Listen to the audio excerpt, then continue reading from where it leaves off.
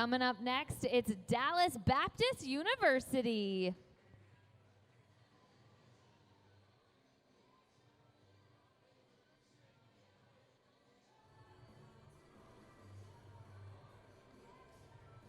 Watch out now.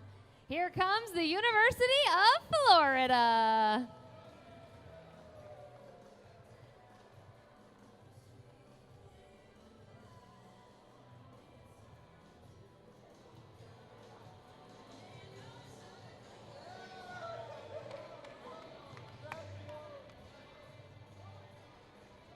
And make some noise for Indiana University.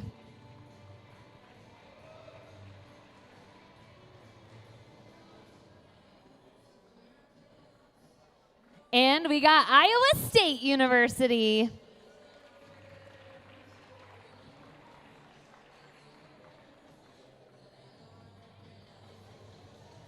Coming out next, we got the players of Johns Hopkins University.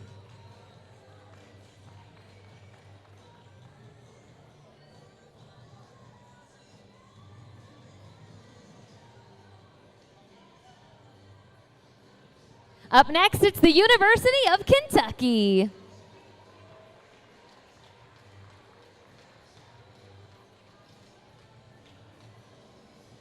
Up next, we have the University of Minnesota Twin Cities.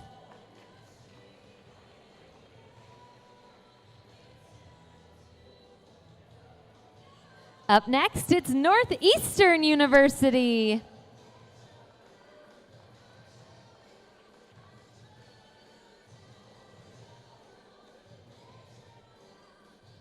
Here comes Pennsylvania State University. Make some noise.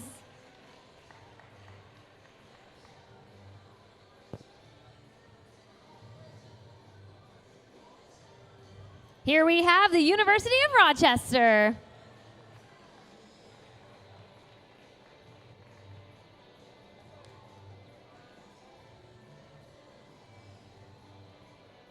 Rocking the blue, it's Tufts University.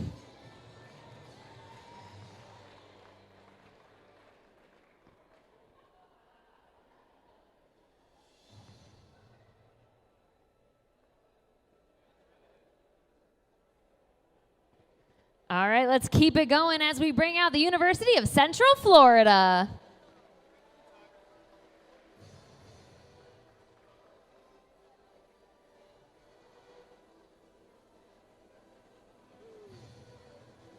And here we go, it's the University of Chicago.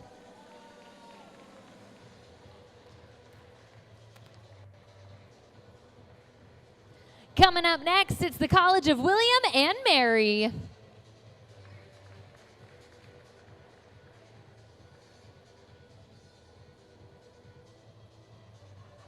Next up, we got the University of Wisconsin-Madison.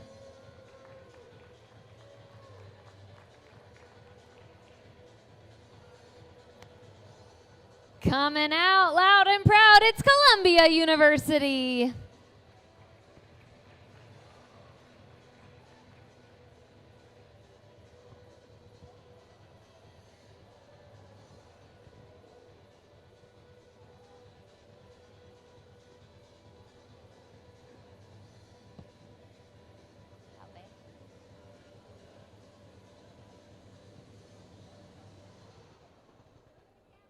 All right, here we go. We got another nice big group coming on out. It's Duke University.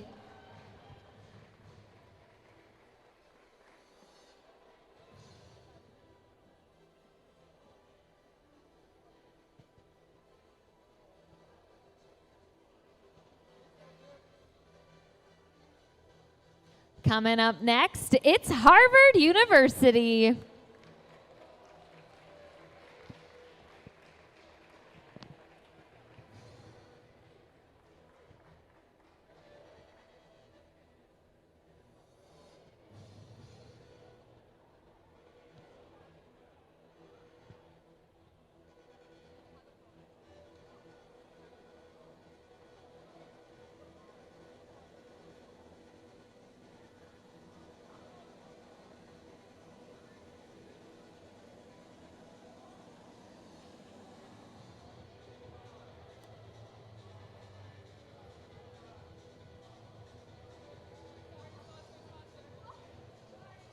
All right, let's show some love to McMaster University.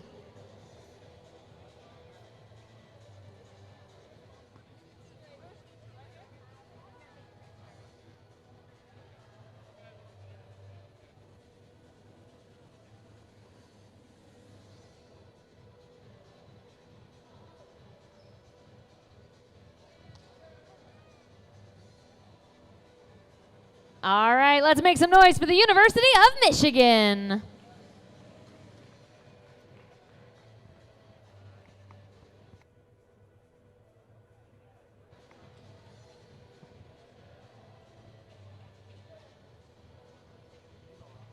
All right, let's keep it going with our next group from the Massachusetts Institute of Technology, MIT.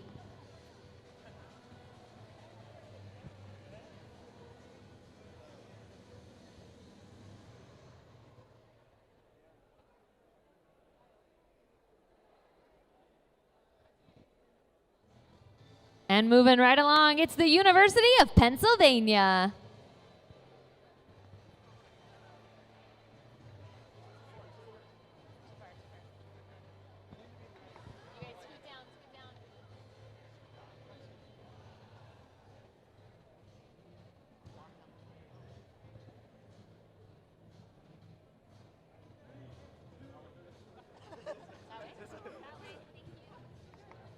All right, we're bringing out the next. It's Princeton University.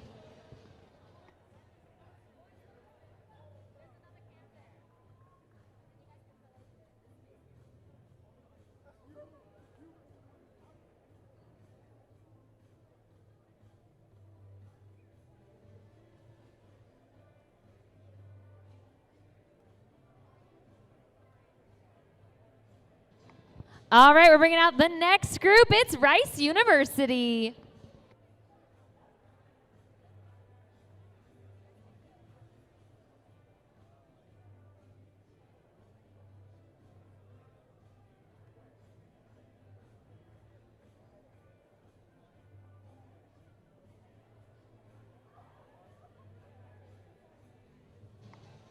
All right, coming up next, it's Rutgers University.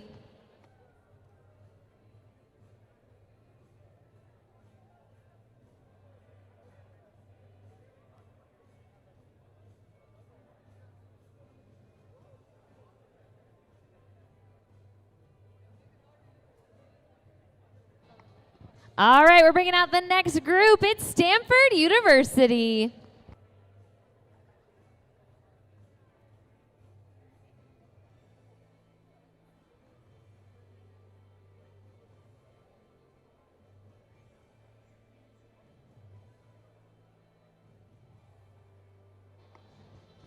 All right, let's make some noise for the University of Toronto.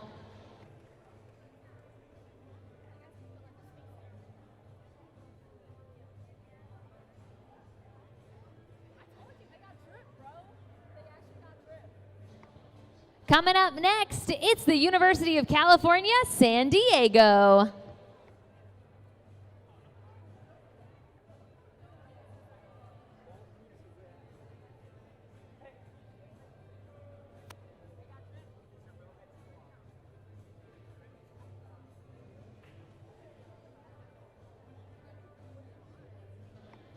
Coming up next, it's Universidad de Puerto Rico.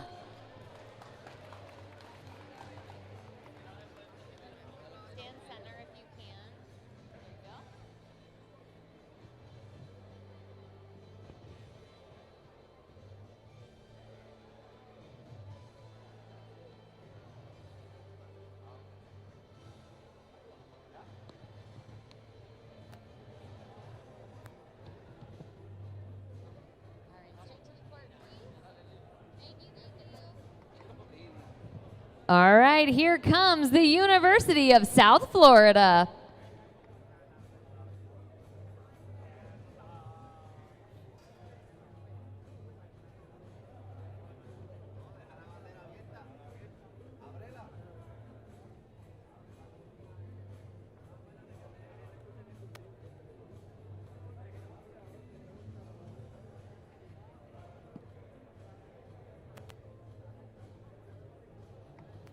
Let's keep those good vibes going for Washington University in St. Louis.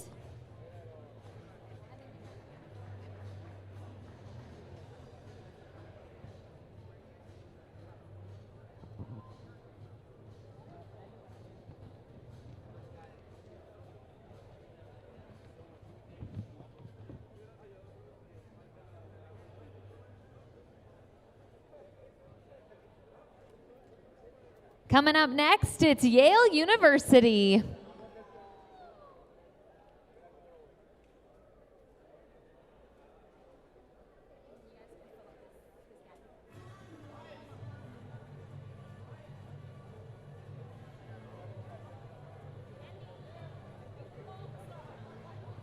The following teams coming out are regional team champions.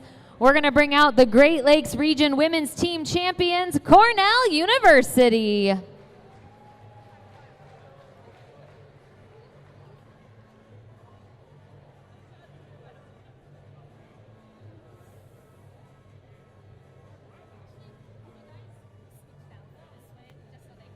Coming up next, it's the Great Lakes Region Coed Team Champion, the University of Western Ontario.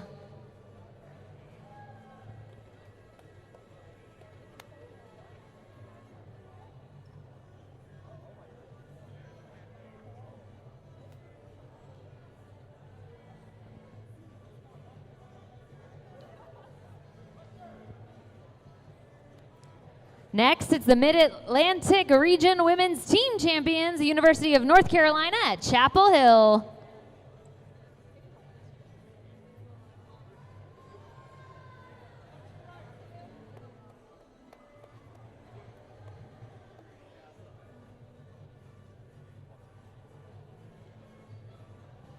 Up next, it's the Mid-Atlantic Region Co-Ed Team Champion, the University of Maryland, College Park.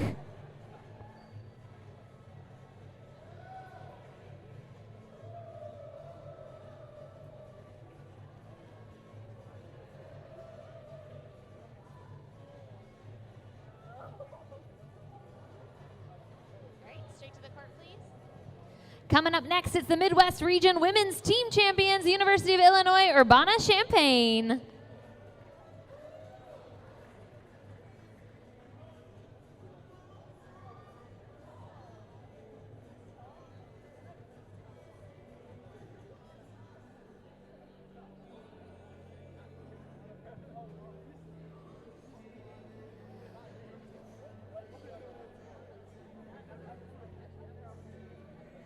All right, we're bringing out the Midwest Region Co-Ed Team Champions, and that's Purdue University.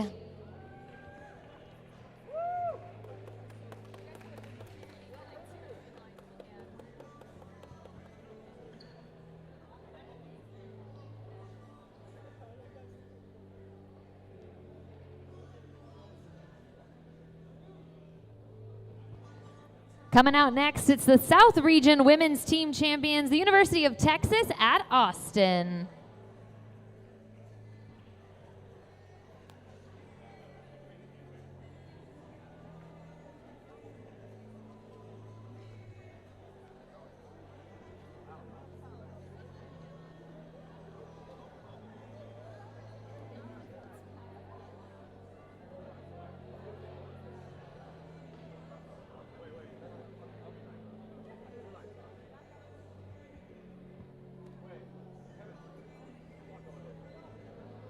Bringing out the next, it is the South Region Co-Ed Team Champion, Texas Wesleyan University.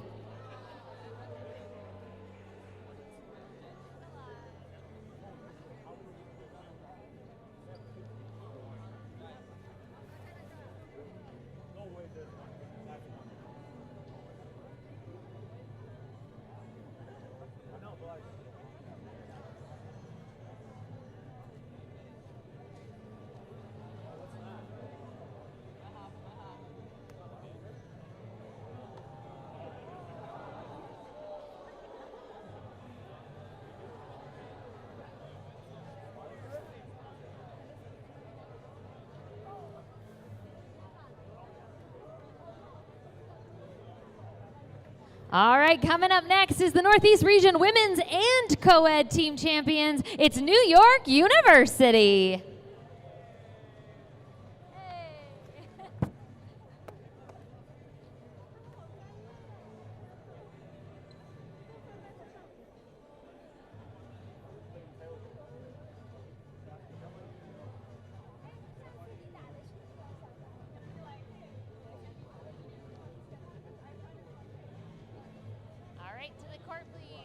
All right, coming up, it's the West Region Women's Team Champion and your defending NCTTA Women's Team Champion, University of California, Los Angeles.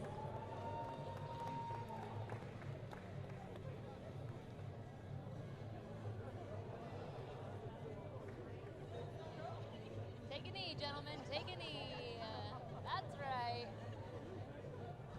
So gentlemanly.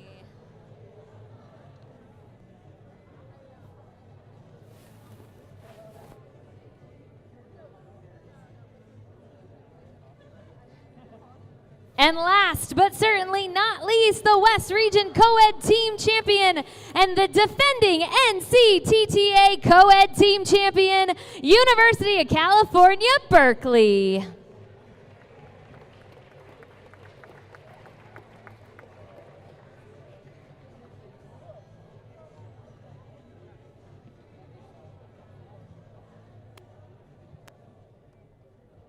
Give it up, everybody, one more time for all of our incredible athletes as they make their way to the court. Once again, welcome to the 2026 NCTTA College Table Tennis Championships. We want to take a moment to thank our incredible sponsors. We got Nitaku, Paddle Palace, Pika Pong, Go Rockford, Pong Space, and Major League Table Tennis.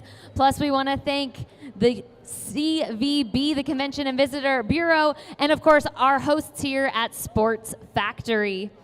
In addition to thanking all of our incredible student athletes, we want to thank all of our incredible volunteers here this weekend for making this weekend possible. All right, everyone. At this time, I would like to invite you to rise as we bring up Logan and Reggie Tillman.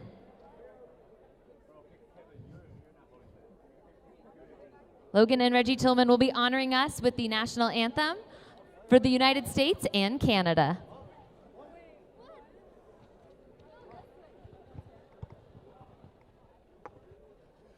Oh, Canada, our home and native land, true patriot love in all of us command. With glowing hearts we see thee rise, the true north strong and free. From far and wide, O Canada, we stand on guard for thee. God, keep our land glorious and free. O Canada, we stand on guard for thee. O Canada, we stand on guard for thee.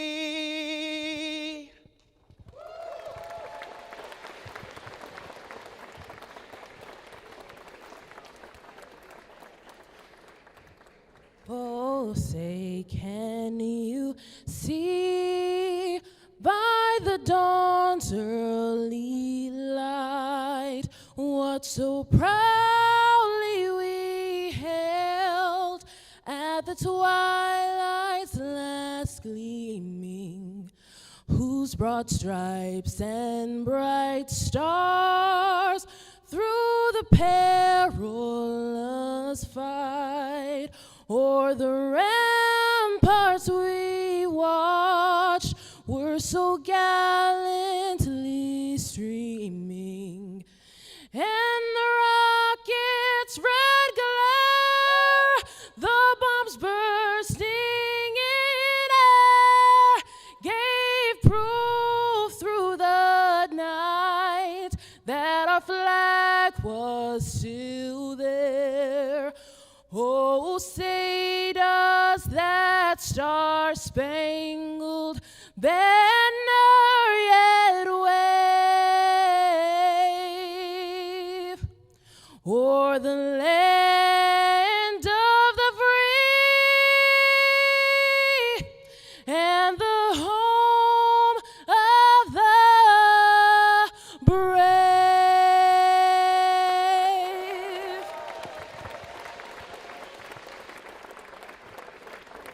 All right, everybody. Once again, welcome. Players, please drop off those team signs with our volunteers as you leave the court. If you are in a 2:30 match, make your way to your table now and let the games begin.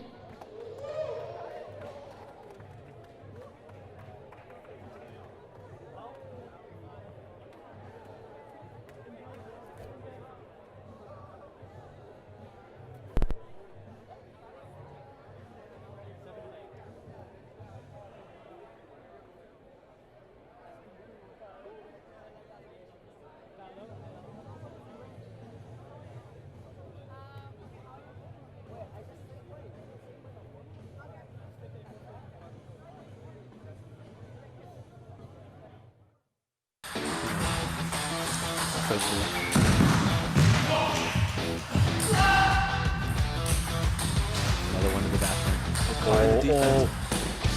More defense. Oh, it's still going. Oh my god. Oh, it's still going.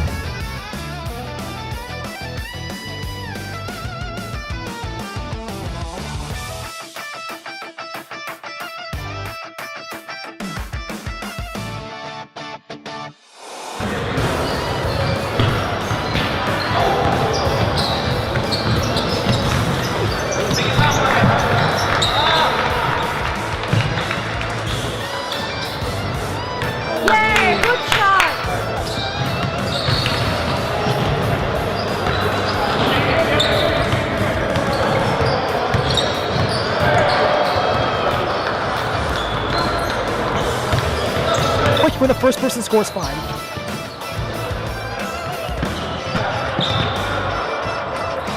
What a gutsy call by Zellen and Rob.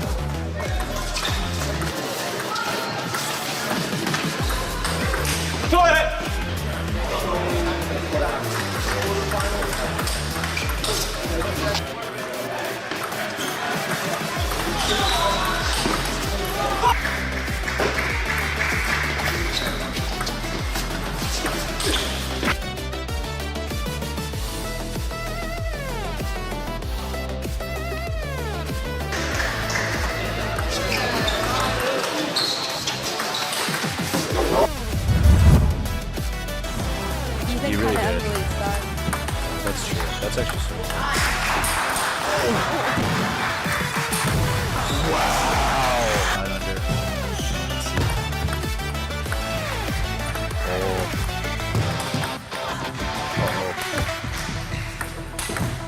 Oh yeah. Oh yeah. Clips the net. Oh, the side spin. Around the net. Oh. 6-7.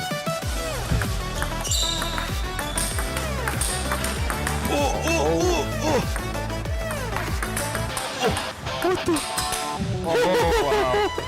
Yeah, no. But score wrong.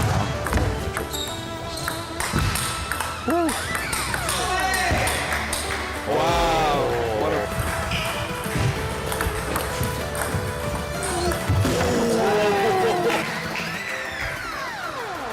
Up. Nice placement on that one. Going back to the forehand. Gets the chop back. Ethan with the good attacks. Places it back short. He's on with the side spin chop. Gets that one back with the forehand. Another get back.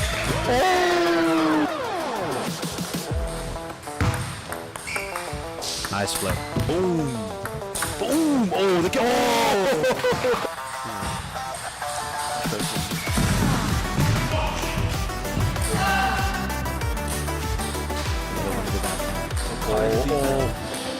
Oh, more defense. Oh, they're still going. Oh my god.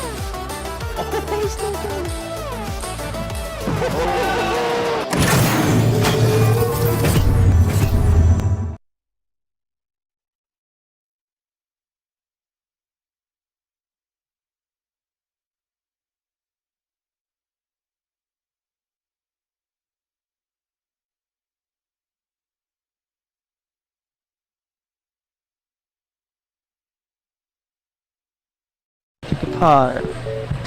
For guys, who's the best looking team? Yeah. This year's kind of mid. Dang. All right, tell me your names, please. Terrence. Adrian. From Western Ontario. Western University. I gotta admit, from what I hear, Western is the middle of nowhere. Is that correct? Yeah. Yeah, in Ontario, it's basically just out there. Gotcha. All right, so you guys are doubles partners. How long have you guys been doubles partners? One year, but we played before, so yeah. So what's the worst thing that you hate about each other as doubles partners? You go first.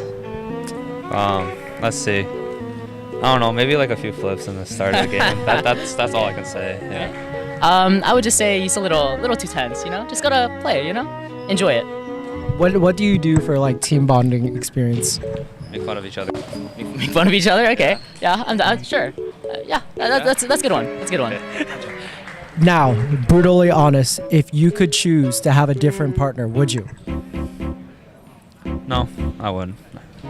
Yeah, me neither. I'll ask you guys again later on in the competition and see if you guys still answer the same. You also have a sister, correct? Yes. What's her name? Emily Tan. Emily Tan. Now, I'm sure you've competed with her on some levels, correct? Yeah, all the time. Who's the better player? It's me. What was the worst thing you didn't like about her growing up? She's so loud and she doesn't stop talking.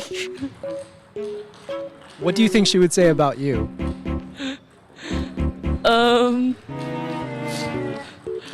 Like what she dislikes about me. Yes. Gotta be self-aware. She's gonna say I bully her.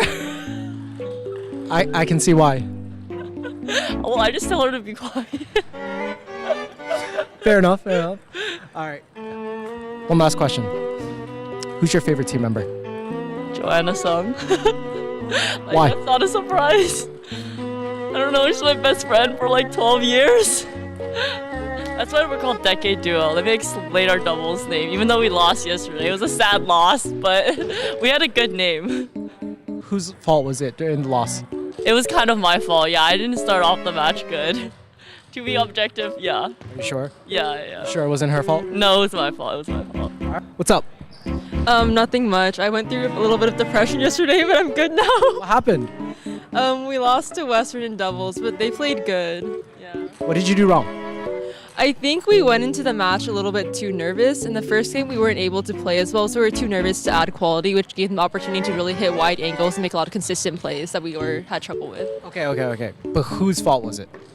I think doubles is always a collective effort, so it's a collective fault. Why are you giving me the most PC answer? Because I don't want to start controversy. I mean, obviously, like, individual players will think it's their fault, but, like, I know it was both of us, so. Man, all right. You have a sister as well, correct? Yeah. Who's your sister? Rachel Sung, 2024 Olympian, 2024 Paris. So, you obviously have spent a lot of time with her, correct? Yeah. Yes. What is your least favorite thing about her? She snores. So, growing up, what was the worst thing that you didn't like about Trinity? This is don't think of me differently after this. But when we were younger, she like slapped me in the face and I got a nosebleed for taking her iPad. So I trapped her in a laundry basket. I broke her glasses. What? Yeah, that's a deep cut.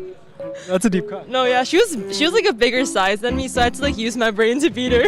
At what age did you outgrow her? Years earlier, that makes it different. Sorry. Don't tap me on the height difference. The height. I think around the age of 11, like she went to Taiwan over the summer, and when she came back, I was like, something's off about her. I told Rachel, I was like, oh, she looks kind of different. Like, what is it? So I like stood next to her and I was like, wait. She's like, I'm looking down right now. Okay. Well, regardless, I'm sure it's all love between siblings, yes? No, I do really appreciate my siblings. They help me out in different areas, and I have a lot of respect for them for their respective fields and careers. What's your name? Emily. And what school? Cornell. All right, Emily. The question that's on everybody's mind. Who's your favorite teammate? Right now, my favorite teammate is Taryn. Why?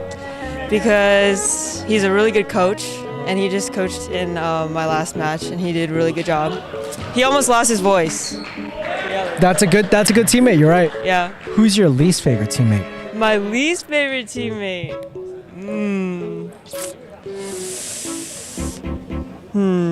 Maybe Jansen. Why? I don't What's wrong with Jansen? Jansen's great, but I had to pick a least favorite, so I had to pick. No. If I said Jansen was my least favorite, he wouldn't take it seriously. Okay, so he's like, would take it the easiest. Yeah. Dang. All right. Okay.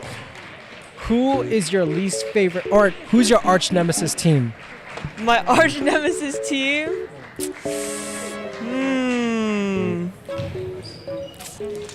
For now? Actually, no, I don't know if I have an arch nemesis team. Maybe Georgia Tech. Georgia Tech, why?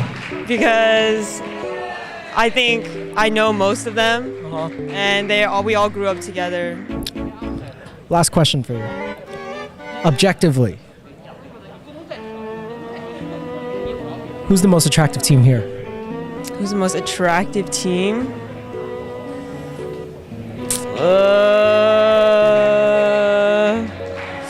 I don't know. I feel like I haven't had time to be looking around. What's your name? Evan. And what school are you from? From Dartmouth. Dartmouth. Okay, so we have a couple questions that we've been dying to ask you here. Awesome. Sounds good. Which team do you dislike the most here? Ooh, that's a tough question. I think I just like the Columbia team the most, probably. Really? Yeah, just Why? because I mean they're in our region. You know, we've always had a decent rivalry. So. Gotcha. Yeah. Is there any particular person from Columbia that you compete with the most? Not really. I play against like a lot of their players. Yeah. Just the whole team in general you don't like? No, I just not that I don't like. I think they just there's like good competition. Okay. Yeah, for sure. Okay. Who's your favorite team that's not Dartmouth here? I think I like their UCLA team. Georgia Tech team's also really cool. Okay. Yeah. I wonder Cornell's fine. But I wanted to ask you, like, so you guys just performed over on the big table, yeah? Yeah. How'd you guys do? We lost. Sorry to hear about that. So tell me, whose fault was it? Mine. Nah. No, it really was. It wasn't anybody's fault. We should have warmed up more. No, he's being humble. No, it's not. We both had our downs. We both had our ups. It is what it is. What's the worst thing that you hate about each other? Oh, yeah, I like this type of interview. What's the worst thing I hate about each other? He got scared last night, so we turned on the lights when we slept. Oh, I wasn't in the same room, but I heard about it. Bro, is this live? Bro, it was just a joke. What do you hate about me? Come on, embarrass me. He's perfect. There's nothing to hate about this. Dude, now you're making me feel bad. What the hell? Nothing to hate about this guy. I'm joined here with Lavanya from UC Berkeley. All right, so I gotta ask you, who is your least favorite player on your team? Is this like just women's or co-ed too? Co-ed. Co-ed. I'm gonna have to say Daniel Joe. Why? That we'll just leave up to interpretation. We'll let Daniel answer that one. All right, who's your favorite player? My favorite player is Vade. Okay. Who's your favorite doubles partner that you've played with ever? Kylie Lamb. Why? We mess around a lot and it's really fun to play with her. I think we both have the energy of it's okay if we miss and it's okay if we do wonderful too. So. Oh, I'm joined here with Daniel from UC Berkeley. Okay. So I got some questions for you. All right. So who is your favorite player on the team? Ooh, Vade Chef. Vade, why? He's a great player, fun guy, very reliable, and really fun to watch. Who's the most attractive person on your team? Who's the most attractive? Yeah. Gotta be Nikhil. You know who Lavanya said for her least favorite player on the team? She said to leave it up to interpretation. What is the interpretation? Damn. What is the interpretation? Not sending enough Slack notifications. You don't respond on Slack? I respond. I just don't transfer the NCTTA notifications to the rest of the team enough. All right, that's the interpretation. Gotta ask you, there's a burning question that everybody wants to know. Who's your favorite teammate? My favorite teammate. Ooh, on camera too? It's a great team. We love everyone. That's not a good answer. No, every single one of us? No, we're a loving teammate, okay? Which team is your arch nemesis here? Ooh, whichever team we're playing. Yeah, I think so, but I think Texas is number one. So it can. They're your arch nemesis. Yeah. Good answer. I personally would have said Chapel Hill, but No, it's because we already got rid of them, so. So, I got a couple burning questions. All right. Who's your least favorite team member? Least favorite team member? That's a tough one. I don't think I really have one. Really like all my teammates. Probably Alan right here. Because he quit our team. He can't play. That's why. He left us. That's probably why. Okay. Who's your favorite team member? Favorite team member? Definitely Jeremy. Why? He brings our team alive. He's got excellent energy. He's the comedian for our team. He's also a great singer. That's your favorite song, man. 一世一世等你，一世一世等你，我真的不願捨棄。但求你未淡忘往日舊情，我願默着帶着淚流，很想一生跟你走。在我心中的你，思海的你，今生不可不能沒有。Very good. I remember his singing abilities last year, or 2 years ago. Stay tuned at the banquet.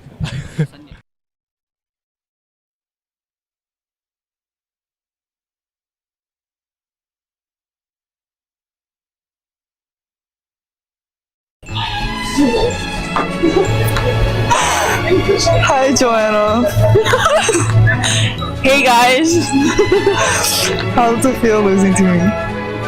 It feels fine because it's just a natural order. Great, love it.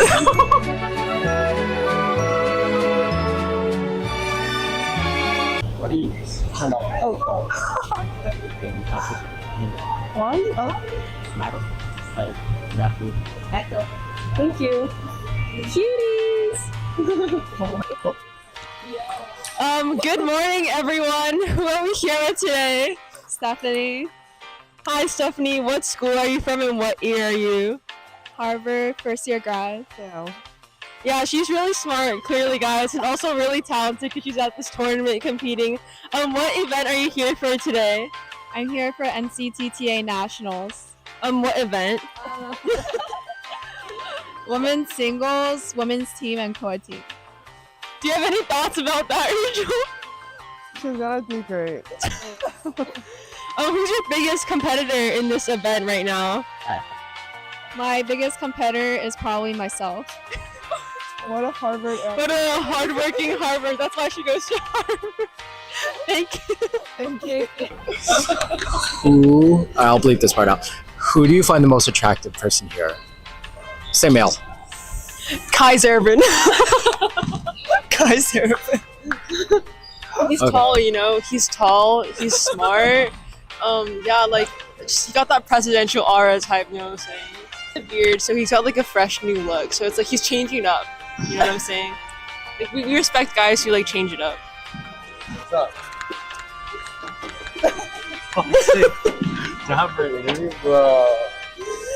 Can we turn around? It's weird that they're like videoing our backs. Okay. Hi, today I'm here with Evan. Evan. What school are you from and what year and what major? I'm from Dartmouth. I'm a third year in economics and psychology double major. Yeah. Who's your like favorite team like to hang out with? Favorite team? Well, I really like the BU squad. Yeah, they seem like a good group. Wrong answer. What happened to I don't know, like another school? Hey y'all, who am I here with today? This is Sean. And Nathan from UPenn. And we know who that is. Yeah. So what were you guys doing just now? We just won our doubles. No. Yeah, I think it was the round of 32 or 64. Wow, do you guys think you're gonna go all the way? There's some tough matches up ahead, I think. Who do you think is the most attractive person in the competition? Attractive. Who do you think if you played them your knees would buckle of the opposite gender? Does Sushan count? Opposite gender. Opposite gender. I would defer to Sushan, the freshman. No. I don't have it. What? Sushan. Okay, even if everyone's not your taste, gotta pick one. Pick one. Got it. Unfortunately, I think Sushan's standards are too high. None of us can measure up to his caliber. So we should just, all the females here, just take an L. Oh, like, man. Who on your team would you not play doubles with? Mix it up. No, Rachel O. Rachel O, if you're watching this, Sushan first said he didn't like any girls in this venue. And then he said that he didn't want to play doubles with you. Let me know how you feel about that.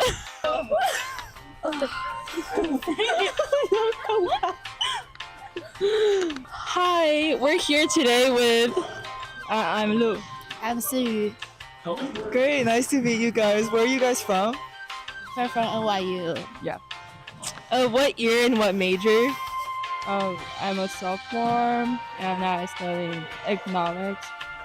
I'm master student studying marketing.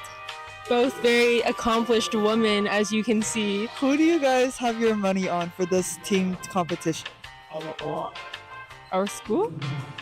Okay. Yes, I think so. That didn't sound very confident. Are you sure? Actually not. On your team, I know there's a lot of strong male players as well. Who on your team do you think is the most attractive looking guy? Lulu. Every answer is Lulu. Okay. Hi guys, who are we here with today? Hello.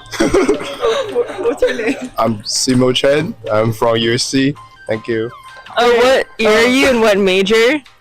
graduate, and my major is computer science. Okay, now we have a very important question for you. Who's the most attractive girl in this competition?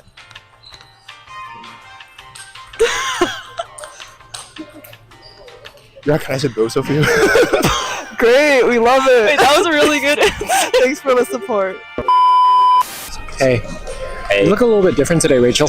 Oh, you look also a little bit different today, Joanna. Alright, well, I don't know.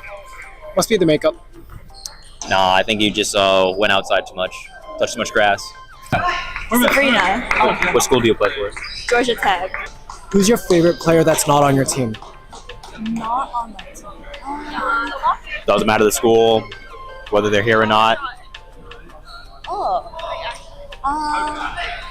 Shout out Lavanya. She's co-opting this semester, but I love her so much. She's great. Oh!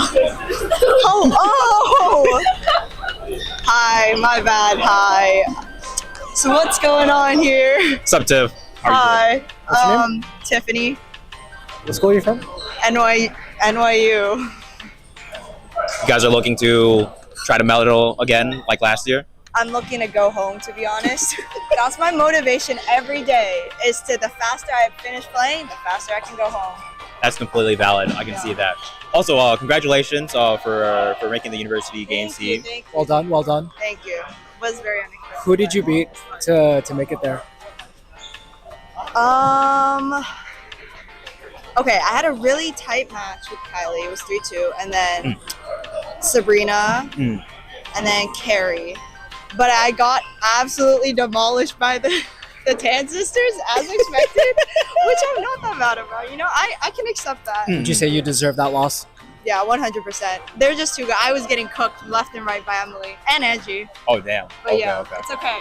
If you had to choose one person in this tournament that you know you absolutely could beat 100%, who would it be? You cook them every time. Every time.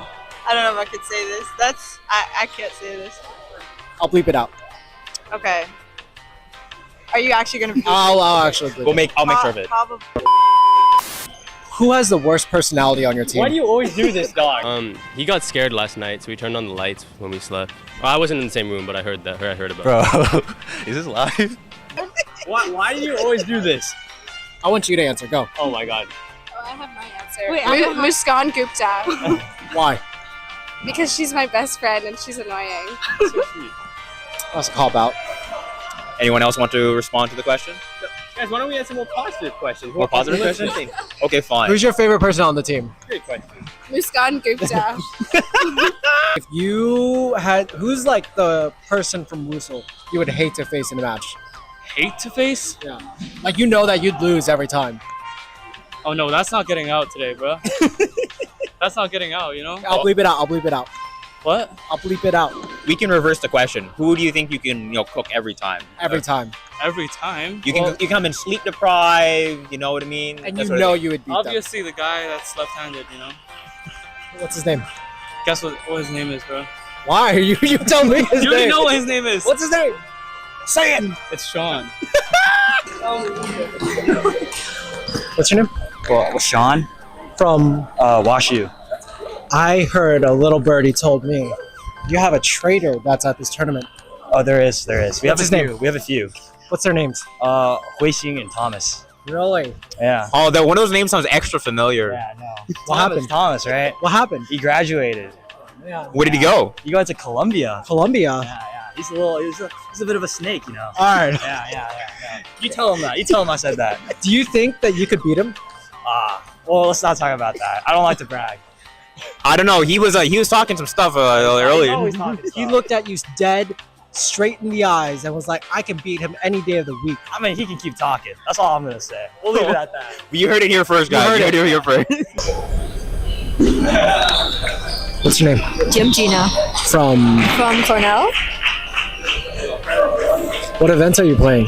I'm playing all events. I'm doing Coed, women's singles, and then also women's doubles. I actually have a match soon. Oh crap. Go, run, go! What's your name? Aichi. Nolan. So, you guys are a couple, right? Yeah. How long y'all been together? A year. Wow. Oh, are you sure? A year and like 2 months. When's the anniversary date? February 2nd. Is that right? Yeah. Nice. If you guys were to play a match, who would win? I would say I would win, but I would let her win. Now she might have some different opinions, but I have a higher rating than Are you gonna take that? No. What was your guys' last fight about? I actually don't know. This one do it. This one do it. I don't know. When is our last time? I don't think we fight that much. You guys don't fight that much? Oh. Wow. All right, fine. Tell us a happy moment you guys have. You got this. No. Wait. Okay. I would say celebrating our 1-year anniversary. Ooh, what'd you guys do? I mean, she kind of wrote like a cute little letter. I thought it was very romantic. Who are you? Hey guys. Hi, I'm Sabrina. Oh, it started? I'm Matthew. How has your day been? Pretty good. Is this a new hairstyle you're trying out? Yes. Sabrina, how would you rate it 1 to 10? 10 out of 10. 10 out of 10. Are you guys a couple? That's a. Yo, cut it. Okay, Matthew, give me the most attractive person in this competition. Oh, right here, Michael Fu. Opposite gender. Opposite gender? No. What does no mean? I can't. I think everyone is beautiful in their own sense. What a PR answer. Sabrina, how about you? How about you, Sabrina? Yeah, everyone is beautiful. Oh my god. Even the guys? Actually, no. Maybe I think the girls are very beautiful. The guys are slightly less. All of Who's them? the ugliest guy? Yeah, it's been a good tournament so far. Do you guys think you guys are gonna win this tournament? Yes. No. Out of your team, who do you think is the worst player? Me. Her. Okay, if you had to kick out one person from your team, who would it be? For like personality reasons. Me. I'd kill. What? Her. If you could replace one person on your team, who would it be? What do you think of his mustache? No. No. That is all I have to say. That's fine. That's okay. I didn't say whose mustache. I knew. It's in the talk of the tournament. That's okay. All that matters. Who's the worst person on your team? Probably me. Who's your favorite Oh, person shit. on the team? No wrong answers. Tough question. Probably me. What's your most toxic trait? My most toxic trait?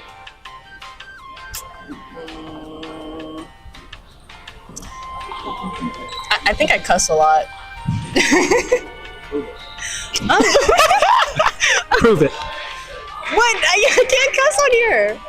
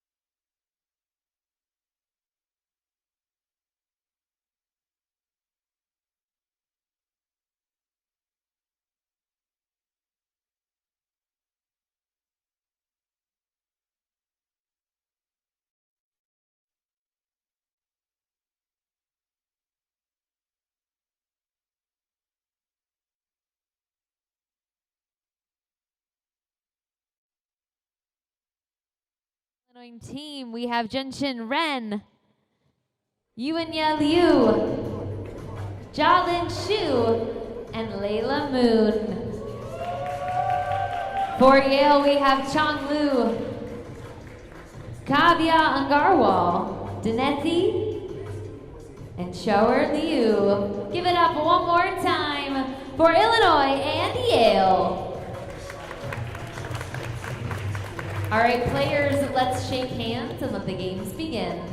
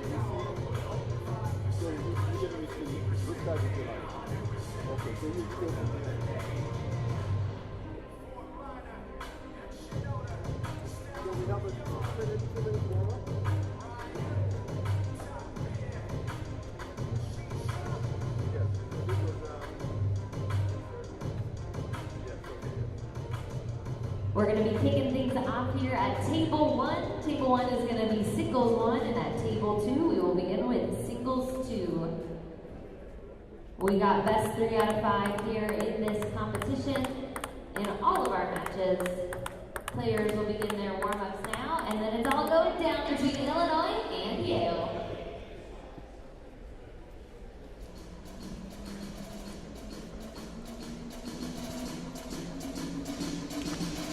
All right, welcome back to the NCTTA Collegiate Table Tennis Championships 2026 in Rockford, Illinois at the UW Health Sports Factory.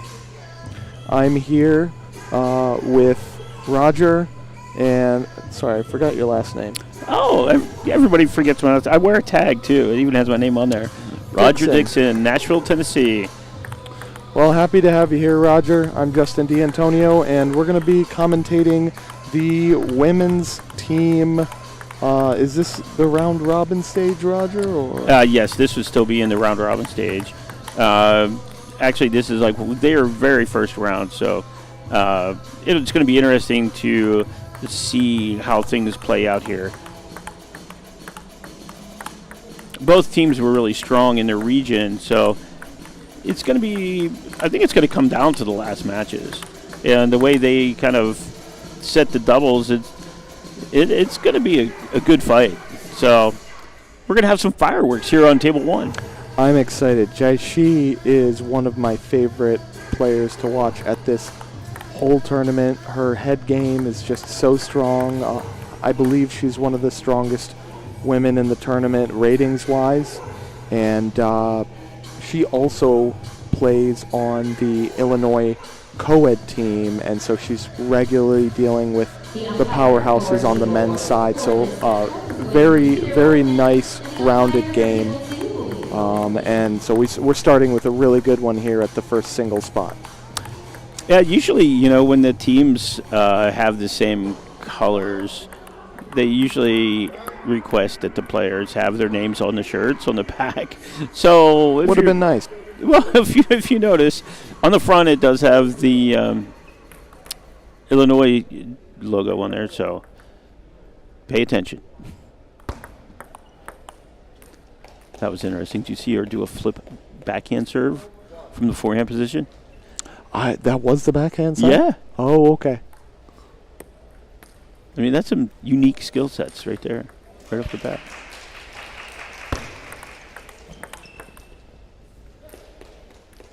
Big side spin on that opening serve.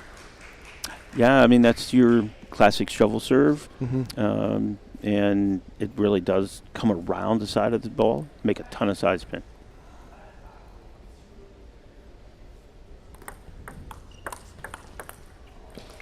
Very smart.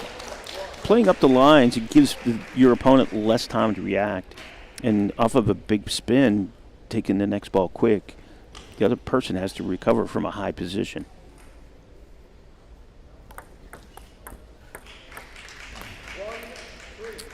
Everybody talks about serves being spinny. There was a fake spin dead ball.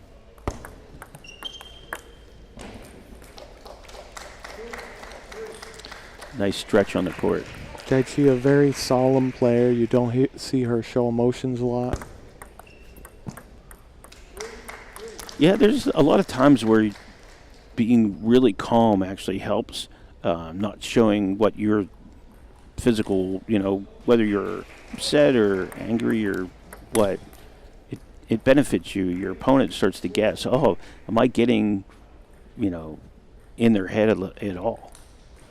But you don't react. What are they hiding, right? Yeah. Do they have another gear they're about to switch into?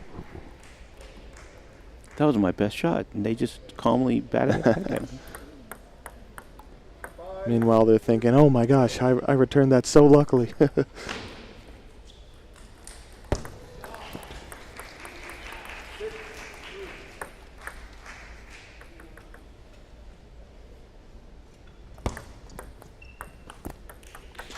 Very short points here early in this first game. Seems like both players are trying to work out some kinks, and I do expect them to elongate. Yeah, we just had a long break for the presentation of all the players, so it does get you out of your rhythm, because you may have already warmed up, but it was like an hour and 40 minutes ago. So hour and 40 minutes ago, then you do the procession for all the athletes, and then they come right out to the table. So yep. And for some of these players, if they weren't in the doubles events, this might be their first time playing a match today, and it's certainly their first time on these rubber mats that we have on courts 1 and 2. The rest of the venue is hardwood floors. So if you didn't know any better, you would have thought that was an underspin serve she just did, but it was a side top spin coming around the inside.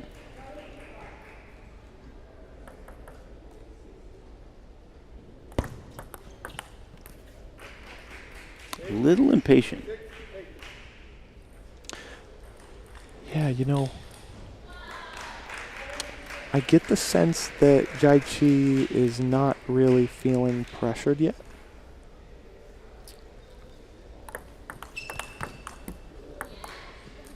And with her being one of those players that competes on both the women's and co-ed teams, she certainly needs to be efficient at conserving energy.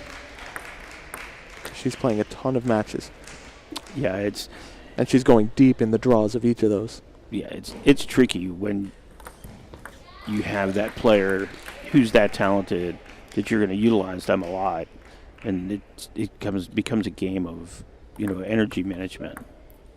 Absolutely.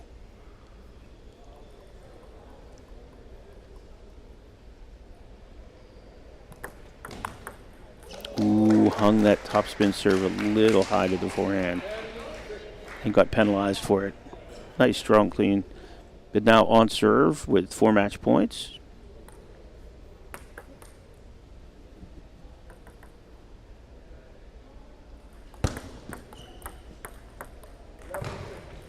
Good start for Jaichi Ren. Not so much for Yale right now.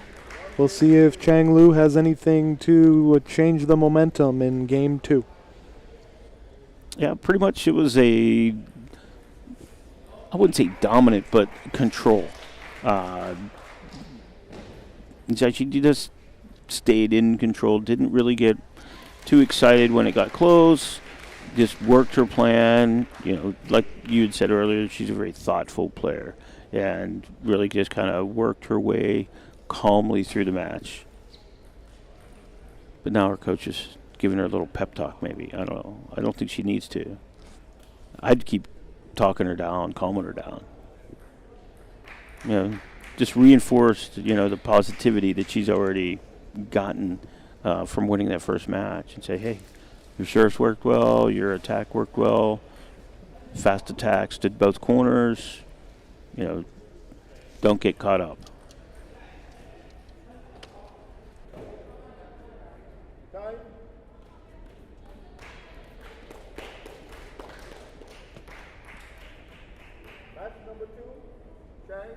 serve to red.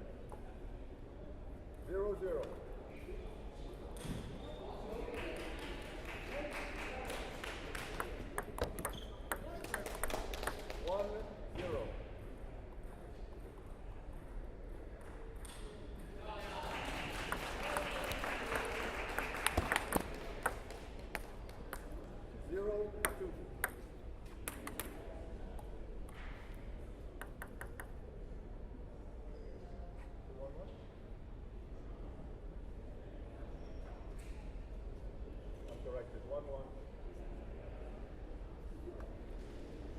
Everybody gets caught up every once in a while, and mistakes happen.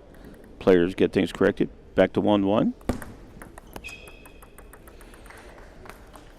Great placement to the middle of the table.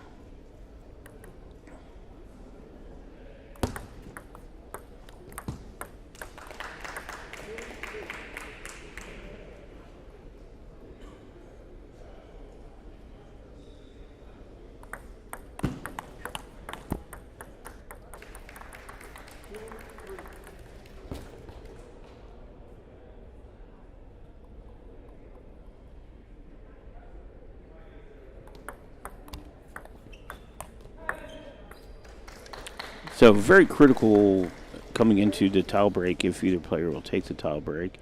They're both kind of playing a good pace that they're both comfortable with.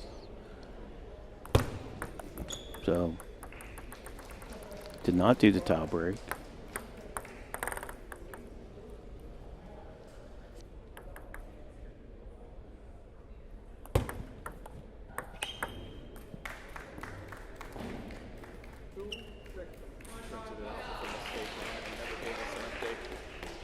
So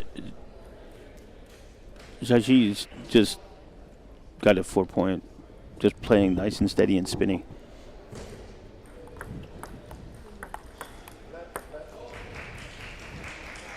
Yep, that net came up and grabbed that serve. Got the lead on the point. Nice. I love a good short serve out to the forehand. It's a really tough place to attack from. Especially since she's serving really a variation of side, whether it's top or under. And because it's so much side, if you want to flip it, you have to get way outside of it. And it's difficult to get far enough over and then recover for the next ball. Yep. So people tend to play those balls safer because they don't want to expose the backhand line. But it's a big gap now, 6 points down. Yep. Jaishin taking control. Jaishin is the 5 seed in the women's singles competition. And she's kind of showing that right now. Right behind Angie Tan and Rachel Well.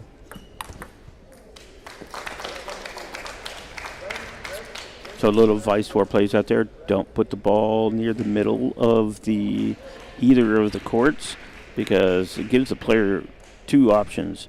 And every time you're trying to play off of 2 options, you're behind. You're playing defensively at that point.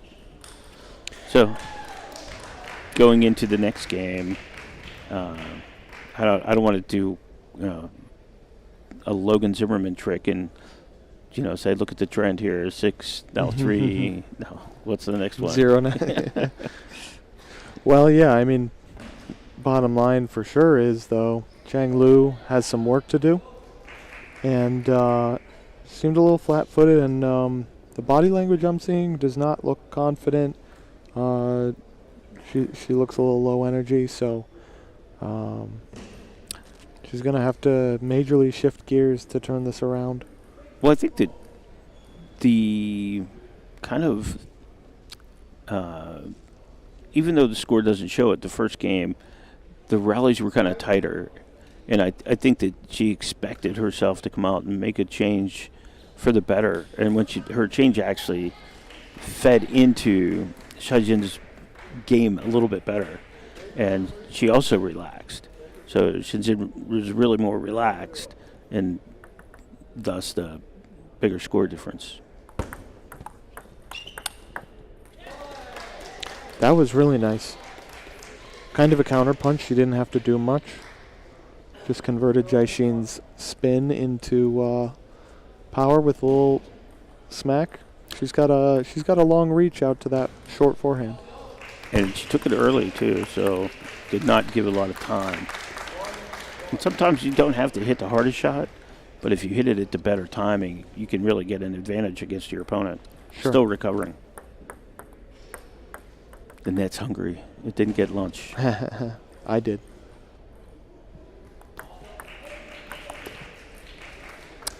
Hats off to the people at the Rockford Visitor Bureau who hooked us up with a good caterer.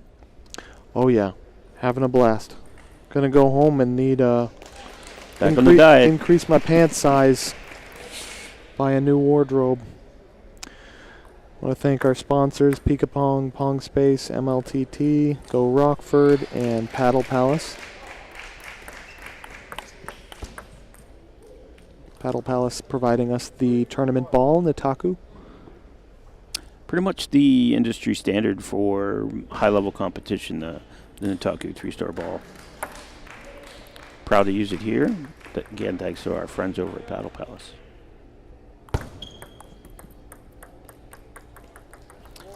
So what's happening is there's just too many options right now. She served wide, she served inside. Really seeing Jaishin go after the backhand wing of Changlu. She's noticed a few free mistakes on that side, and I think she's just saying, prove to me you can hit a better backhand, prove to me you can fend me off, and then I'll go back to your forehand. Yeah, she did a great job the point before with the quick block and made Chunjin miss that forehand. Now that time she got jammed on the backhand.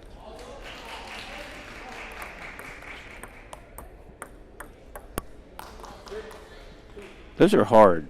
The ball's spinny and low, and you got to get down to it. She kind of just wanted to arm it back, and you really got to use your legs on those shots. Nice flip. We couldn't follow with the next one because it came back too quick.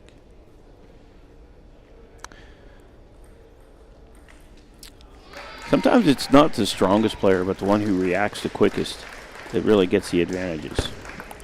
And so far, that's been the case. And you'll notice the highest level players, they'll take the shot, and the resetting of their body is almost part of the follow through of their shot. Yeah. In Lu Chang's technique, or Chang Lu's technique here, you can tell it's sort of take the swing and then turn the body back. And so at this high level, the timing is not gonna, you don't have that extra quarter of a second to get back down into your ready position. It's gotta all be one organic motion. Yeah, she's trying to force the match, and it's really not the right strategy at this point. Yep, it's really run away from her. We've got match point here. Oh, beautiful return. Just a nice little roll. Use your opponent's serve spin against them. That's definitely been Lu Chang's highlight this game. Chang Lu, rather. And there it is. We've got game one, or rather game 3, match 1 in the books.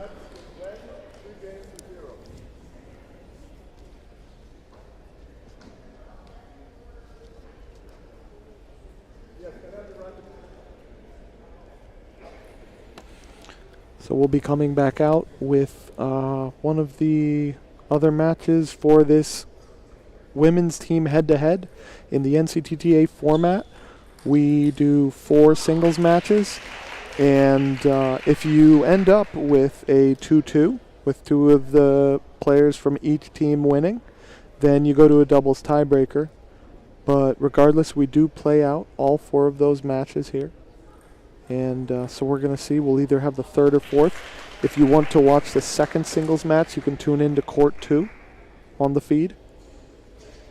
Right, at this point, for expediency, we do the team ties on 2 tables.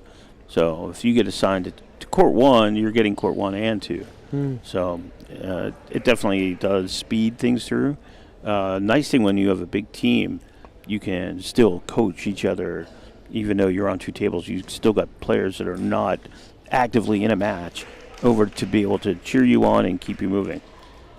A lot of people enjoy the dynamic of the team events for that very reason. If you're playing in the singles or the doubles, you can only have one coach on the bench.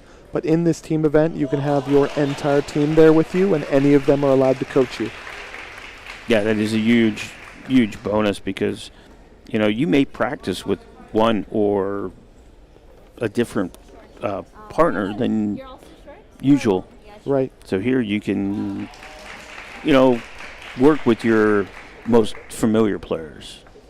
And even if it's not technical advice you're getting, it's definitely going to increase maybe morale and energy to have your whole team there right on the sidelines, able to cheer you on and talk to you directly. So I've known Danetti for quite a while. She used to play at Ohio State. This is Danetti. Oh, yes, she played back when I was playing, actually. I did not recognize her. I saw her in the procession, and she looked really familiar. But no, it's been a while. It's probably been 5 to 8 years. I mean, she was in an advanced program because she started college at OSU at like 17. Interesting. And, I mean, she was like ripping through that program. So she must be a graduate student now then. Oh, I would think she'd be getting her doctorate because I think she was going to be a doctor. Very cool. I believe Danetti is a short pips on the backhand player? I believe so. I mean, I haven't seen her play for a number of years, but she used to play with the short pips on the backhand. Whether that's changed.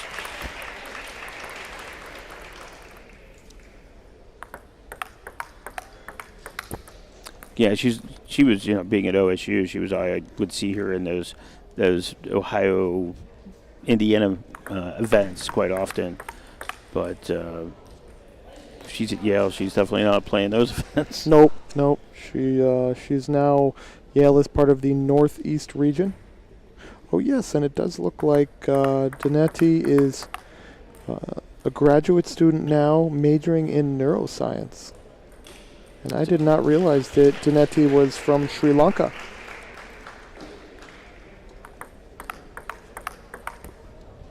Her opponent here playing penhold.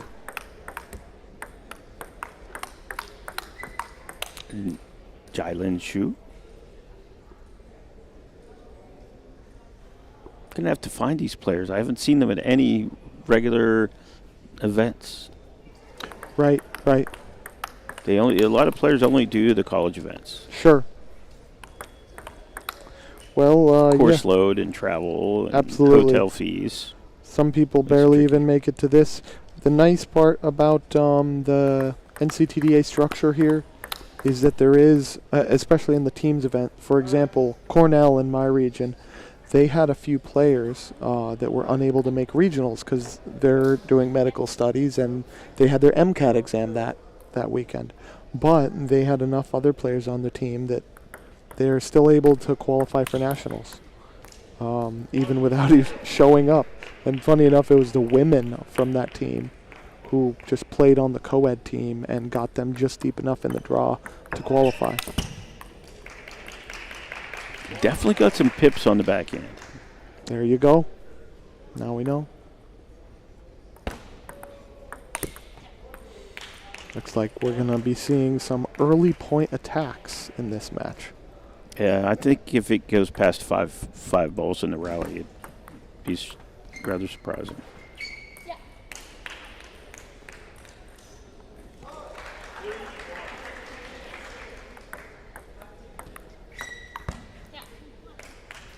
May actually be medium pips because that was a push that kind of rolled out with a little bit of topspin. So medium pips and long pips kind of have a few things that they can kind of do. One of them is convert topspin to underspin. So when you see that ball change like that, it makes it a lot more difficult for your opponent to attack as quickly as they want to, because you got to be careful of what the spin is. Yeah, I'm not super familiar with medium pips. I've always heard them described as long pips that you can use for close court play. But again, that's well, it used to be that people would say they have functions of both, but neither are that great. It's not as reversible as a long pip, and it's not as aggressive as a short pip. So because it's going to be, dependent on the strengths of the player, though. It's gonna, exactly. And Donetti's definitely found a way to work it into her style.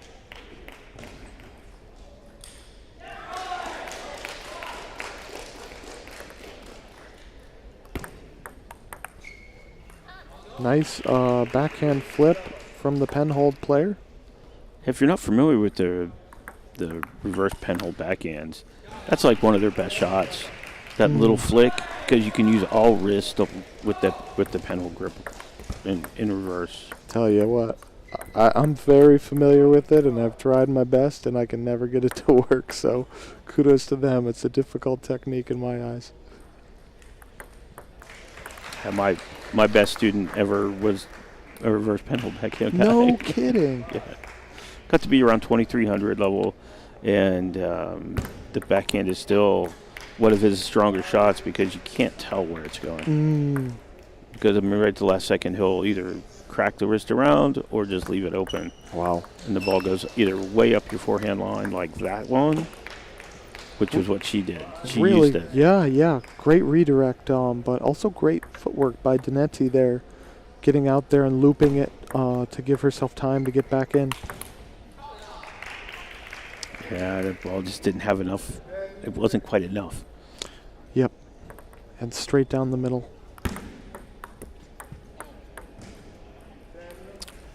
There's the net again, sneaking up for a snack. Jilin Shu here, losing game 1, 11-7. Yeah, I think if she slowed down a little bit, she'd be in a better position with Donetti. Playing that tempo with Donetti is tricky because it forces you're forcing yourself to make quality reads on every ball. And she's using that medium pip combination racket to really get the advantage. Right. I think she's definitely in this match, though.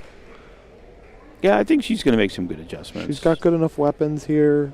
I would be hard-pressed to think she's not going to win at least one game, but Donetti's smart. It's really going to be about who took the most out of that first game, who learned the most about their opponents, and makes the best game plan out of what they've seen so far. Yeah, I think Jilin wants to play the faster counterattack game, but she's not getting the ball from the medium pips that really fits to that game. Sure. So she's got to figure out some different positioning to get more returns from the inverted, less returns from the pips, and that'll help her a lot if she can get into that type of rally situation. Yeah, it's risky because basically she's going to have to hit more to Donetti's forehand if she wants that to happen.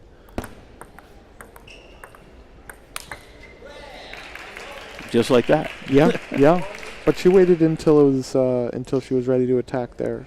Yeah, but she attacked straight at the forehand. Yeah, really good. Yep.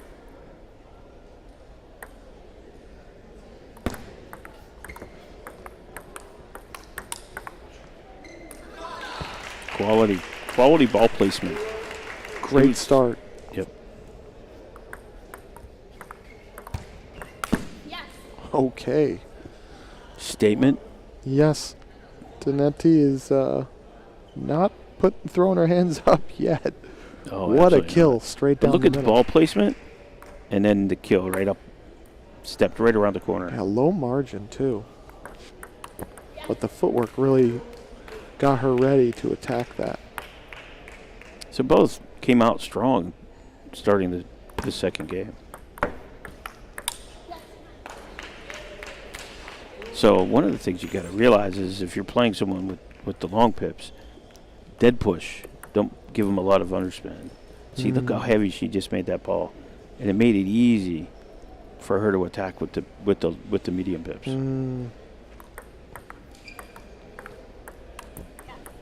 I'm surprised. I don't know, maybe it's just me, but I would be hitting more serves to short forehand or really any forehand if possible, because that Pip's backhand is just going to neutralize your serve. Yeah, I mean, the only thing you really won't neutralize is if you serve long fast, because then the ball comes back out deep. But if she can't read it, then it's not going to matter. Exactly. That's the other thing. I mean, sometimes, even at this level, the difference for a player playing against Pips is how often have you played against a player with a similar style to this? A majority of players play inverted. Well, even if they play a long Pips player, they're either chopping or doing the quick block for the heavy reversal. And there's Dinetti with the medium Pips kind of doing more of a neutralized medium ball to just really limit how much you can attack. Yeah, sometimes it's easier to have a lot of spin on the ball than to have no spin, because at least you know what to fight against. Little edge ball there, keeping it within reach.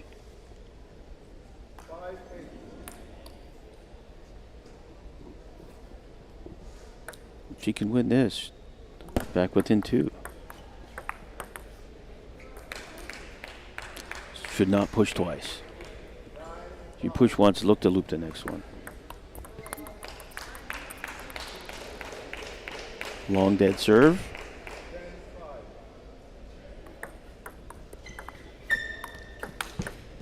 Oh, nice setup. Dinetti put that together. That was very masterful right there. She built the puzzle. She put all the pieces in play. Boom, boom, boom. Very well done. Dinetti up 2-0 here in this match.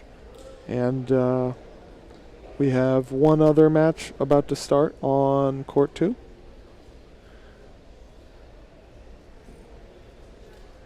Part of this same head-to-head for this women's match. And you can jump back and forth between channel 1 and channel 2 if you want to see where we're at with each part. If you're at home, you got a laptop and a computer. Split screen. Do as many matches as you want. We have 4 live streams at this tournament, but don't underestimate the size of this event. We have over 50 teams representing the best of collegiate table tennis in the United States, Canada, and Puerto Rico. And we've got over 250 players participating at this event on, I believe, around 30 courts. Yeah, I haven't done a court count, but the courts are, you see the feature courts, right? Yep. But the other ones aren't much smaller. Right. They're a little bit narrower, about the same length. Yep. But just a little bit narrower so we can get them all in. And we have a full other gym just for practice. Yes, I think there's maybe 3 rows of 6 in there alone, so we've got 18 practice courts. So maybe it's 40 courts.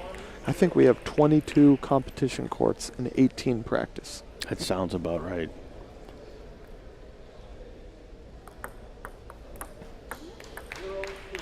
That's the first time she's served a short heavy serve.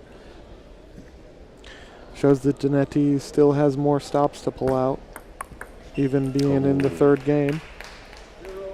And not the start that Jailin wanted in this third game. No, she wanted to start like she did the last game, going up 2-0, and then be able to keep that pressure on. Now she's kind of forced to play a little bit more dangerous, but makes it work. Nice and sharp forehand from the middle.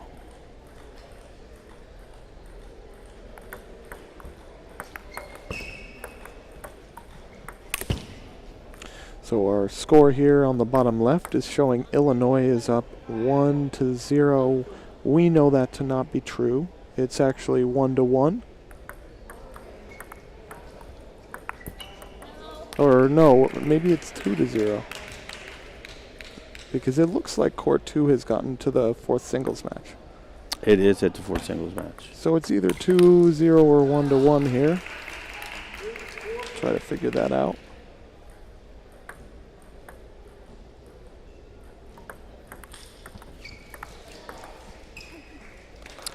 Can't push 2 balls. I mean, when you're playing a pips player, you've got to make the decision. Either drop it, but don't make it spin. It's either a dead drop or an attack. Pushing twice, the ball's going to go off the table because there's not enough spin anymore. Jalen getting frustrated there. That was a major her timeout. opportunity.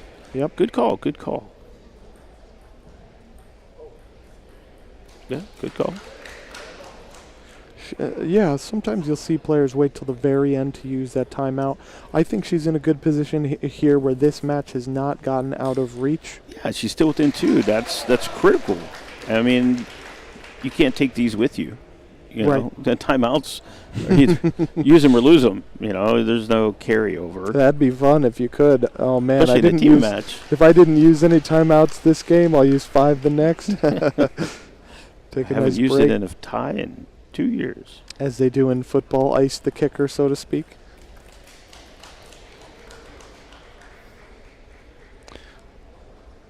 What do you think the Illinois coach is saying right now?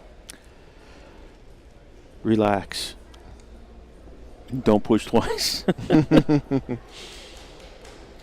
mean, that's the thing. She got a little frazzled and started to try to attack too often against Danetti. You know, the ball just wasn't quite right. So just be patient and wait for the one that is right. And then also wait for the umpire to tell you to serve. Nice long serve. And she pushed. She needs to keep attacking.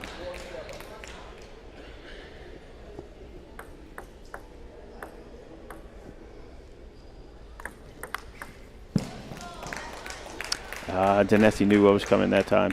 She was waiting to hit that ball up the line.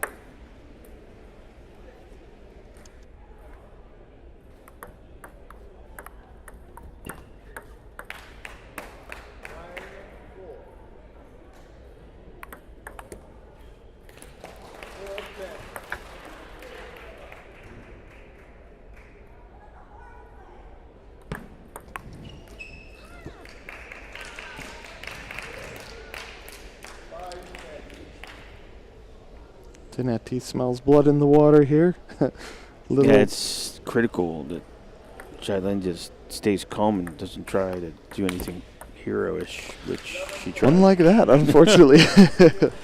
And there you go. Danetti takes the 3rd singles match out of this women's team competition. And we're not sure if Yale has now taken it or not. We need to figure out what the second singles score was. But we know that on this court at least, we've got 1 win for Illinois and 1 win for Yale. So as far as we're concerned, it's 1-1. Well, it pretty much tells us that we're definitely going to see the doubles. Sure. I mean, yeah, I mean, the likelihood of us seeing the doubles is very high. It's critical what happens on court 2 because there we go. Thanks, guys. Appreciate it.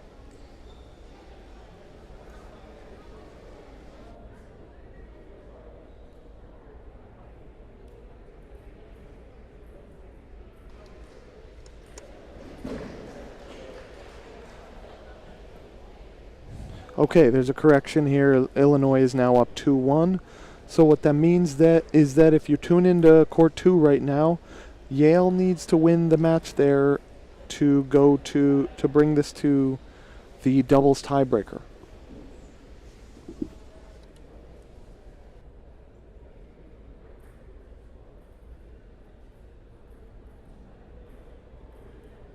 So what we've seen here on court 1 is, you know, 2 of our better singles players, you know, from each team. So it's critical that their teammates pull their weight on in order for us to get that 5th match here on table 1.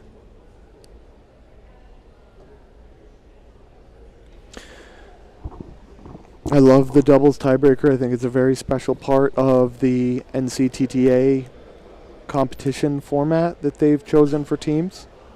That being said, as a tournament director, I will say it's always tough for scheduling.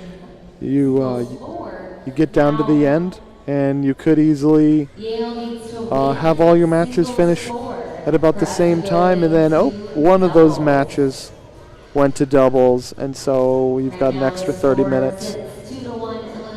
Yeah, but it's okay because, I mean... We're here all weekend, right? Yeah, I mean, I want to see the best action we can see.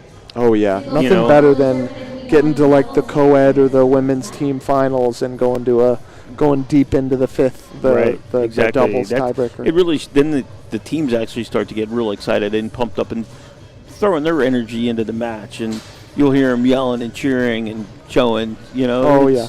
That's exciting, it's what we need more of. I'm a big proponent of the team events, and for sure, some events do the 2 singles and then a doubles and then 2 singles. It's where however you throw it together. I kind of like the doubles in the middle because it does allow us to keep moving. If we have to play those other singles, the other team matches we can start kind of getting those laid out. Sure, you play it no matter what. Yeah. You play a fixed amount of matches, then it's a little easier to schedule for. Yeah. Yeah, everybody asks me what's the hardest thing about being a referee, and it's setting the schedule for the matches in the event. Because how many? Because I always limit the number of entries into every event. I have friends that don't, and it becomes a nightmare with the time schedule. And I always tell them the first thing you do is you count the number of tables you're going to use, right, and then divide that by the number of the time that you have the access. And then that'll tell you how many matches you can play. There you go. Simple formula for you out there, folks. Want to run your first tournament? Now you know how. Yeah. Count your tables and then figure 20 minutes for each match on those tables. And if you have the gym for 6 hours, pretty simple math.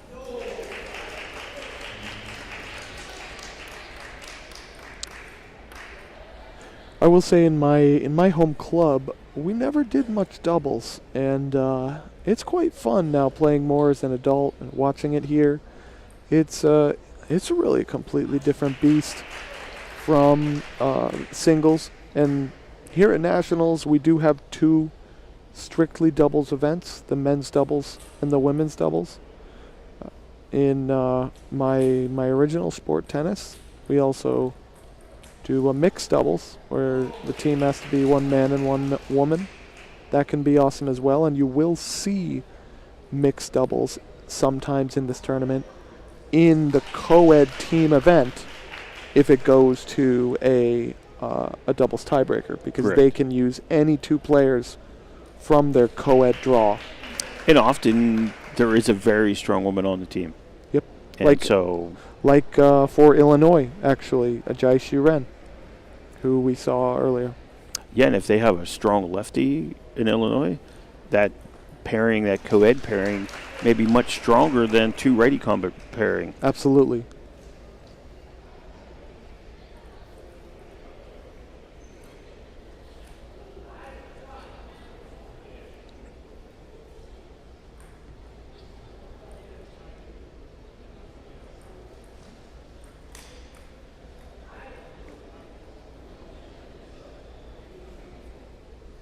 Yale team's still fighting over there. Got a long way to go, but she's fighting back.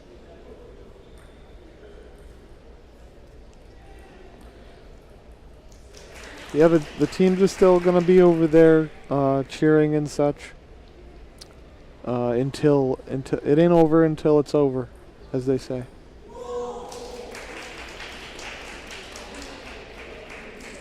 Layla Moon just did a really impressive forehand kill off the serve.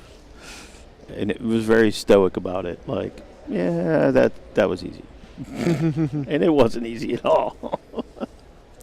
Well, not much pressure on that shot when you're up 11-2. Yeah. And now she's up 2-0. So.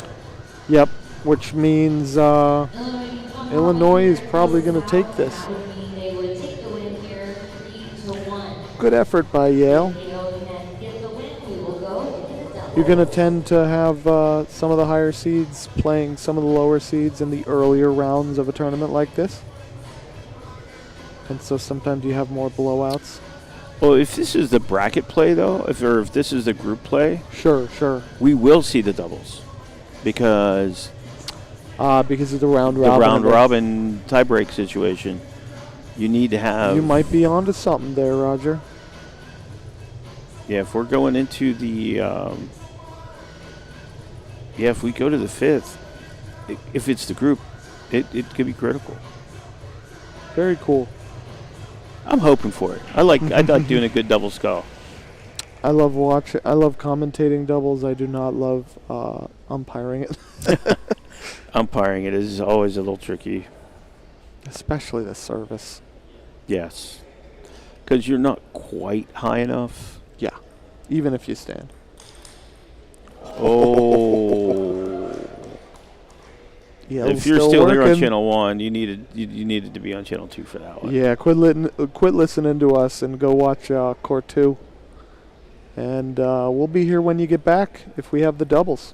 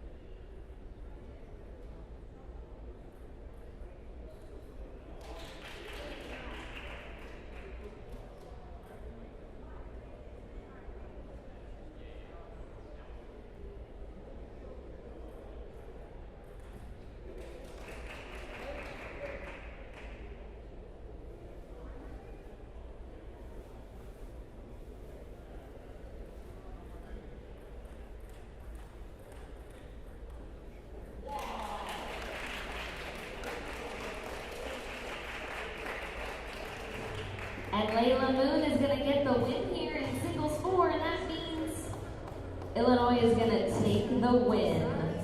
That's going to close us out. Illinois 3, Yale 1. We're going to go ahead and quickly bring out our next teams here. So stick around, don't go too far, because Yale has another chance. They're going up against Maryland in just a couple of minutes.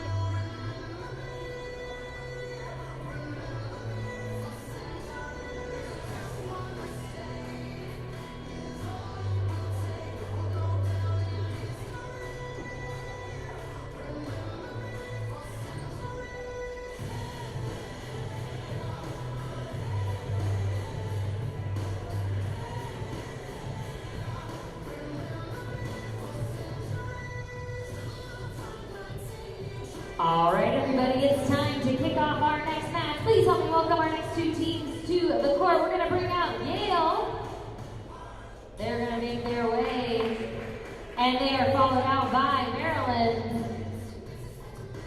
Here they come. Let's meet our players from Yale as they make their way to the table. We got Kevin Guo, Zhangshang Xu, Dineti, Ikapap, and that's going to do it for Yale. And then we're going to meet Maryland. We got James Jung, Jonathan Kai, Gayatri Swaminathan, and Benicio Nix. Give it up one more time for Yale and Maryland. Okay, players, let's shake hands and let's let this game begin.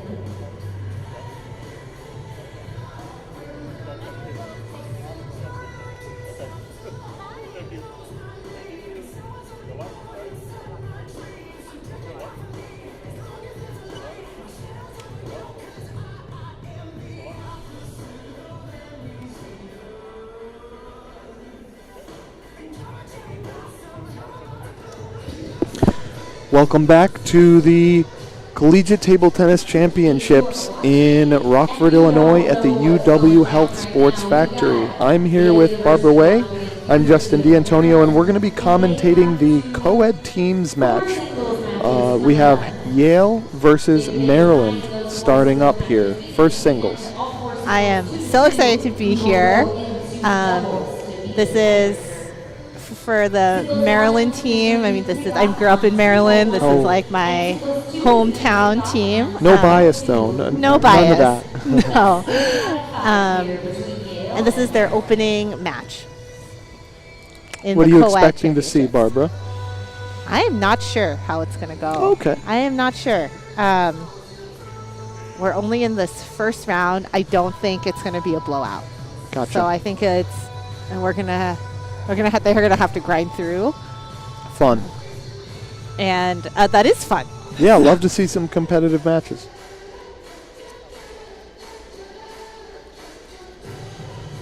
So let's talk about our Maryland team. And for those joining us who don't typically watch NCTTA, it's 4 singles matches followed by a doubles match. And the singles matches, you submit your lineup, so it's like your number 1 player versus their number 1 player, your number 2 player versus their number 2 player, etc. until the 4th match, 4 singles, and then if it's 2-2, then you go to doubles, in which your number 1 player must play, and they can play with another player, whichever you choose. And that player that they choose for the doubles to play with their first, it can be any of the 8 players from their roster. It does not need to be one of the 4 that are playing in this head-to-head. So you might sometimes see a new player in the doubles match with the first singles. Here we go. Lefty, lefty. First thing you notice. Oh, wow, fun. Lefty, lefty. And let's talk Maryland first because I'm completely unbiased. And James Jong, freshman at the University of Maryland, College Park. I used to play with him growing up from home club, Maryland Table Tennis Center. have the same coach, Coach Jack Huang. And so it's very exciting for me to sit in this chair and be here commentating what would be his opening match at his first nationals. Very cool. Well, welcome, James. James rated a 22-36 in the NCTTA rating system. And his team, Maryland, is the 13 seed in this tournament.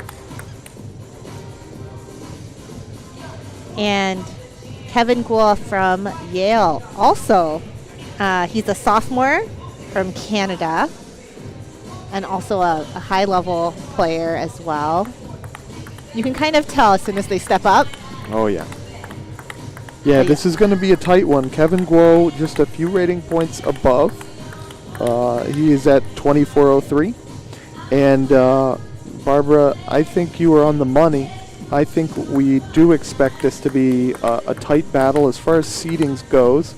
Yale is the 17 seed, Maryland is the 13, so they're both right in the middle of this event. Yeah, it's not going to be a blowout. No, no. It's kind of like a big grind, you know? Let's see where they end up. University of Maryland College Park has been, I would say, like pretty strong. You know, they're here every year, and I think that is sort of the sign of a strong team. Right. So Maryland, probably an experienced team, probably has a leader that really thinks tactically. The reason I would guess that is because looking at their roster online, they actually put an 1860 player, their weakest player, as their number 1 seed in the roster. And the reason they might have done that, opening point here, the reason they might have done that is so that in matches where their first singles is outgunned, they can shift them down a spot. But here they decided to play straight and put their strongest player in.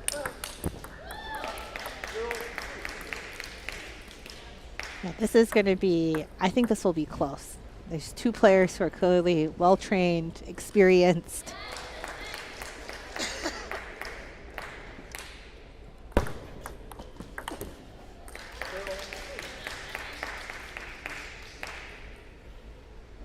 Strong start here for Yale, though.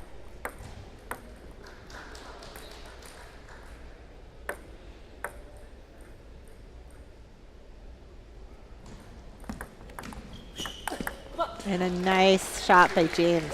So yeah, this will not be a blowout. I have to say one thing about lefties playing lefties. They hate it just as much as righties playing lefties. It's so funny that you're saying, I was about to say that same thing. Right, because they almost always are playing righties as well, so it's something they're not used to.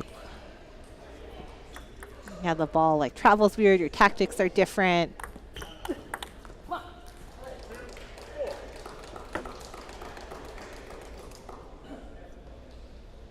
Great footwork there by James to get out wide and take that inside-out forehand.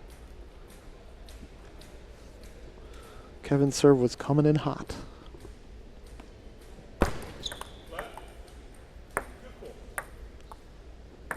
One of the things I love about college table tennis is that these players who, likely junior stars, right, like training a lot, have chosen to continue to play when there's no more pressure and there's no more, you know, carrot to chase after. No money on the line, no scholarships for most of them. Just a way to meet people and continue doing something they love. Yeah, it feels, the vibe is like very special. I completely agree. And these 2 players and their teams are from different regions, so they would only come across each other at nationals, which means odds are, unless they played before college, they've never played before. Kevin's serves are very strong, and that's a typical of a lefty, but I see James struggling with them.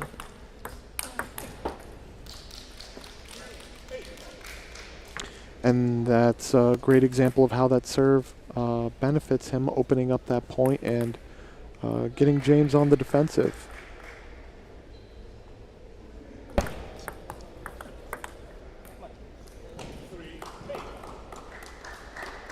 James trying to hype himself up. He's got a little bit of a hill to climb in game 1 here, being down 5 points.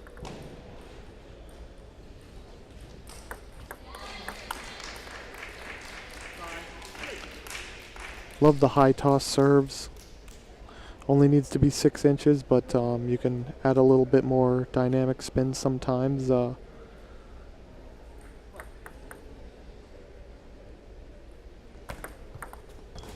That serve from Kevin, it's very tricky. And like that, we've got a first game point opportunity for Yale. Yeah, and I think for James, you know, if you're down 4-10 and it's your first match on center court of the whole tournament, I would just practice swinging a bit. You know, like let me try to hit my shots. Let me feel the ball out.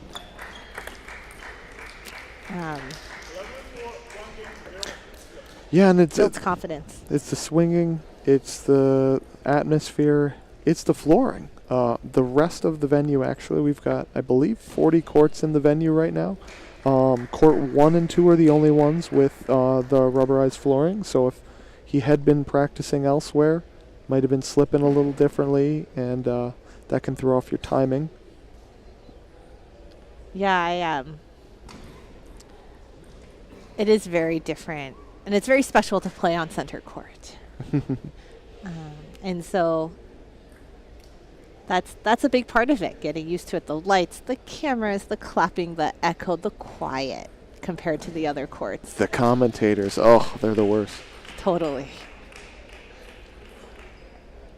So 11-4 for Kevin Guo from Yale. Kevin has very, very strong serves, and that really carried him. I mean, I don't know about you, but for me, if someone is coming out with serves I can barely return, I don't feel so great as the match goes on. Hey, I mean, a lot of people have so much trouble with serves that they end up putting pips on one side of the paddle. It's a tough situation to be in if you can't even get into a point.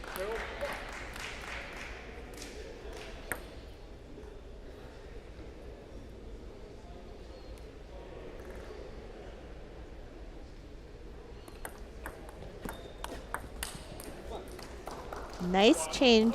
I saw James go down the line for the first time on the loop. Yeah, let's try it. Let's see what happens. Usually it's a little dangerous to go into like a lefty's forehand, but wow, from Kevin. Such a clean motion there. Very efficient. Look at this backhand right here. It's like blistering. Perfect technique. Yep. Good serve. Oh, James picking up on it. Picking up on the serve. Topspin, topspin. That's the second time we've seen an error out of Kevin right in the pocket at his left hip. And I tell you what, I'd be hitting away from that backhand after that kill of Kevin's. So. Yeah, that was quite something. Mm-hmm.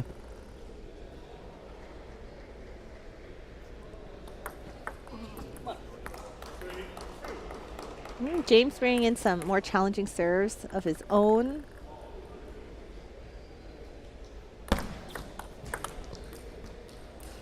Trying for something different. Yep, opting for the line again. Just a little miscalibrated.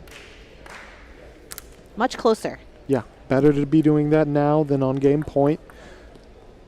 Figure things out when you have some margin.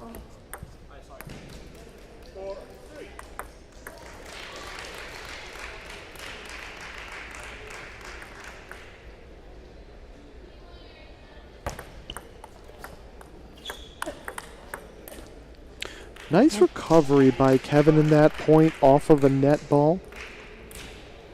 Yeah, Kevin is really controlling the match here, you know, from the serves. And look at this nice attack. James with a good counter, but Kevin was right there. Mm-hmm.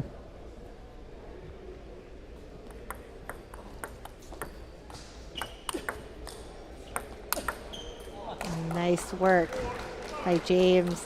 Forced kind of like a lobbing rally, which is very powerful.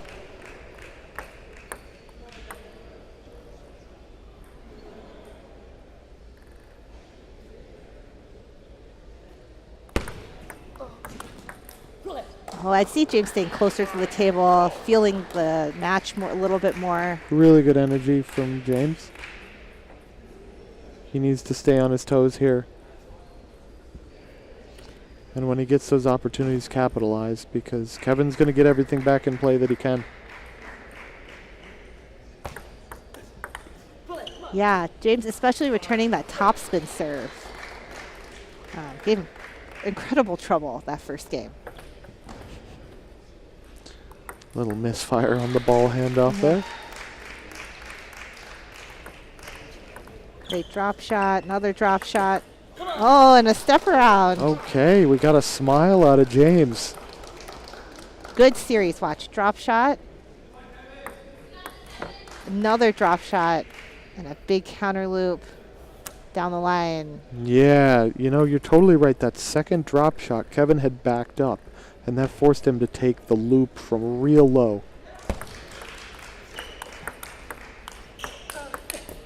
Okay, good work by Kevin.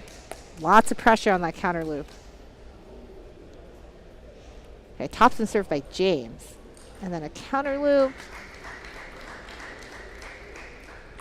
And Kevin right here with the finisher.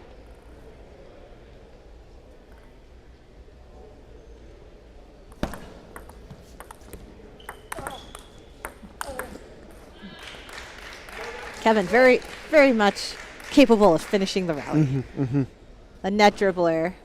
Watch it, James got the net dribbler, but it's like one of those nets that pops up. Yeah, you never know what you're going to get off the net.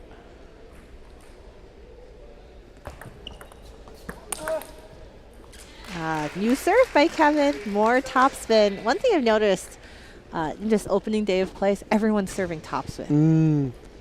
It used to be so,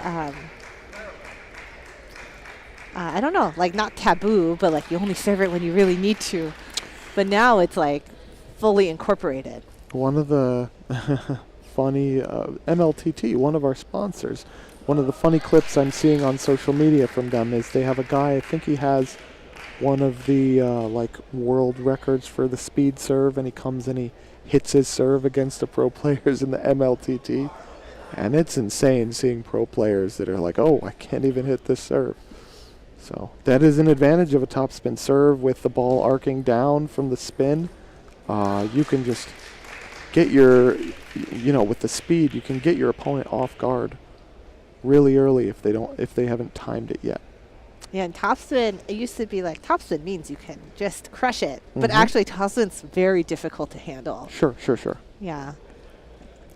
Especially short topspin, I find very challenging. Yes. You know, like you have to flip it, but to lean in, you have to go over the ball. It's difficult physically, and your recovery has to be very quick. So it's very powerful. And also on the world stage, we've seen a lot more long serves, a lot more going straight into the rally. The game has really evolved from 20 years ago, where it's like serve short and attack. Right. There's a lot more creativity. You're totally right.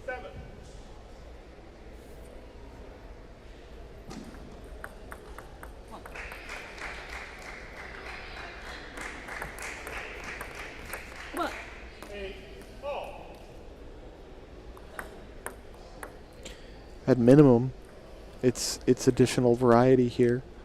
When someone learns one of your serves, switch to another. You just have to have a good arsenal. Yeah. Nice counter loop. Nice counter loop, great placement. Coming out of the timeout, extremely powerful to get that point. You feel good. Confidence matters. Good use of it. Wow, very tight error there from Kevin. Yes, I think James misserved. Oh. I think that was like on accident. It's just so surprising. Talk about variation. Unintentional variation counts too, I suppose. Obviously. A nice topspin return. Gosh. Amazing. And now we're at 1-1. Yeah, Honestly, didn't expect to see that. Yeah, James really turned it around. I think him being able to return the serve really was huge. Yes. And that's one of the impressive things about these high-level players.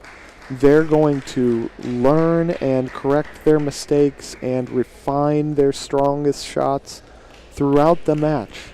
For me, it would have taken 3 days to learn that serve.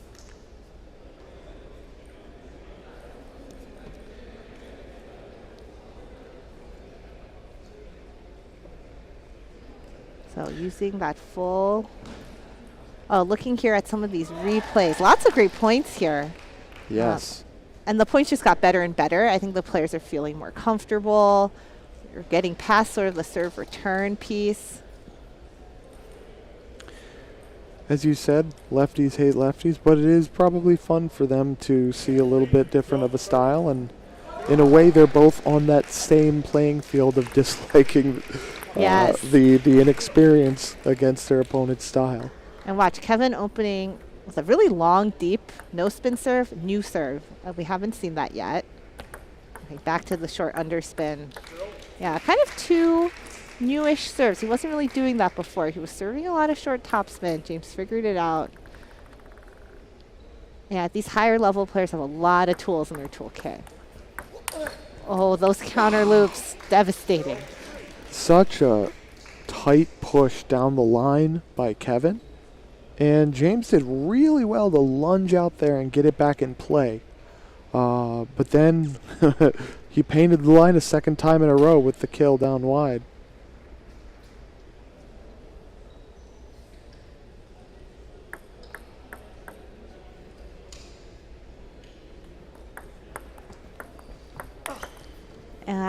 Into the middle for a lefty is actually not a great place often. They're so good at turning the corner.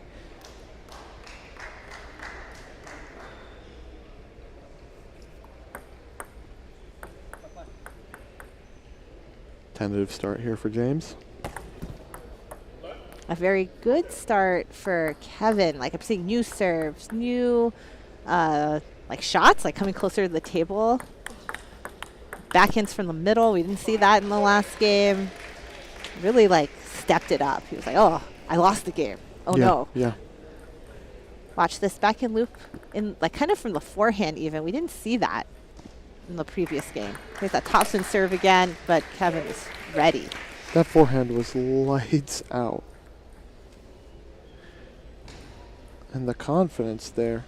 You can tell physically and emotionally James seems a little bit more apprehensive, on his heels. Another momentum shift.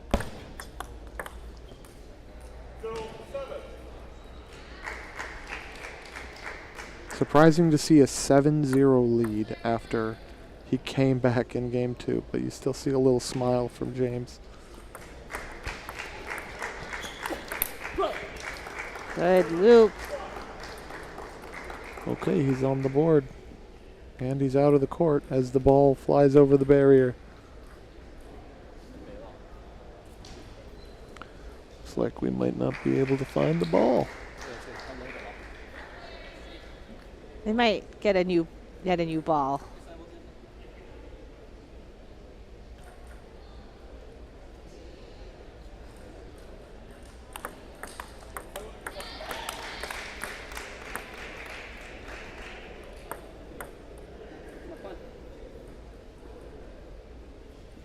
Might have just been the break in rhythm that James needed. No, we'll see. I didn't think about that, but new ball. He kind of got a timeout without getting a timeout, you know? Yeah. Iced the kicker, so to speak. New ball, new person, new player. And meanwhile, our incredible volunteers over on the side are crawling under all the tech crew equipment to find that first ball. Don't worry, guys. We have plenty.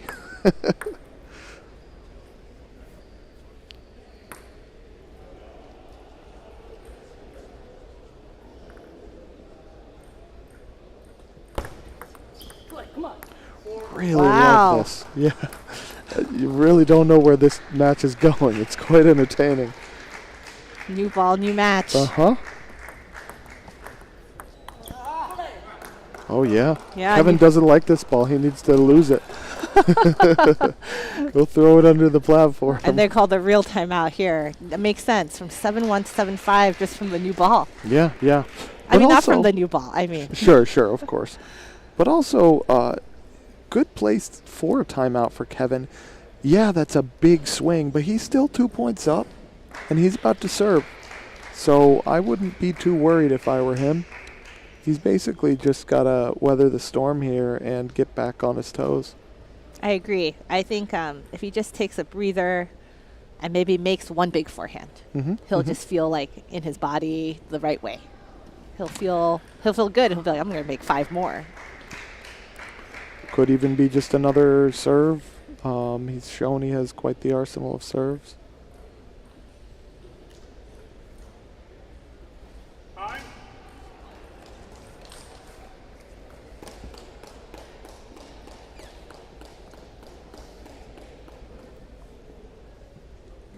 Okay, what happens on his first 2 serves are critical. If he goes up 9-5, that feels good for Kevin.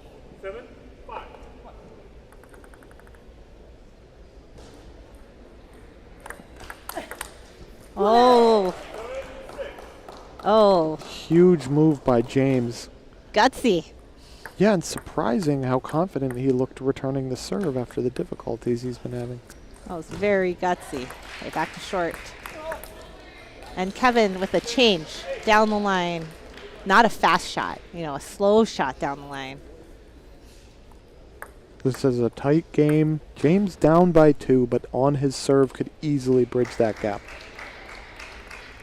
Meanwhile, on court 2, Yale is up 2-0. Ooh. Right idea, not full execution. James knows it, smiles. Quite the comeback, though. It's not over yet.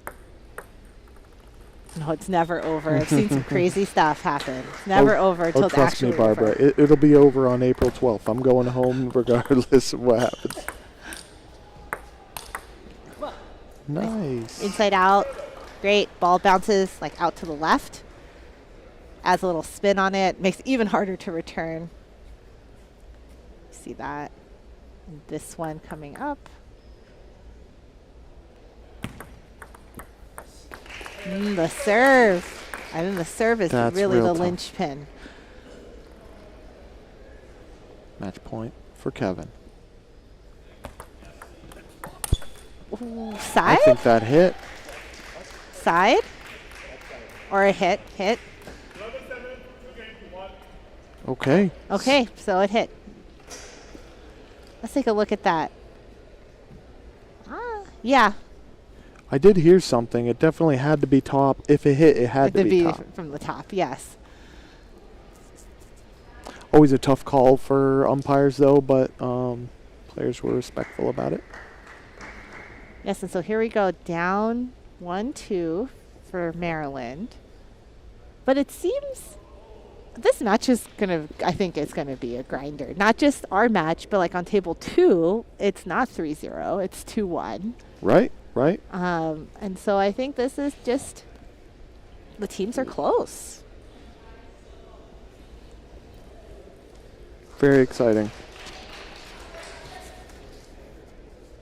And that's why we put this one on the show court. It deserves to be Give here. us the show. And we have front row seats.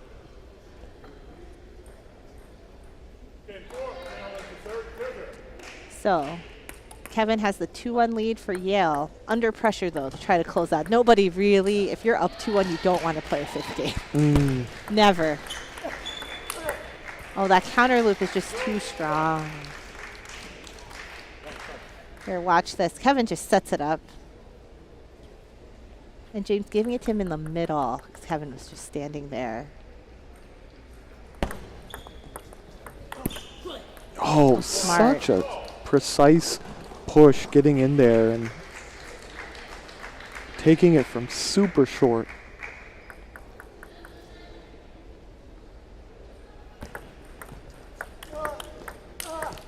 Whoa, nice forehand. Kevin's technique is A+++. I loved James's redirect in this point, but Kevin was on it like white on rice. Oh, smart. Look, the smart part was that James placed it not in the middle of the table, but kind of like out to the backhand. Yeah, yeah. But it wasn't out to the backhand enough for him to hit a backhand. It was, again, at Kevin's left hip. It's kind of shooting at his pocket.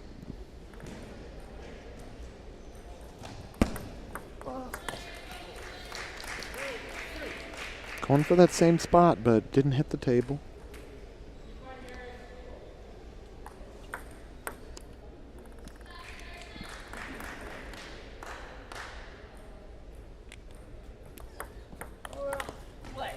Oh, nice return from Kevin Goal.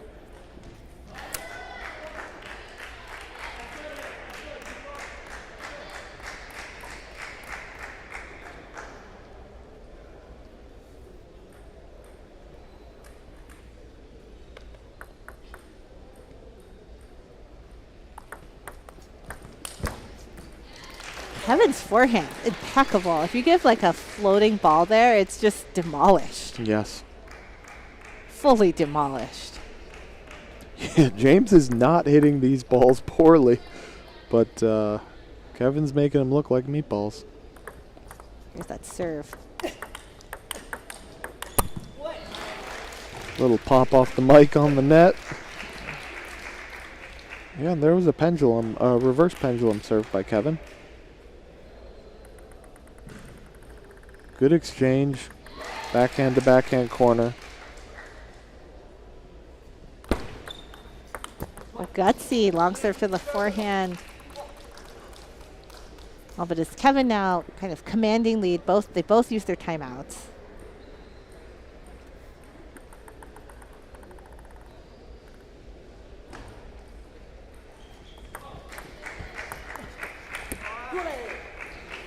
Misdirect, change of placement from James, going in looking like he's going to go cross court.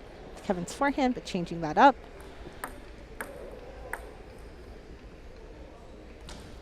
Here we are. I was going to say if James can return these serves, he'll be in a better position. But if he doesn't, it's going to be tough. Yeah. And that's not a good start. I don't even think he made contact with that one.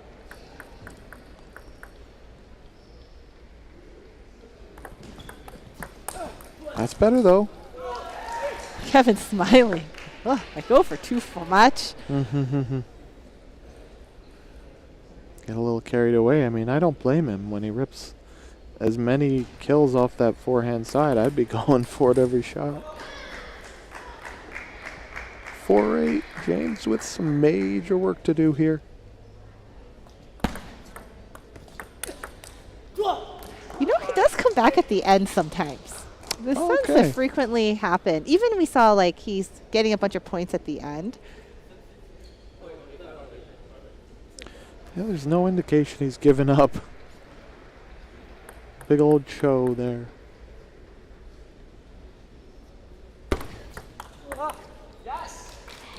Oh, and finally, a cho from Kevin. Yes, like I did it right. Executed my plan. So far inside out. They're both stepping so far off the right side of the table to turn that into a forehand. Oh, wow. That is just so clean. It's like beautiful to watch. It's too smooth.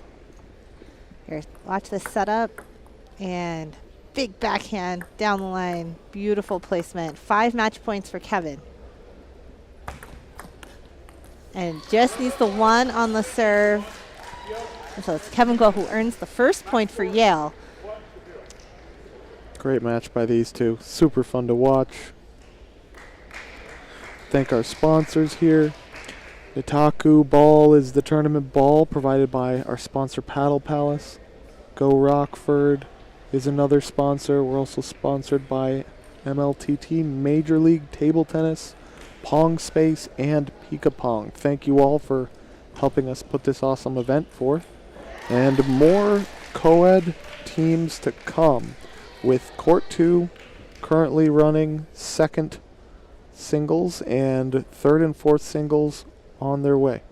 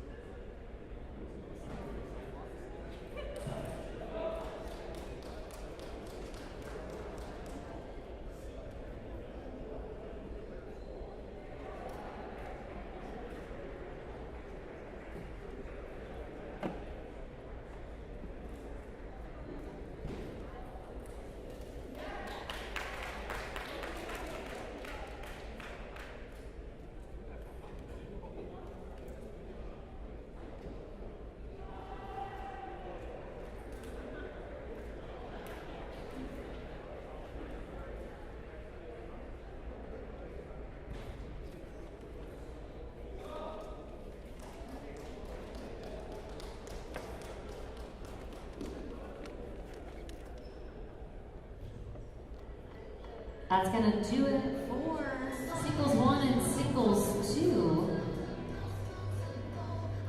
Kevin Coed of Yale is going to get the win 3-1 here in singles 1, giving Yale 1 point on the board. We got one more game here to go, actually, in singles 2. We're going to game 5, it looks like.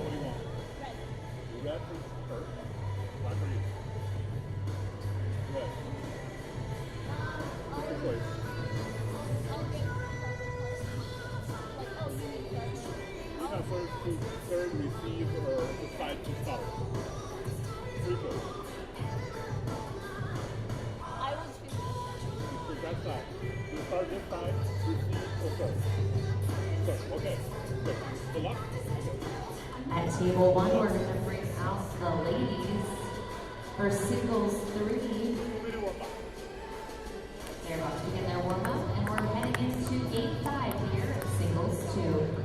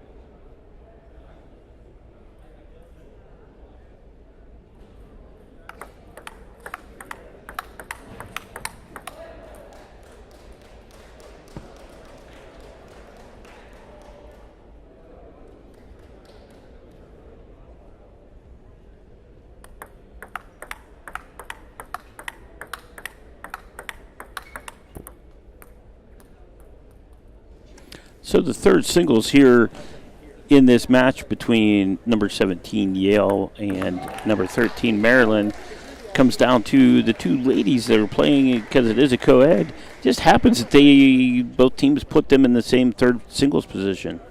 So Danetti and Gatrine are out on the court and finishing their warm-up and getting ready to go. So it's interesting how this is coming down to it.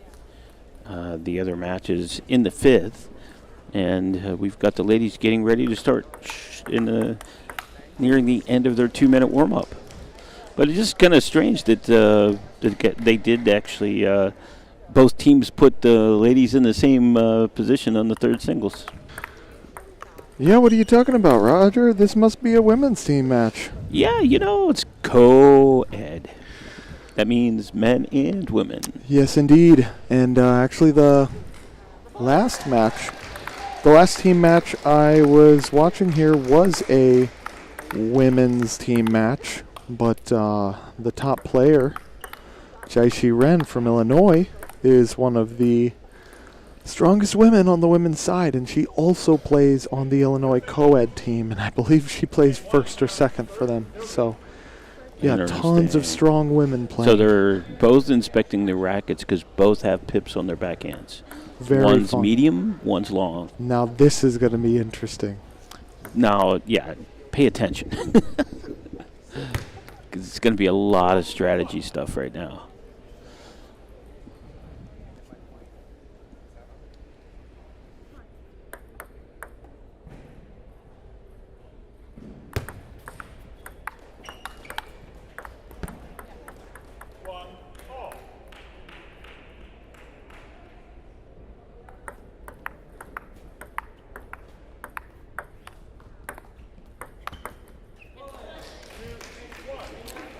Yeah, it's a battle of positioning. It's kind of like a chess match on steroids. Danithi's rating is 2132, and Gayatri's rating is 2208. So she's got the slight edge here on paper. That does not mean much, especially when you're dealing with pips. Pretty crazy stuff going on right there. Yes, indeed. I can't tell you the last time I've seen Denethi in an actual non-collegiate competition. Sure. So whether that's her rating is current, or if that was an old one, or how that worked out. That's a Not great sure. point. She's not looking super rusty. No. So she's clearly been preparing for this. But that doesn't mean she's back to her old game. I think that being at Yale, she has some pretty decent access to some good practice partners. And I'm sure her team really hoped that she would put in a little bit extra time because she's opened up a 3-point lead.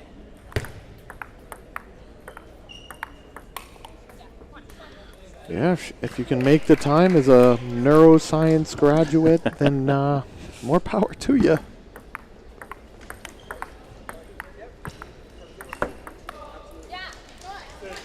Got to really pay attention. A lot of backhand-to-backhand rallies here. Or you can tell that sometimes it's a chop and sometimes it's a float. And Denethi's got to watch. The ball she attacks has got to be really what she's sure of. We're seeing all types of spin.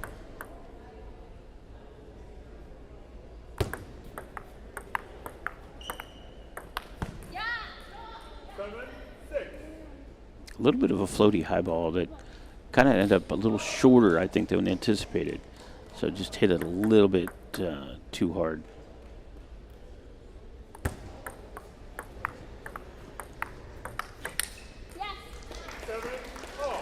Nice step around. Compact forehand. Because the ball's not floating, you don't want to make a lot of topspin on it. Sure, sure.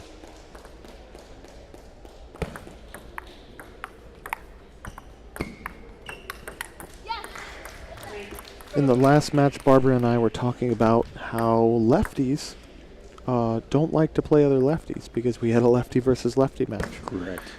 Now, my question here for you, Roger, is do Pips players hate Pips players? Well, long Pips players hate playing anything other than other long Pips players.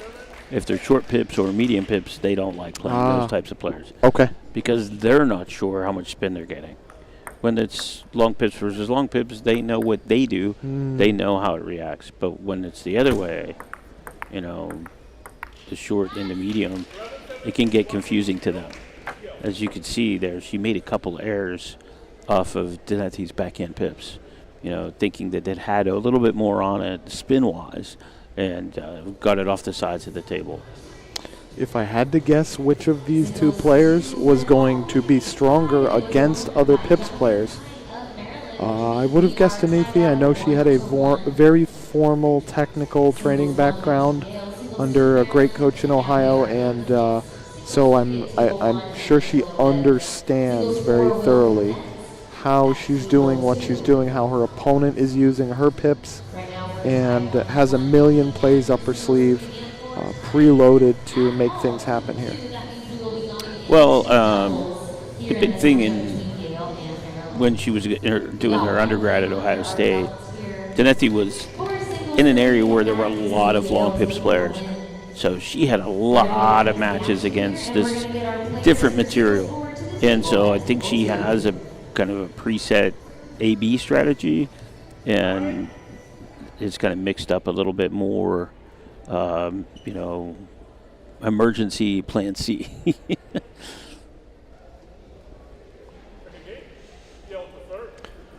Well, an emergency plan is good to have at the national championships because you're going to see everything in the book.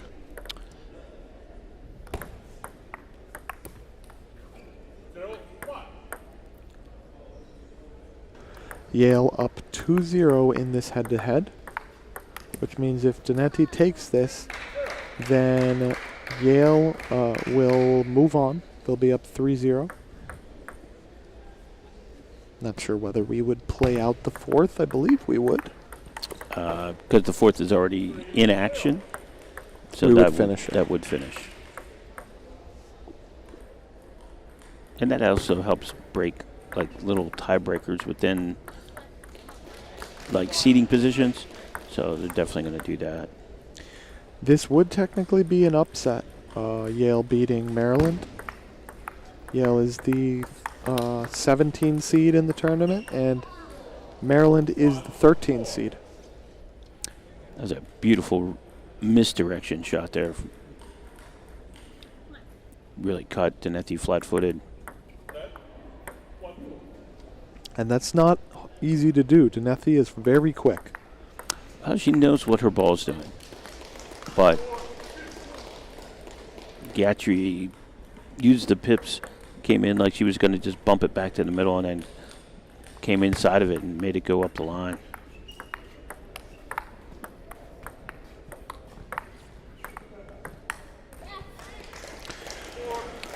If she starts hitting that forehand, Gatry's really going to be in a good position, because there you could see with the long pips racket, she was able to control the position on the table.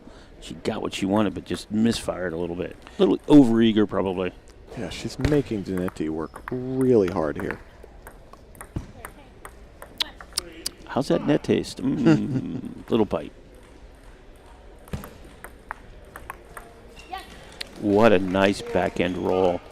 So with the pips, it doesn't matter which ones they are.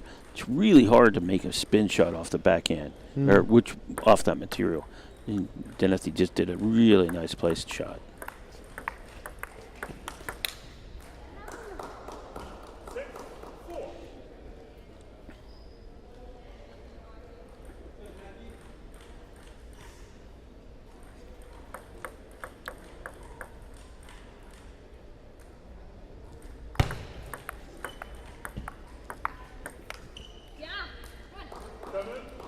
Making her stretch. Great idea. Ball's awkward and off tempo. Get it outside, make you have to reach for it.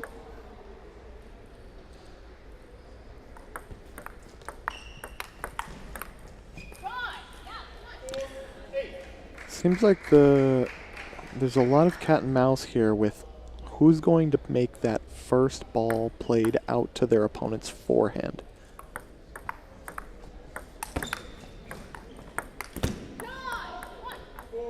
She kind of got what she wanted. It just changed right at the last second. Oh, nice serve. Gayatri really took off with this game out of nowhere, though. We're even up to like 4-4. Well, she forced Dinetti to try to attack a little bit more because she was being so patient and controlled. And it's uncomfortable when you got a long pips player bouncing you around the table. Sure. So Dinetti tried to pick up the attack and made a few unforced errors, a few well-placed positions by Gatry, and here we are, 3 points separating them.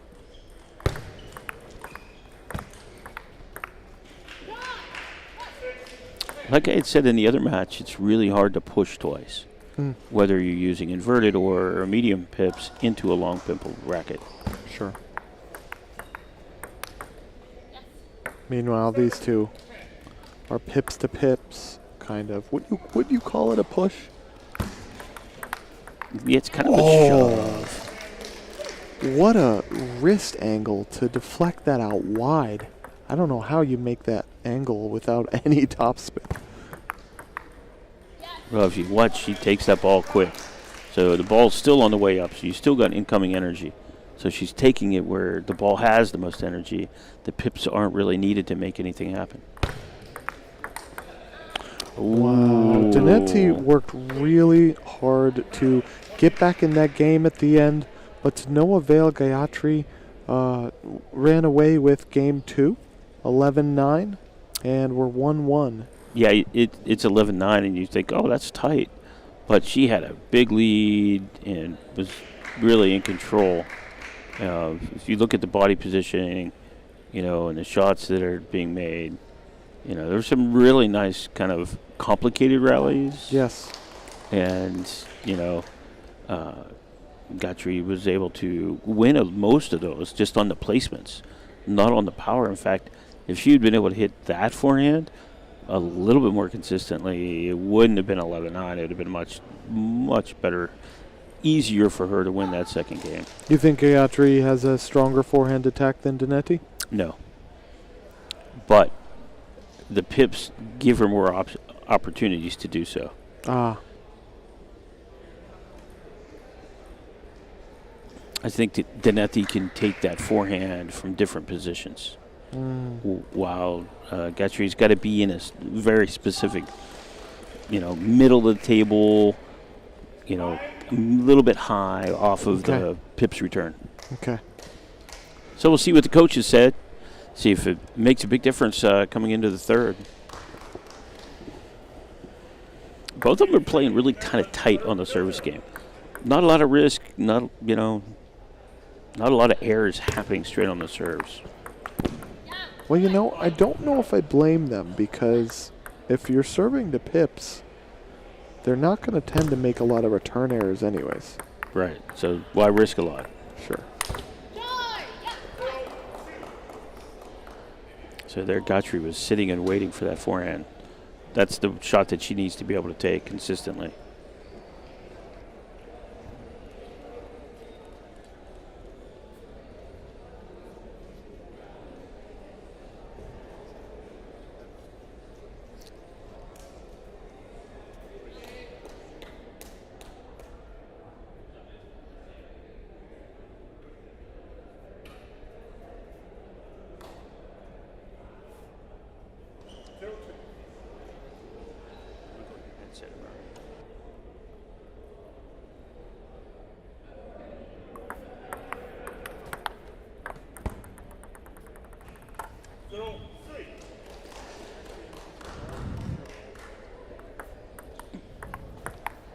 Oh, good ball to the middle.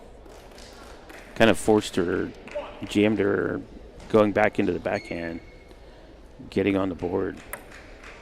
Strong start from Guthrie this third game.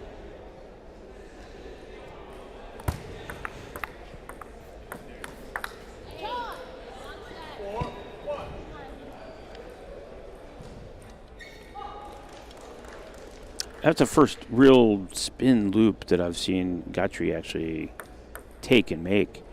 Mostly her forehand attack has been more drives and flat hits.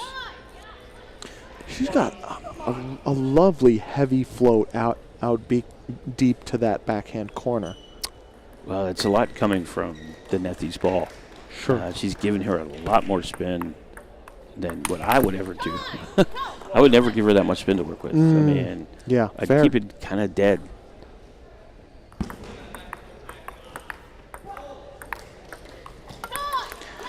I would be curious. Danetti is maybe looking like she's at the disadvantage in some of these pip-to-pip rallies. Curious if she'll start going for any forehand-to-forehand rallies and forcing the issue. It's tricky because she covers the middle so much with the long pips that you can't get an easy angle to start the forehand with. Well, maybe she can when she's starting with a serve at least. Yeah, but see what happens is she just floats it back with the long pips dead.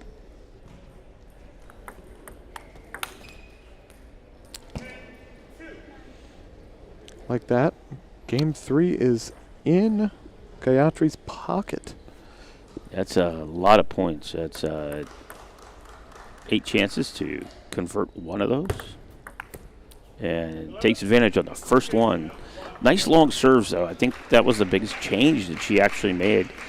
Before, she was serving half long a lot, and Guthrie actually just started lengthening the serve out a lot longer to the backhand, letting her kind of roll it up and then punching it back with the pips and giving her kind of a knuckleball back all the time.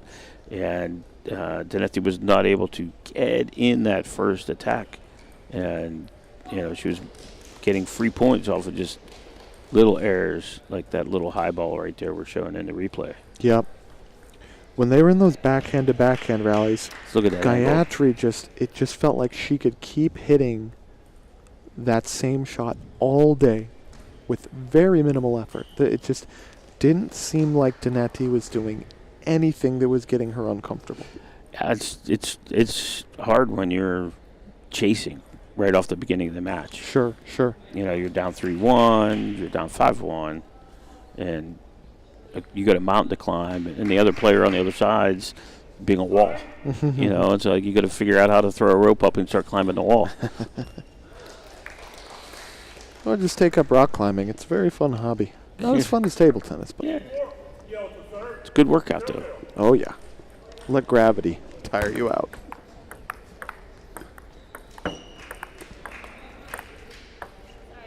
Ooh.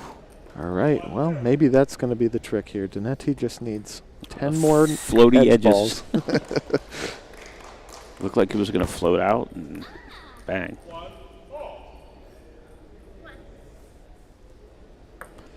She's really positive. She made a mistake, and then she's like, "Yeah, come on."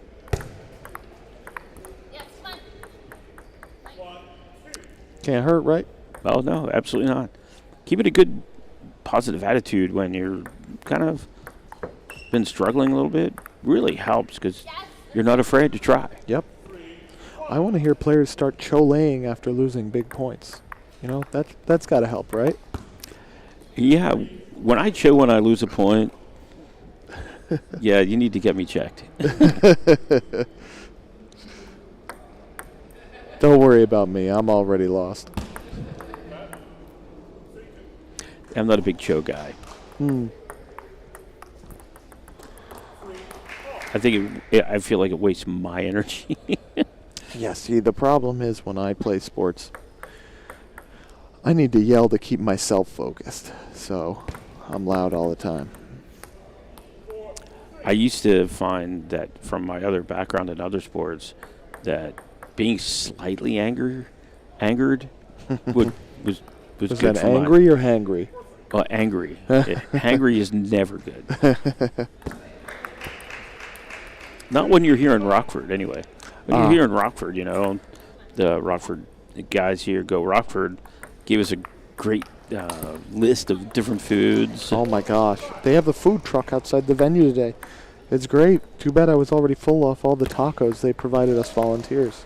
Yes, you know, you're supposed to, you know, keep it to a minimum, buddy. Yeah, well, I don't want them to go to waste. It's a moral obligation for me.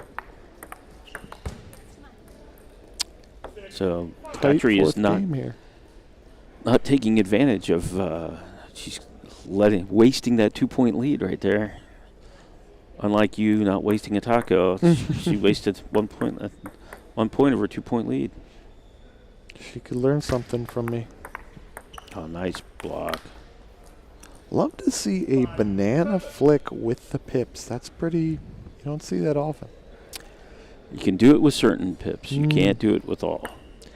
So Gayatri is actually the 13th seed in the women's singles event.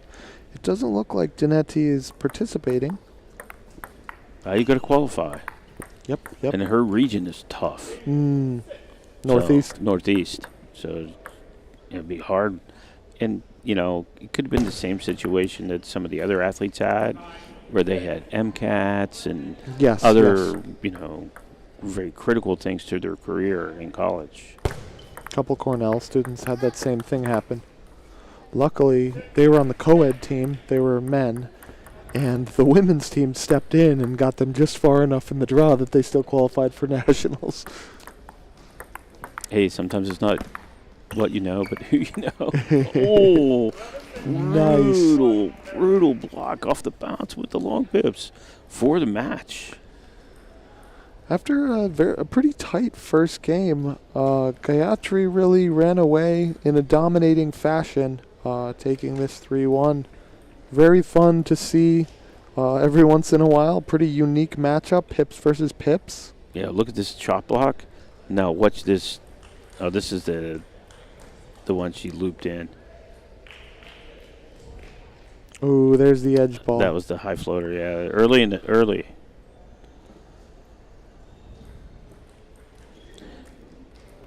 See, that's what Gotri was doing there, or in the beginning of the first game. She was taking the ball too early and hitting it out. But as the match wore on, she got more and more relaxed, and that big forehand just started coming in all the time. It's such a wild motion. But she only normally needed one when she hit it. Well, I mean, it's more of a drive than it is a loop. So it's more difficult to block because you don't really have that much spin to work with. Oh. There was the redirect one. Oh, yeah, she was happy with that. Yeah, because that ended it right there. Well set up, though. I mean, it isn't just that one shot. It was the two before to really kind of set that in. It was kind of a body fake, too, wasn't it? She a little sort bit of a head. leaned the other way. Yeah. The arm's going this way and the hand curls the other side. Mm-hmm. Well, it's good to have a good showing for Gayatri. She is a senior this year, a psychology major from Maryland. So she was playing mind games with the long pips. Now we know. Looks like we're going to get to the doubles. You never know. Oh, maybe not.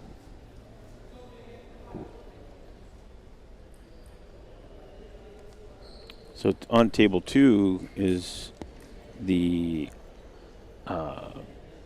fourth singles, and Yale has a 2-0 lead, looks like, and yeah, but they're 2 points down in the third.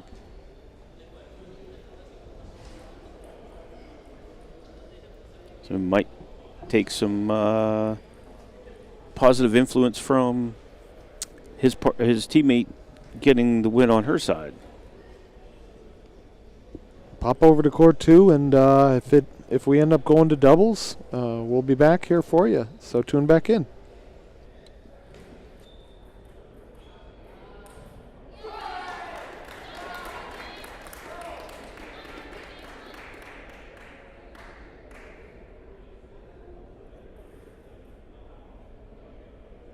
Nobody sees the hours, the empty rooms, the ones who stay when everyone else goes home.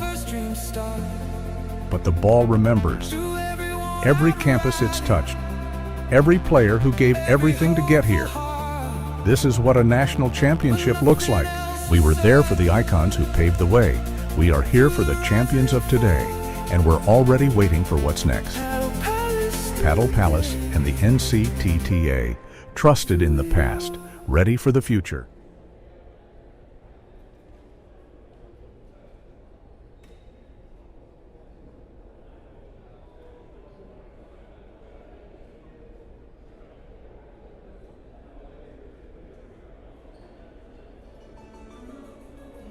Singles 4 is holding on. Benicio Nix was the first to 11 here in game 3, which means it's not over yet, folks. We are in singles 4 and we are battling it out. If Yale wins singles 4, we will go to doubles for the ultimate tiebreaker. Right now, the score is 2-1 Maryland. Maryland has 2. Jonathan Ty took the win in singles 2. In our singles 3 match, Yale also.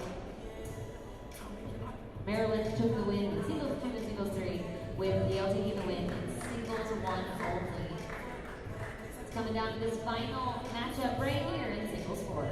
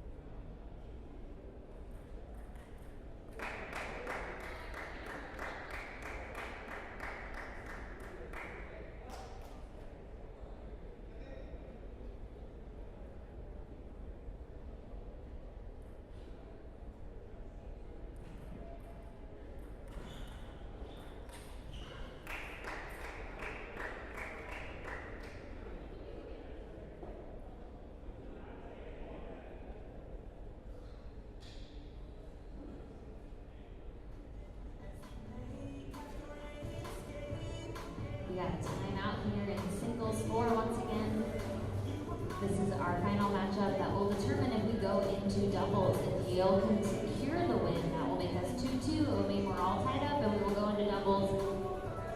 But if the NCTTA Knicks can get 2 more wins, then Maryland will take the whole thing. I hope you're on the edge of your seat because I know I am.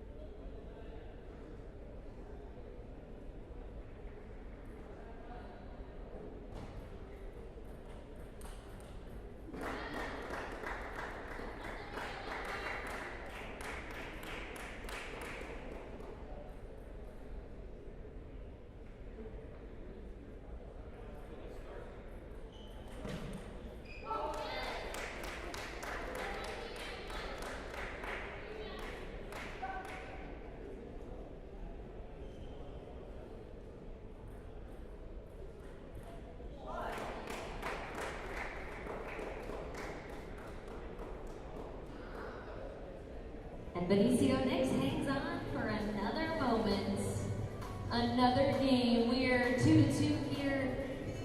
We're going to game 5 here in the singles 4 between Yale and Maryland.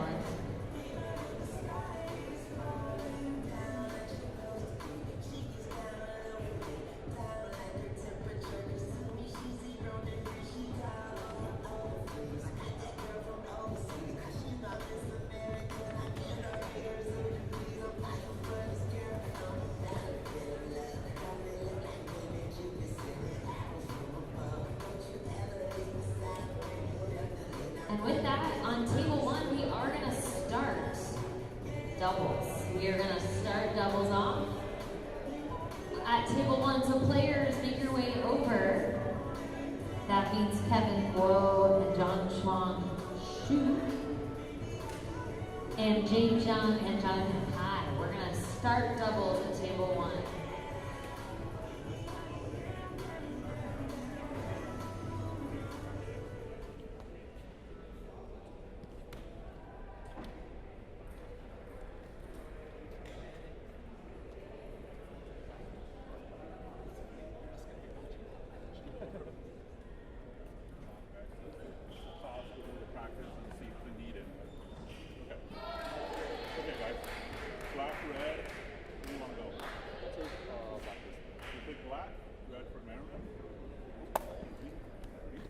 Dropped it and didn't fully side.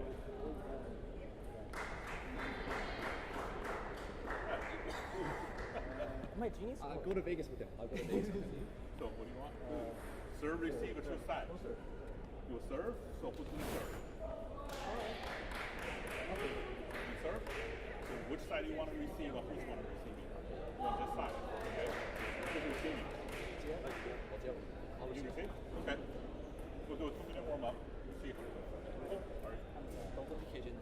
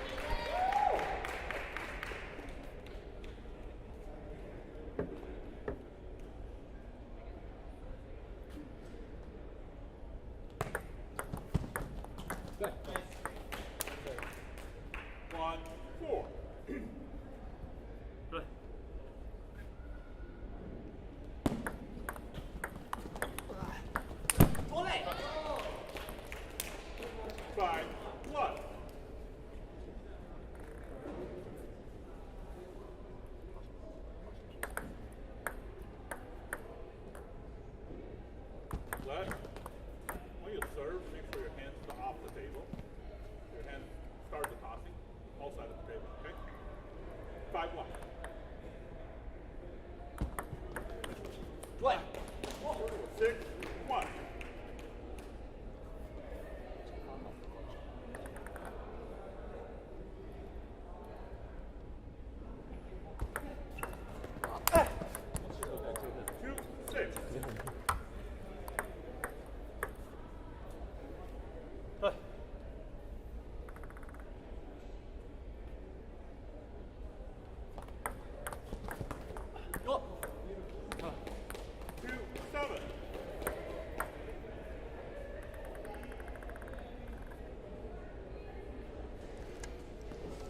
Well, welcome back. Sorry for the little delay there. We had a little confusion on our end from information-wise, but Grace, this is Roger Dixon here, graced with the presence of Sean O'Neill.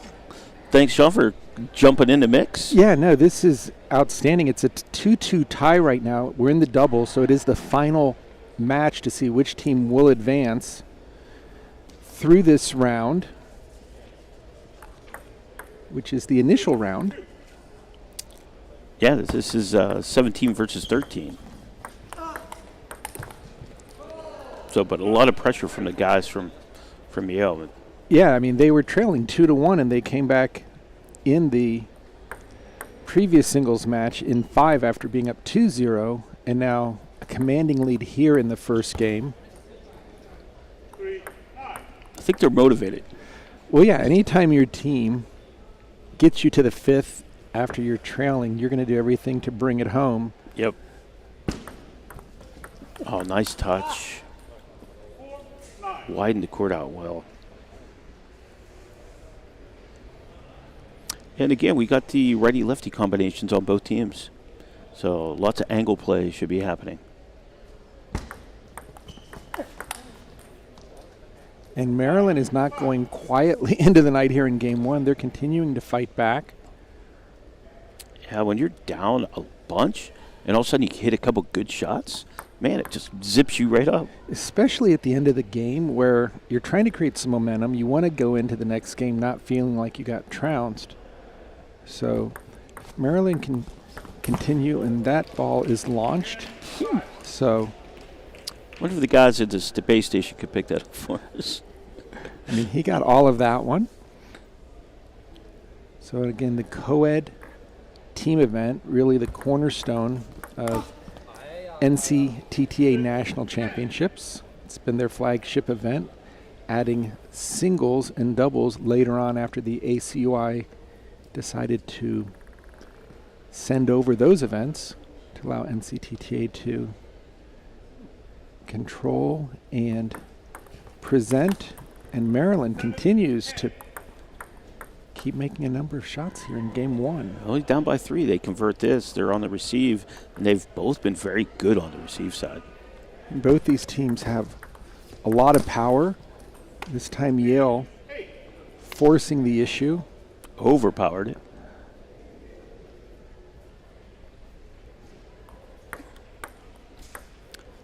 Nice strategy on Yale's part. Go ahead and take a little mini towel. Get reconnected.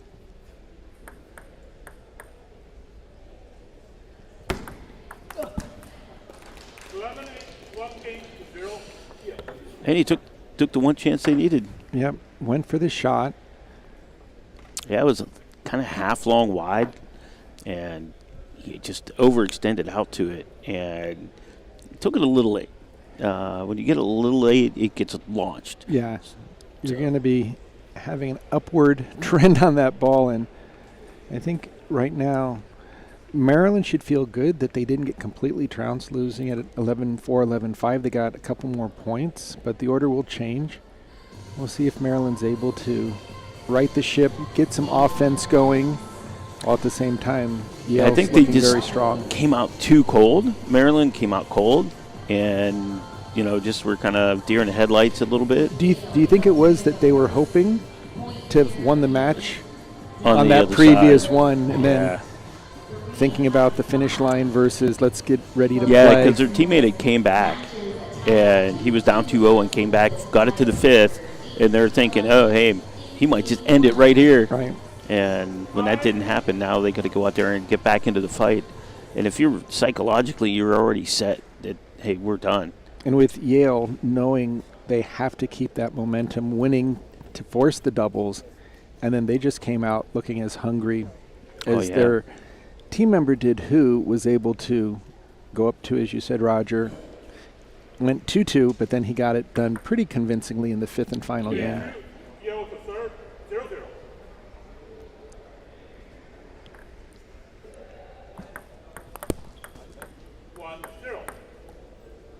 The only bad part that I have right now is when the righty lefty pairs are serving, I often can't see what they're serving because I can't see through the other guy. I'm like, oh, what'd he serve? I can't tell. There's a body in the way. But that's a nice way to start for Yale. Nothing crazy.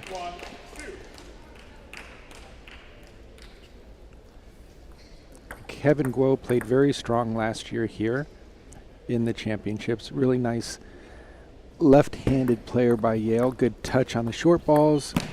Not so overpowering where he opens up with good control, but if he needs to finish the ball, really good drives. Oh, I saw him do the two lefties when they played lefty counter looping. Below the table stuff. I mean, it was just phenomenal.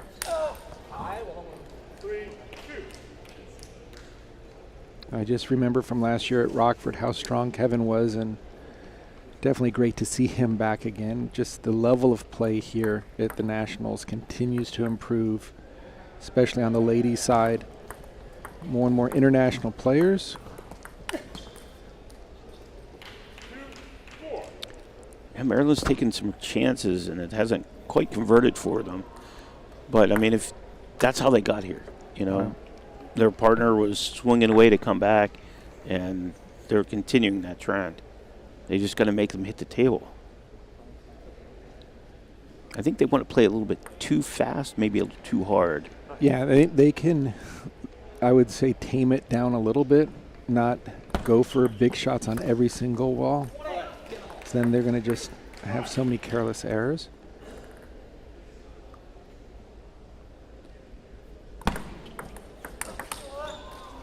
Nice play by Maryland, getting the offense going. It's a good spot against the lefty to jam towards the body, coming up the short line. He just didn't have enough room to make anything really good happen with that pacey ball. And there you can see Kevin very strong, both backhand and forehand side. And these points here in the middle, if Yale continues to just get that first attack, I don't see how Maryland, with really being limited to counterattacks, I don't see them building points as much. But we will see.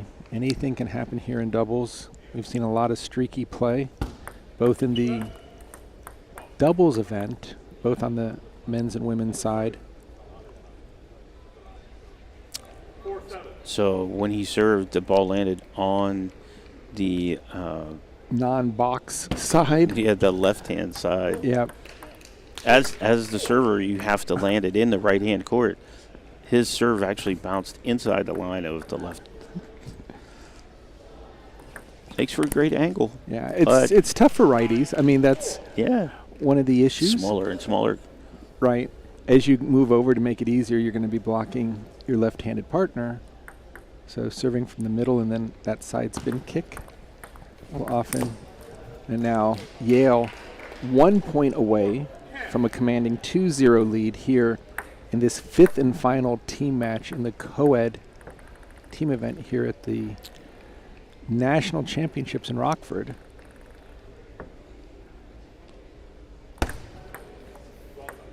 And the wrong side. Talk about pressure. Both Wow. Maryland players have served on the wrong side, on the opposing side of the table, but also on their own side of the table. I can't tell you when I've actually ever seen that. I mean, I don't That think I've might- ever that might called be a a match. first. I've never called a match at that. I've seen that happen. But I mean, it tells you the pressure these guys feel. And it, You know, this is a nationals. Right. You know, you advance and you keep playing. and it's going to even out, right? You miss them on the far side, you miss them on the near side. Eventually, you'll go down the middle. But Yale is looking very strong. Maryland needs to forget about the score. They need to just go out, put some shots together.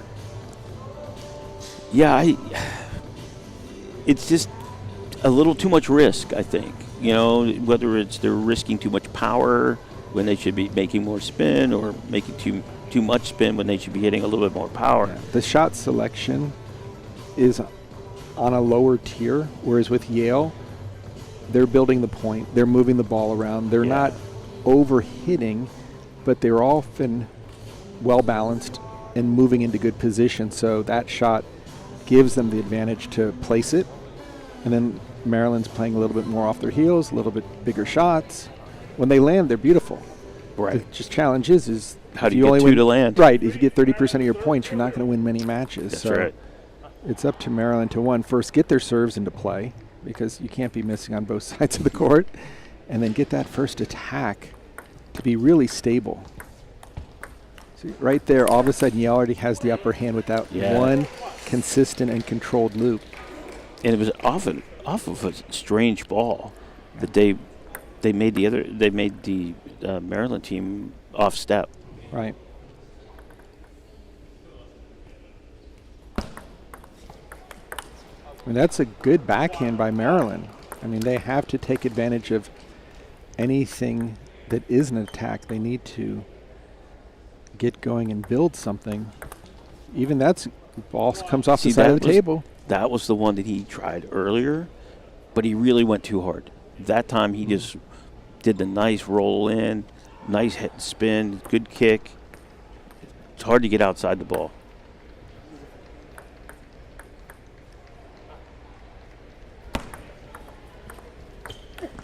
Oh, that was a quality opening loop there. Right into the body. Yeah, they're showing a lot more positivity early in this game. The last game, when it was tight, they just kind of got a little bit negative. Yep. And started trying to force. Right now, they're playing, they got nothing to lose. Yeah, it almost feels like the fog has cleared, right? That first game. And look at that shot. Excellent play. I mean, that's exactly what you want to do. Set your partner up for that forehand right there. Yeah. That's lefty to lefty again. Yeah, Yale is going to have to remind themselves that just putting the ball on the table against this Maryland team isn't going to be enough. They've got to put it short. They've got to place it. They've got to get their attacks going. Maryland players have some firepower that they can put the ball away if it comes off the end of the table. Yeah, they really got to make them work harder over the top of the table so that the Maryland guys don't get those free swings.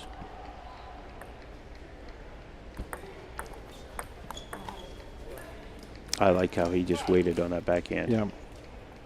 He had two options there, go cross court or go up the line. Look at this great replay here, and just waited till that last second to take it down the line. Oh, good half-long serve. And this is where Maryland has to be extremely careful. If this score gets tied up, or for some way Yale is able to take a lead, we're in the third game, and Yale's up 2-0. This team match will be over. It won't be, well, let's see what happens on the next table. There is nothing. This is it. Do or die. And this is one of those points up at 5-4.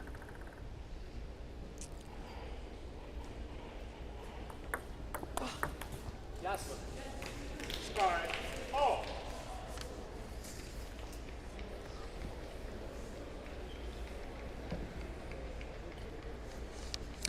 This is exactly where Maryland did not want to be.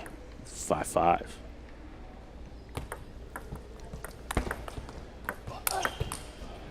Just smart play by Yale. Stretched it out. Yep. quality spin on this follow-up ball. Maryland in a very passive defensive position.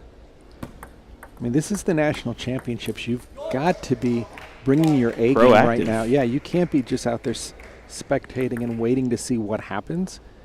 You've got to create your own opportunities. And again, look here, Yale goes to the top, Right. slows down the rhythm, keeps it in control of what they want to do. Playing on their pace and rhythm. Good control drop shot.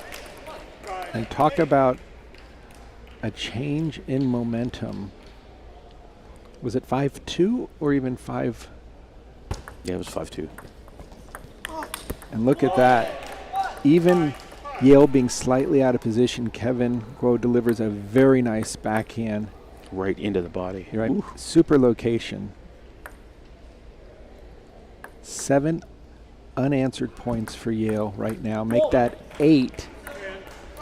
And now they've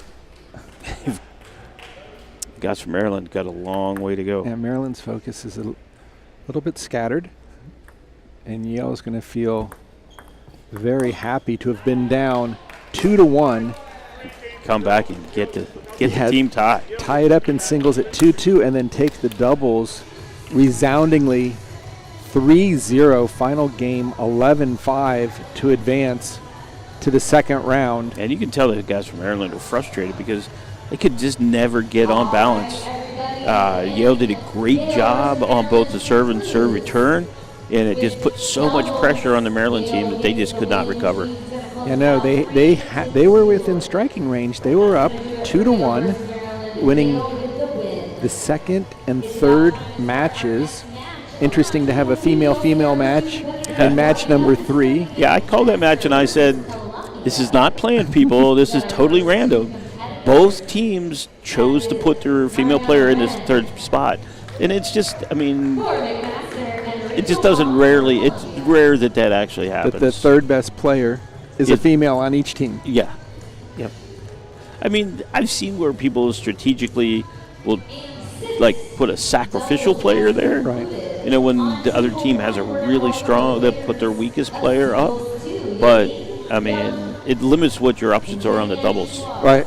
Because exactly. They have a rule where the number 1 has to play. Right. So if you decide that you're going to sacrifice your weakest player to get a mismatch in matches 2 and 3, that doubles will bite you. Yep. Because then you must play in the 2-2 match that person that went up top.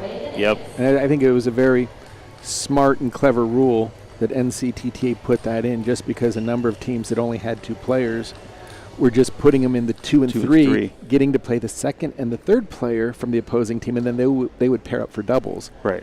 No, you can't do that. Yep. Your number 1 player must play.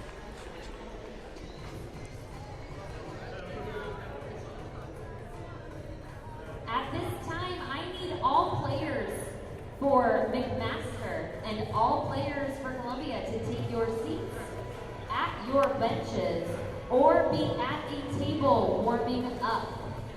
Once again, I need all my players for McMaster and Columbia either at your team benches or at your table warming up. Thank you.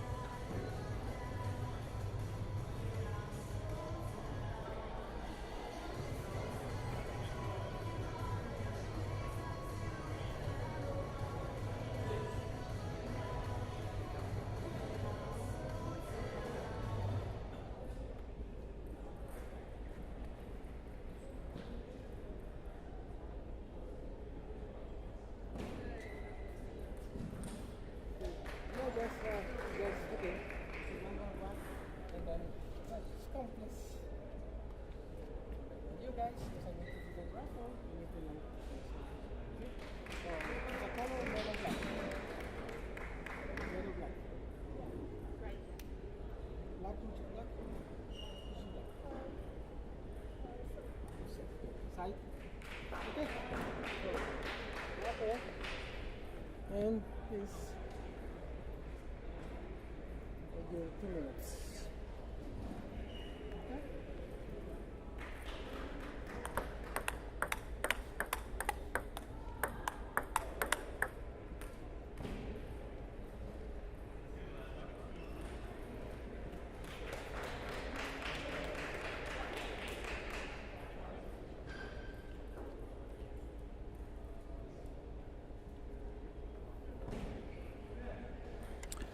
So coming up here on table 1 for our 2026 Collegiate National Table Tennis Championships, we have our women's team event facing McMaster College, the number 14 seed, versus Columbia, the number 3 seeded team.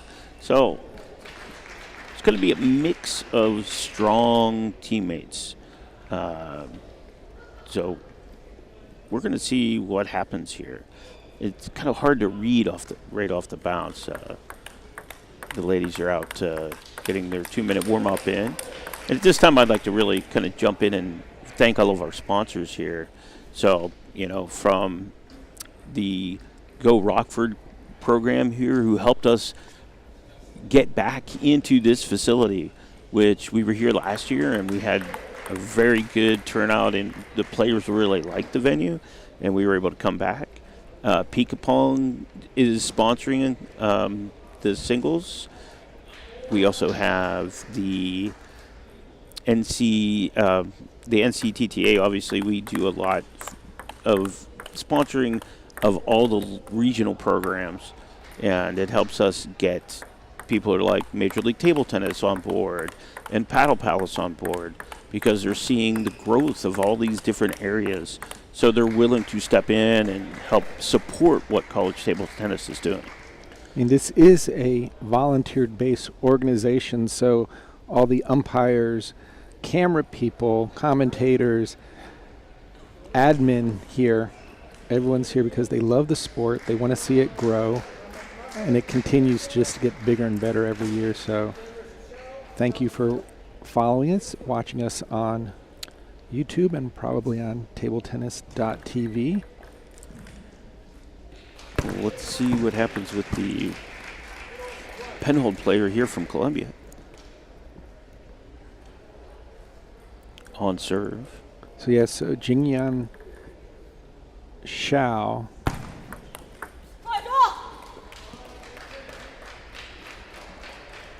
And Zhong Yangying. Kind of sounds familiar. Yeah. I think there's a world champion that really kind of sounded like that. And Jingyan on the near side, she is an applied analytics major, graduate student, originally from China, So representing Columbia. crazy math. Yep.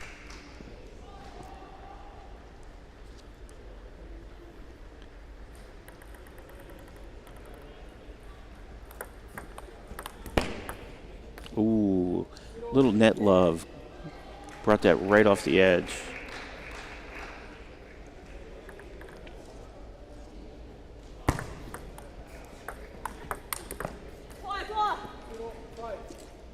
It's pretty rough when you think you hit a strong attack and your opponent comes back and counterattacks it for the clean win wide to the forehand. And she knew it. And I want to say that the opponent, Yanning Zhang, I think she goes by Laura. She's a commerce major in her 5th year and also from China originally. So an all-Chinese match with McMaster against Columbia. I have to do a little more research on McMaster because I'm pretty sure it's in Canada, right? that's what I thought. That's why I was like trying to pick it up. Because they've been here before.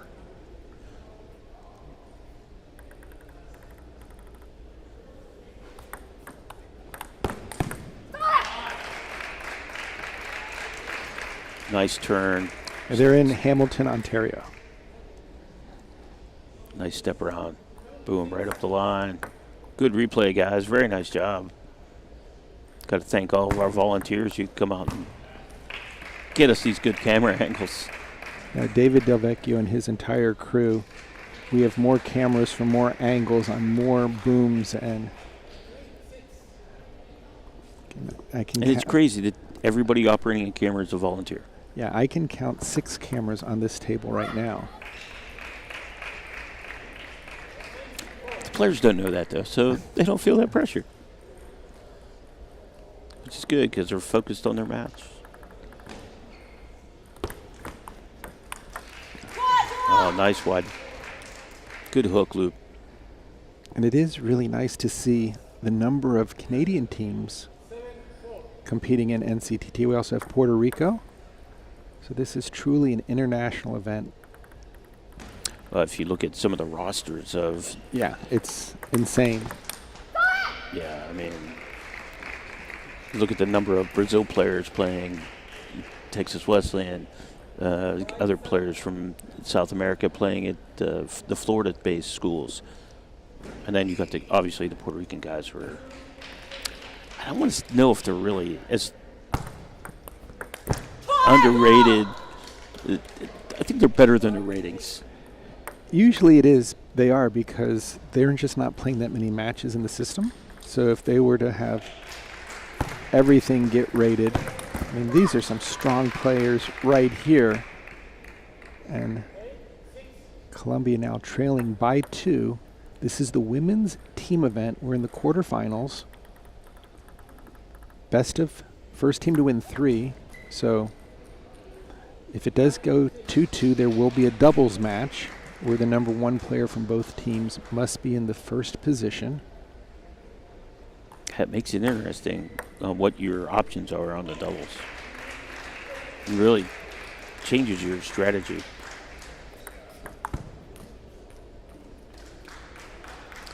Well, she's Yanying has 4 match points, but she doesn't have serve, so she's got to defend 4 really critical points right here. At least 2. At least 2.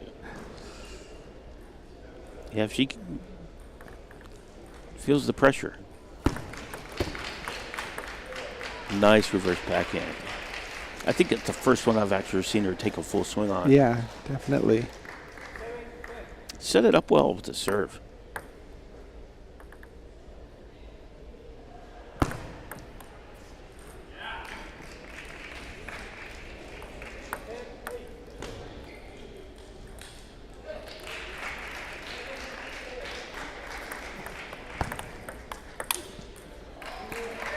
We could be going to deuce here, as both of these graduate students are going at it.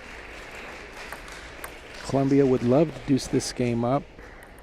They are leading in the match number 1, and now we are at deuce. That was a well thought out counterattack. Great comeback. Just really solid. Look how quick she took that off the bounce. Excellent. Well executed.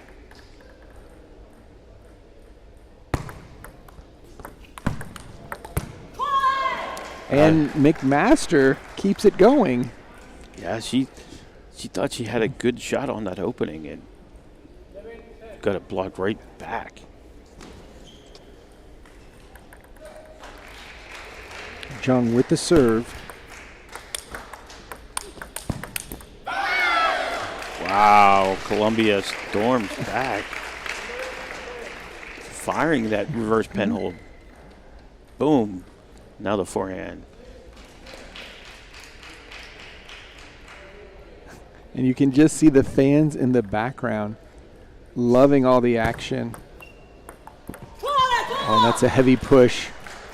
It's very deceptive because she kind of like feinted it a little bit. Like she was going to flip it, and that just really drove it. Oh, something different. Very fortunate to get a warning. It's not a requirement. If the umpire doesn't feel the serve was 6 inches, they can just take that first point. And Yaning Zhang takes game 1 for McMaster. Despite the service warning, kept her composure. Because, I mean, at that point, this tight in the match, to get called like that, oof. And this is the 14th seed against the number 3 seed. And right now, McMaster on table 2 is up 2-0, and now up 1-0 here, which again, first team to 3, you go up 2-0. That's a pretty sizable lead where you can start to really, I would say, play more relaxed. knowing that at a minimum you've got 3 matches to win one. Yeah, it's hard to tell how the quality of the depth is. You know, when you get into your 3 and 4 players, are they strong enough? Right. You know, to really help pull you through a really difficult match situation when you're down 2-0, or you're 3 and 4. Are they going to be able to raise to the level to get you into the doubles? You don't want to bank on that. Yeah, well, I mean, the beauty of the team event is it really shows the depth of which school, because you can have one great player, that's not going to get it done. No. That might get you 1.5. You get the first singles, then you get half of a doubles. But you got to get to the doubles, right? If you're not at the doubles, it doesn't matter. Doesn't matter how good he is. Right. Yep. So.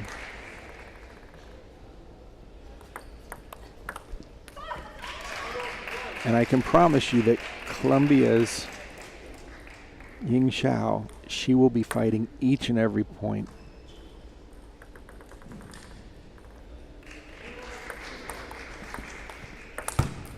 I mean, you don't come in as a number 3 seed. Right. You know, just on a whim. Right. They had to fight their way to that spot.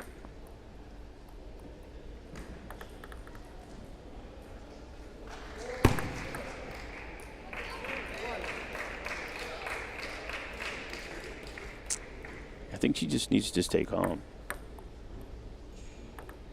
You know, she's got to serve, so.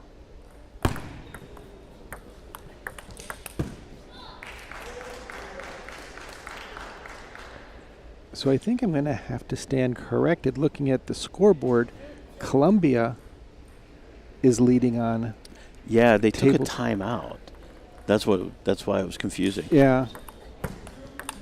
But no, Columbia, with their number 1 player, Rachel Wong, is leading 2-0.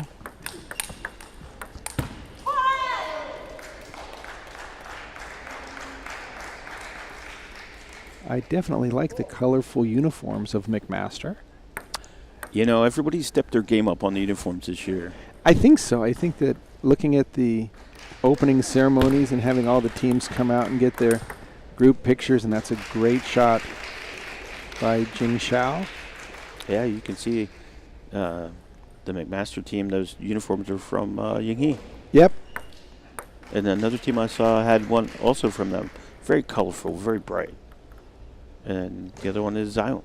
Yeah, I think I'm going to give the award to the Canadian schools for having a little bit more color in their uniforms. Yeah.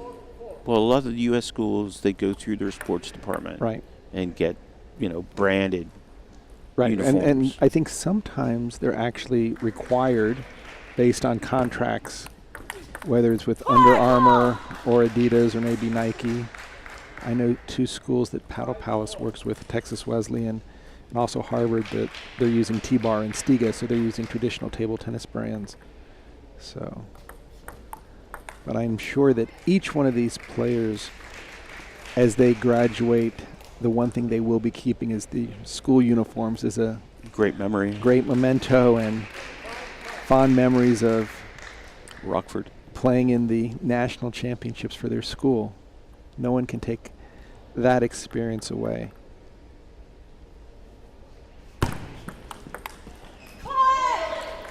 What an opening. So much more spin than it looked like.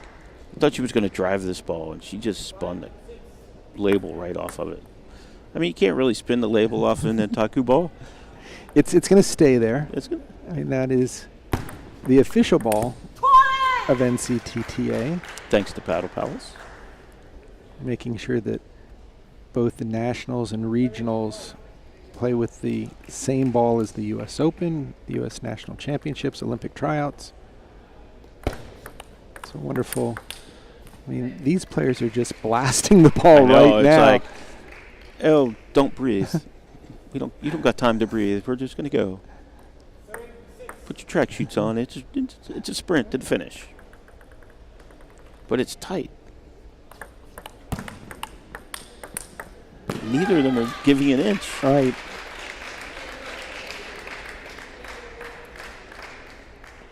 I definitely don't think I would feel comfortable playing at this breakneck speed where every shot just keeps going faster and faster until a point is won. Tend to want to slow it down, maybe put some more spin on the ball. Yeah, I want players to think when I play them. If you're just physically going to beat me up, I'm not happy with that. Oh, what a nice setup off the serve. And this Great is third ball. Critical for Columbia. They do not want to go down in this match 0-2. Jingyan Xiao with the serve and the 1-point lead, trying to even up this second team match. Nice deep serve. Ooh, and got the net back. Not an easy task. Because it changed such depth. She hit it with such good pace, and all of a sudden it just stopped. And she did a nice touch on the backhand. The reverse backhand is nice and clean on the replay. Oh, and then rushing the ball. She still has a 1-point lead, so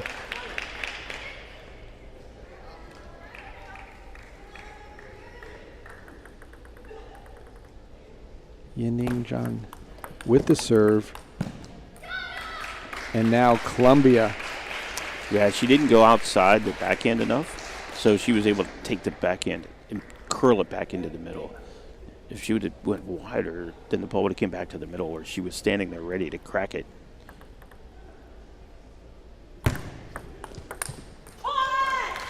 There, see how she turned that one. Yeah, and right now, again, these first and second game have been so close between these two players. First game going to deuce. There's a chance we'll be right back there again. Jingyan Xiao taking her time, trying to come up with a smart play. And that ball catches the edge, and now once again, we are at deuce. Hey, you can't ask for better matches. I mean, the points are just that she was pumping her fist too, and that ball just hit the edge. She's like, dang it. Little premature celebration. But neither player's serving short. Yeah, they just want to get into a rally. I mean, it's deep serves and going backhand to backhand. Right now, again, Columbia with the ad, trying to even up. This is the second match. Let's see what magic serve she has here. Wow. Wow. She got what she wanted, but she couldn't finish it. Yining Look, she got it to roll up, got it to hit it. Continues to just go right after that ball on the backhand side. I think she's saying she'd love to go up 2-0. Oh, what a beautiful forehand. Connected the dots. Oh, just big bang, boom. Yeah, just built the point beautifully. Can see here right off the bounce on the forehand. Right in the corner. Yeah, beautiful follow through. No one at home. And now 1 point away from going up 2-0. And that's not going to get it done. Nice placement on the serve by Columbia into the backhand side, causing a little bit of a jammed return, but look at this. Picture perfect. Again, right onto the corners.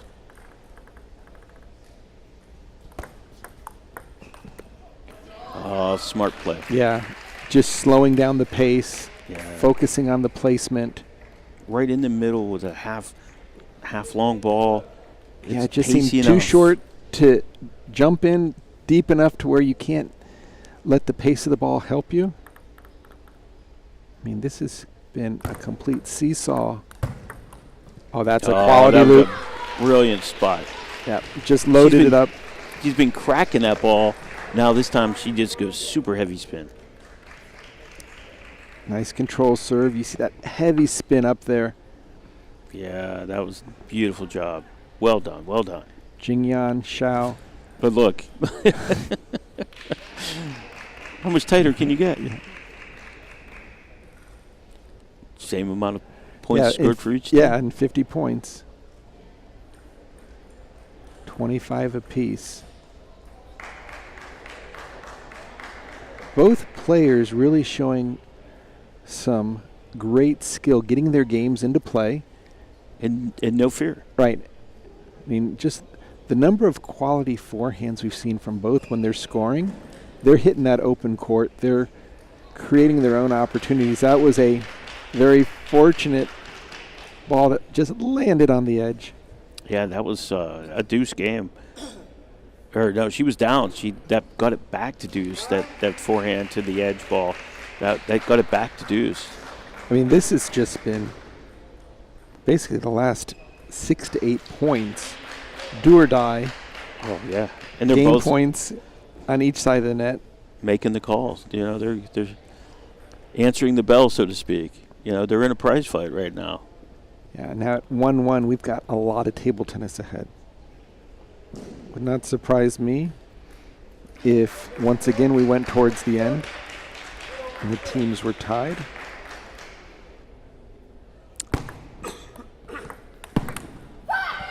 I think she saw something there, though. She saw that she took some of that tempo out and just kept that spin in play.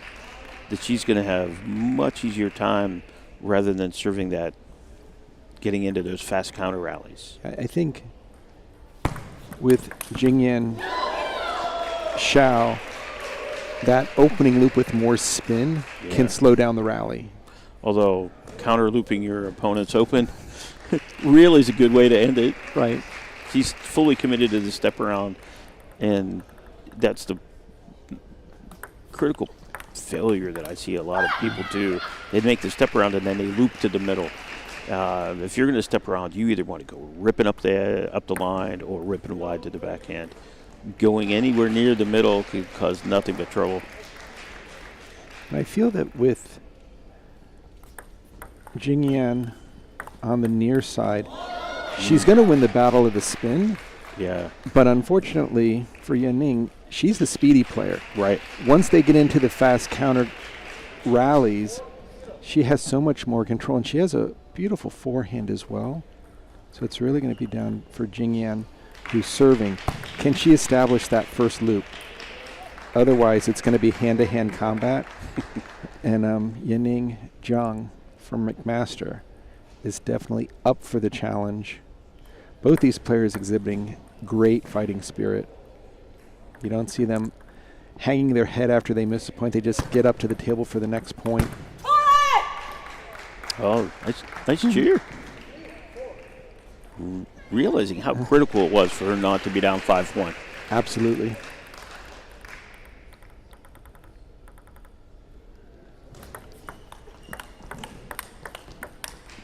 Wow. Nice jam. Yeah. I thought she had the advantage for a second. Yeah, definitely felt that Yanning from McMaster on the near side, once she got into that fast play off the bounds, that she was in her realm. There's a nice combination here. That ball keeps feeling like it hits the edge of her paddle as she's kind of not moving her feet all that much, but still getting the offense to go. Yeah, she's doing a great job of setting that play style up with the serve skin. Oh, nice cover. Super block. Taking a little bit of pace off of it here, but catching some size when you could see that ball just bend and curve out to the wide forehand. It was almost like an extended chop block. Yeah, almost mini tomahawk. I mean, just really wrapped herself and her paddle around the ball. And just getting right back into this game.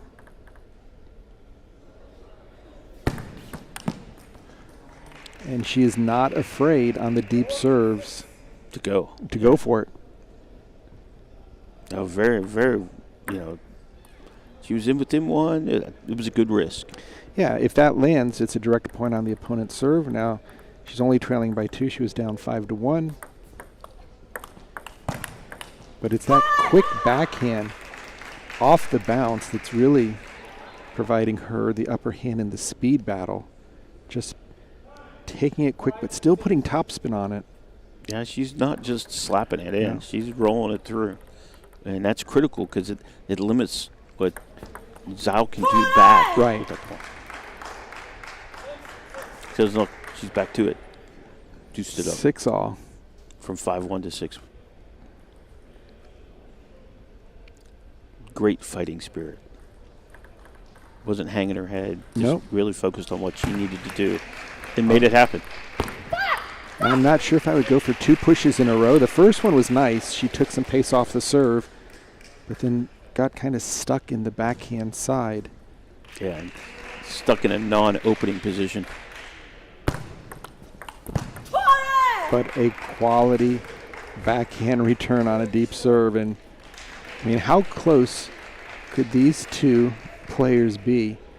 2 deuce games in the first 2, and now going into the end of the game 3, scored 7-7 now. And they just plowed that ball. Yeah, Jung from McMaster is showing not only great backhand quick counters off the bounce, but when that ball pops, she's on top of it with her forehand.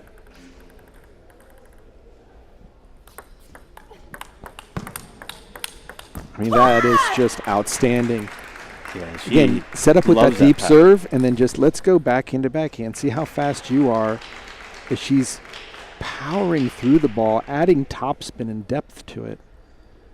And now up 9-7 after trailing 5-1. Wow, inside of the backhand. I mean, this is turning into... Zhao had been going wide to the forehand with that ball. This time she changed direction and caught her flat.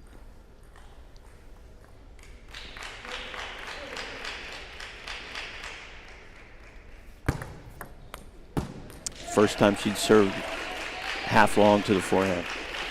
Let's see, with that ball breaking into the body, that Jung just, as she lifted it up, caught the edge. And no surprise, this game will be decided by 2 points as well. Shocking. But is it? You think if they play like 20 games, it's 10-10. And now, just as expected, the tide shifts. Columbia with the game point. And with the currently a 1-0 lead in this team event, this would be a major surge for Columbia to go up. And look at that play. Wow. What a strong forehand on the serve return for the winner. You've got Jin Yan Shao up 2-1 by the narrowest of margins, but more importantly, she has a chance to give Columbia their second point of this team match, which will put insane pressure on match 3, which is underway, because Columbia is up 1-0 and 8-4. Right. So this has clearly been the most critical match of Columbia versus McMaster. As going into game 3, either player could have won 3-0. Yeah, it's the 2 number 2s really going at it, and they're very tight. 2 different kind of styles, you know, with the reverse penhold, more spin, but you got the power off the backhand counter, and then that forehand slap when it gets a little high. So it's interesting to see. And you know, both these players, their forehands, when they line them up, they're putting so much pressure on the opponent, if not hitting winners. Just forcing a weak return, it gets just crushed. Since this is a team event on court number 2, Columbia is now taking a commanding 2-0 lead with Linda Shu up against Sato Izuka. I think she is a third-year student from Osaka, Japan. Oh, cool. So China. Yeah, Japan. so yeah, McMaster has one player whose hometown is Calgary, another from Ottawa, and then we've got Beijing and Osaka. So what a mix. Yeah, definitely. And what's crazy is they're 14th seed with that international team. So, and now Jingyan Shao beginning to put even more pressure. Yeah, that forehand spin loop is really the difference maker so far. And you could just see her lining that up. Great footwork, using left side of her body as much as the right and just driving through the ball. Yes, I think she's really gotten to the point with the forehand openings that she can put it in either backhand or forehand. Yes. And is realizing how much better it is to go forehand.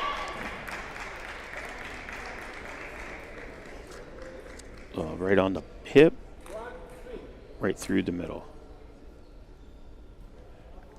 She is also playing on the Coed team, which makes total sense. Yeah, but that makes this much energy used to win. If she wins this match, it's a lot of energy that she's used that she's going to have to turn around and play in the Coed. Coed, yeah. Well, Columbia has an outstanding Coed team with a total of... Get our first time out.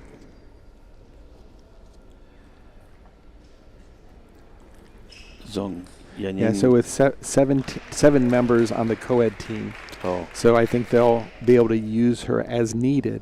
Right. But you just don't know how strong the men are. Right. Yeah. I mean that's why it's Coed, right? You better be strong if you're going to set her. Because she's doing everything right now. From the forehand open to the serve placements, just on point. Yeah.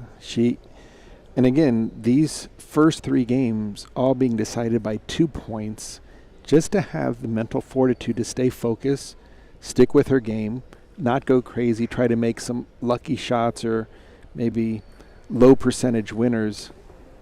And right now, in the driver's seat, up 5-1.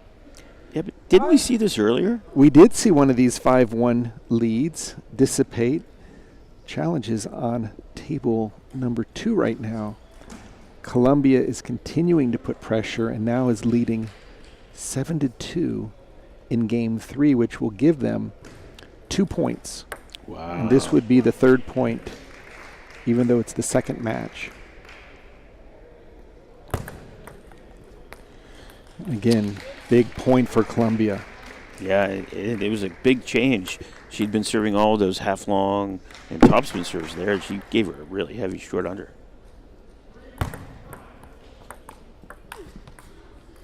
And now winning a number of points on the errors of Jung from McMaster. Yeah, there's been a lot more variations happening here. So on paper, at least this game isn't going to look close, but I can tell you from each of these points, as they go longer and longer, both players really... It's just ridiculously good. I mean, these shots off the bounce, counterattacks, neither player stepping back. Great timing. God, she's just spun that right into the backhand. I think that's been the biggest difference is her ability to make either a tempo shot or a spin shot. Right. The 2 options just open up a whole book. Right. At some point, it just wears the opponent down because they don't know what to expect, and that ball catches the edge. Again, big forehand loop here. I think she hasn't really hit a straight loop. Almost every single one of her forehands has been some type of hook. Right now, if I would jump from McMaster, are they going to call timeout right now? I think I would. Yeah, maybe just, waving off the timeout. Now, here's the weird thing from an umpire standpoint. Player doesn't call the timeout. The coach does. So, lucky break in. Xiao maybe seeing something that the coach didn't. Yeah, so in singles, you have the right to make that call. But in a team event, the coach has primary call. Yeah, the final call. And right now, Columbia within 2 points from advancing.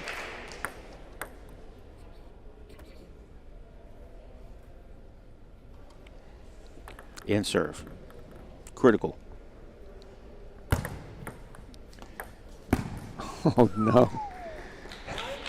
That is worth putting your hands on your forehead. Although I think it caught half the back edge. That ball didn't fully land on the table. Like half the ball was still right on the edge line. Now we're going for the timeout. Wants to just regroup, clear. Take a deep breath and say, hey, what should I serve, guys? Coming back to some smiles, so it's not a 9-9 timeout. Yep. I'd like to thank Jorge Vandegas stepping up, putting the time clock out for everybody to know that you have 1 minute to get your mindset. And that's it. They don't get another option. Yeah, the other thing is you can't take it with you. Right. There's no reason to save the timeout. I think very smart, timely. Might have done it earlier. Yeah. Might have done it 2 points earlier, but to get to 9.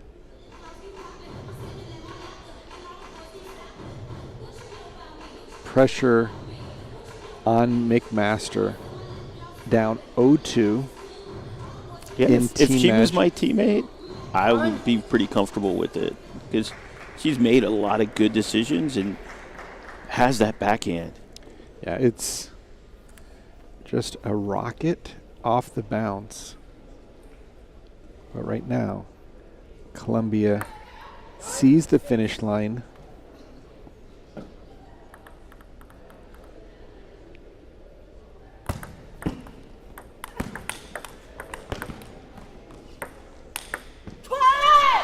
What a save. Just What great a finish. Great points. Watch how this point is set up. Nice spinning loop, quick counterattack, perfectly played, cross court to the backhand, and then here comes the great smash down the line to bring it within 2. Will we be treated with another deuce game? Oh, that serves so high. And she got away with it. She missed it. She almost totally whiffed it. Right now. I think it shocked her. Yeah. It's like, oh, wait, a bunny? What? Yeah. What happened? Now, Xiao for Columbia, these last 2 points after the timeout, she's kind of standing out there, and she needs to regroup and start to put. There we go. And now we are tied up at 9 apiece. And she's laughing at herself. Right. And she knew better. We have not seen Xiao put anything together like we saw how she got to 9. She's literally just been out there for a number of points. But the serve. She took too big of a risk there. Yeah, being aggressive on the serve. Yeah, she should have just rolled that back with the backhand. Letting Zheng just go for a big swing. Would not surprise me to see the exact same thing. Right into the middle. Yep. Just pressure. And now, deuce once again. Can you believe someone's having another deuce? She just went early. Yeah. That's the nice thing about the slow-mo. You can see when.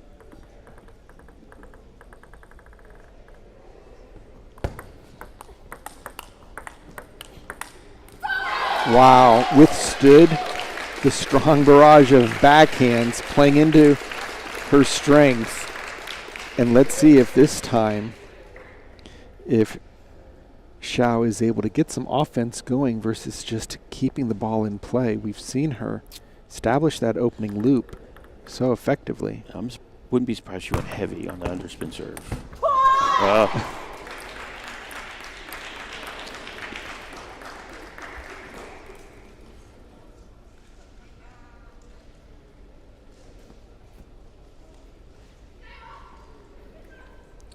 Kind of a good break. A chance to run the ball down outside the court, but also to regroup and think. Exactly. And she didn't run. She just calmly walked her way back and got the ball. These backhands favor McMaster. Yep. These are just rock solid. Watch the technique as every ball is taken off the bounce, wider and wider. And we could be looking at a 5th game here. Match number 2. Columbia to serve. Oh, my. I did not see that coming. I thought you would do the faster serve into the backhand, looking to step around and finish with the forehand. And she went half spin to the backhand, and it bit her because she didn't get enough back. Yeah, it just seems like Xiao of Columbia, the last 6 points. Tried to not lose. Yeah, exactly. Just what do I need to do to win, but I don't want to take any risks. I don't want to take any chances. I don't want to really work. She did have one good deep serve to get to 10 points, but it has all been Jung from McMaster going for it and is rewarded with a number of great shots from her forehand counterattacks to her backhands off the bounce that have really made the difference. Yeah, once she started really landing the forehand, it really turned the tide. Yeah, she had missed a few, and then all of a sudden she started not being able to miss one. And it really changed, like, the aggression, because look at this forehand. I mean, this I think was one of the best points after returning a really strong opening. But again, those who attack get rewarded. And you're controlling the spin, you're controlling the tempo, you're getting the ball in the positions you want them. And we'll see who steps up here in the 5th. Yeah. I mean, if anything of the 4th continues, you need to put the smart money on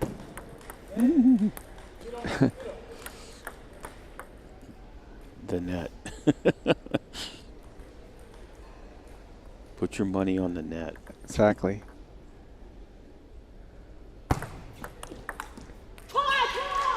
And again, changed it up a little bit. Strong forehand attack, but attacked with spin, not just a ripping drive. But looking for the opportunity to get her offense going and not waiting for success to come her way, but creating it. And that's what we didn't see from Xiao of Columbia. We did not see any driving loops. She just kind of stood there for the last few points, thinking maybe my opponent might miss. You don't want to do that here when you have a chance to close the door. Yeah, hopefully her team didn't say, hey, you win this, we're done. Because if you did, that's a different level of pressure. Yeah. But if you don't play a lot of team events, you don't really know to not say things like that. All right. So we'll see. I just have a feeling, Roger, that Jung from McMaster is just out there playing. She's not worried about the score. She's not worried about what happens if she loses. She's playing her game, and we see that backhand just penetrating Xiao from Columbia. Yes, she's forcing herself to do the reverse backhand in the middle of the table where it should be a forehand. I mean, if she starts taking those balls with that forehand, I think she'd be in a much better position from the angle and the spin control. Absolutely, and right now 1 point from changing ends. Jung playing for McMaster in the green top, just controlling the rhythm.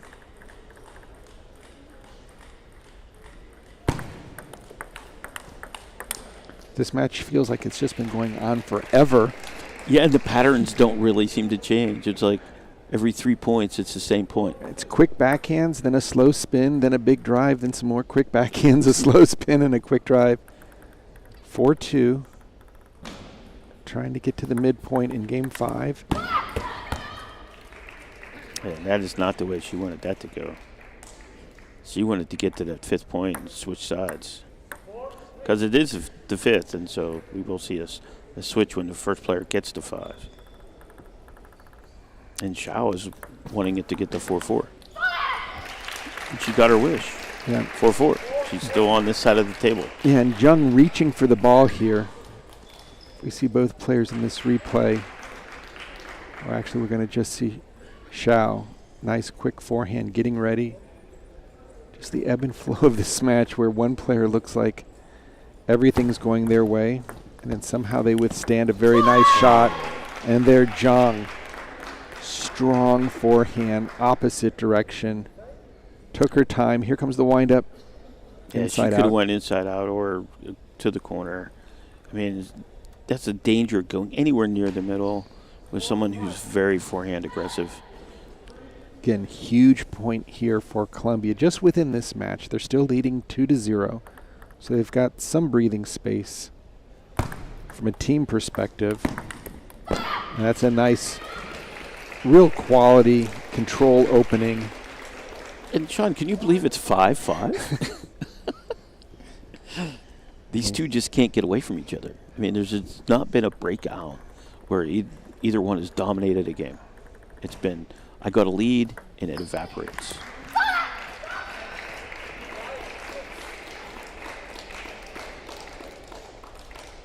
I think right now, for the first time, Zhang from McMaster is beginning to feel the weight. Down 5-6. Her entire team's hopes are resting on her shoulders. She's been playing fairly control and loose. And there's a big forehands. Generally, Roger, in the battle of the forehands, I'm going Columbia. Yeah. Just with more spin, a little bit more variation. Little arc control. Yeah, almost like a second gear. Whereas with the quick tempo, definitely Zhang from McMaster's stronger on that backhand off the bounce. Right.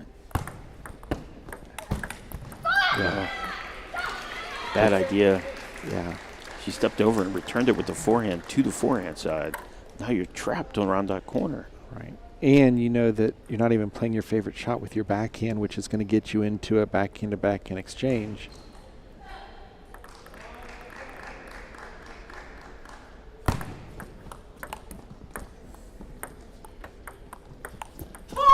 Nice recovery. Just great presence of mind. I mean, look how quick she twitches her feet right here. Watch this. Don't quickly got the ball in play. And then resets. Didn't do anything, but as you said, just reset and got ready for the next shot.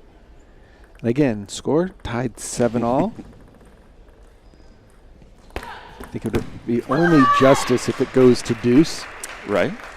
And then it'll be an injustice because somebody has to lose. Right.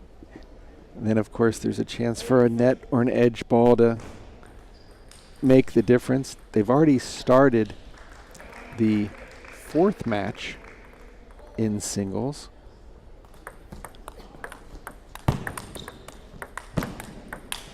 Oh, what a great play. Man. By all over.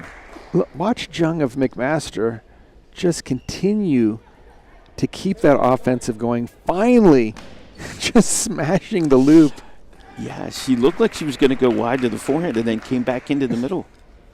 Like totally caught her on the wrong foot. I mean, she was starting to lean to the wide forehand. It's nice when you dictate that you're going to smash the ball and it works no matter where it is. And now, 3 match points for McMaster to stay in this tie. She's doing a great job, though. I got used to that pow, pow, pow, and now she's throwing in a couple really nice spin attacks. Oh, what a critical block by Columbia. Big forehand. Gets behind the ball and just redirects it. What do they call it? The turn and burn? Something like that, because she turned and got burned. Still 2 match points.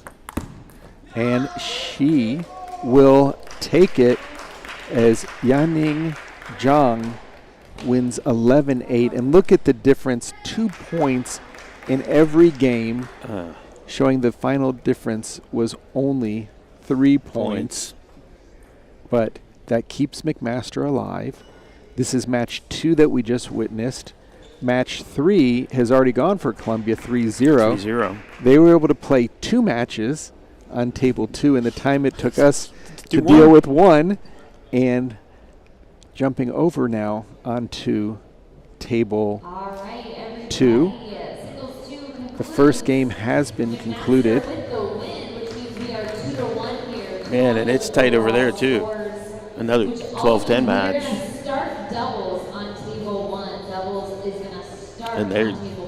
And they're not going to wait to see who wins, whether it's a 3-1 win or a 2-2. Doubles will start here. Yeah. And if the other, if the win happens to end the tie, they just stop the doubles. Stop the doubles, right. So, if all of a sudden we were, you see the score, and Sean and I would say, oh, well, that's it. It's over. And you're looking at the score. There are 2 matches going on in this team tie, side to side, if you watch the other stream. So split screen your device. Right. Open both. But I just want to say, Roger, what a great performance by Yening Zhang of McMaster to come back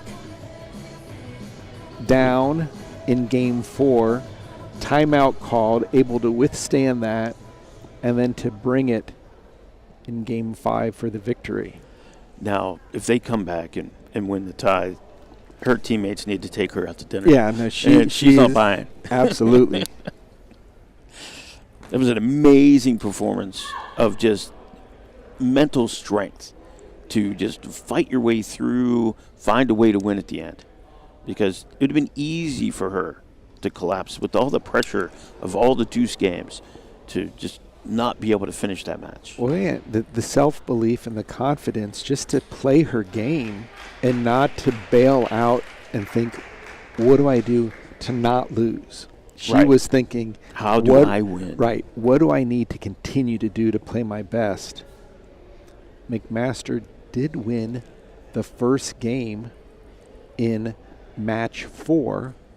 So it does make sense that we get the double started, because we could see a major comeback. Although it was the second match, we've already had 2 matches before and after go 3-0, 3-0 for Columbia.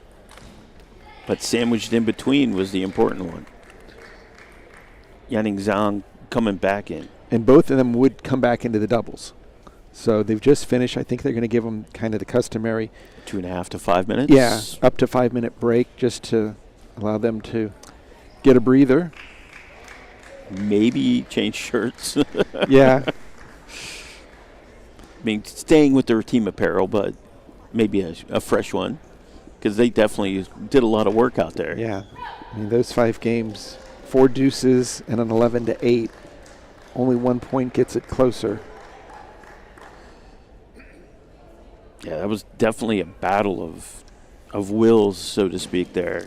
It wasn't any technique change that really dictated it, but just the perseverance to play through some of that really tough points. And it was nice to see them both playing their game, right? It's contrasting styles, one with speed, one with a little bit more spin and placement, RPB on the backhand, and then great backhand off the bounce by Zhang, just really forcing the issue.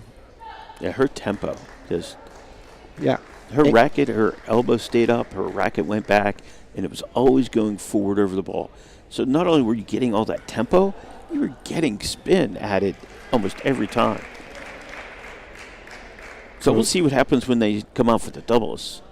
Well, we know they're each going to be playing a ball against the other in the game, so they know what to expect.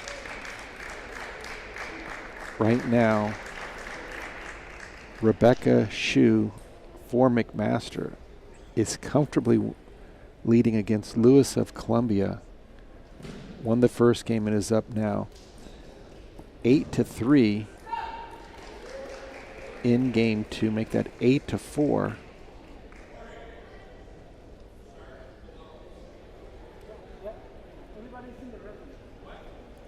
Yeah. Yeah, all the players are available for the double, so I'm surprised they haven't started it.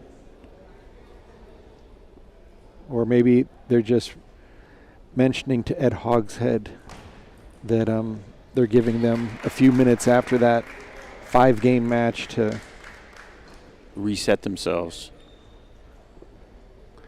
Funny thing is, I think both players were happy to have an extra breather. Yeah. Mentally so challenging to play such a tight match. Yeah, I don't think the physical part.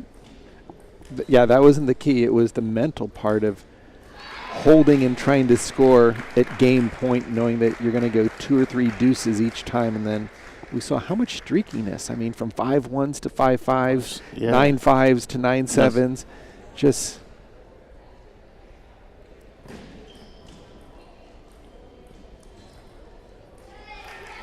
And McMaster now up 2-0. Rebecca Hsu continuing the onslaught. Yeah, I mean, it's just attacking. No issues. And this is the 14th seed from Canada against Colombia, who has been a perennial very strong team in the women's event. Well, I mean, Colombia plays in one of the toughest divisions. She should get 2 or 3 points for that one. How hard can you work?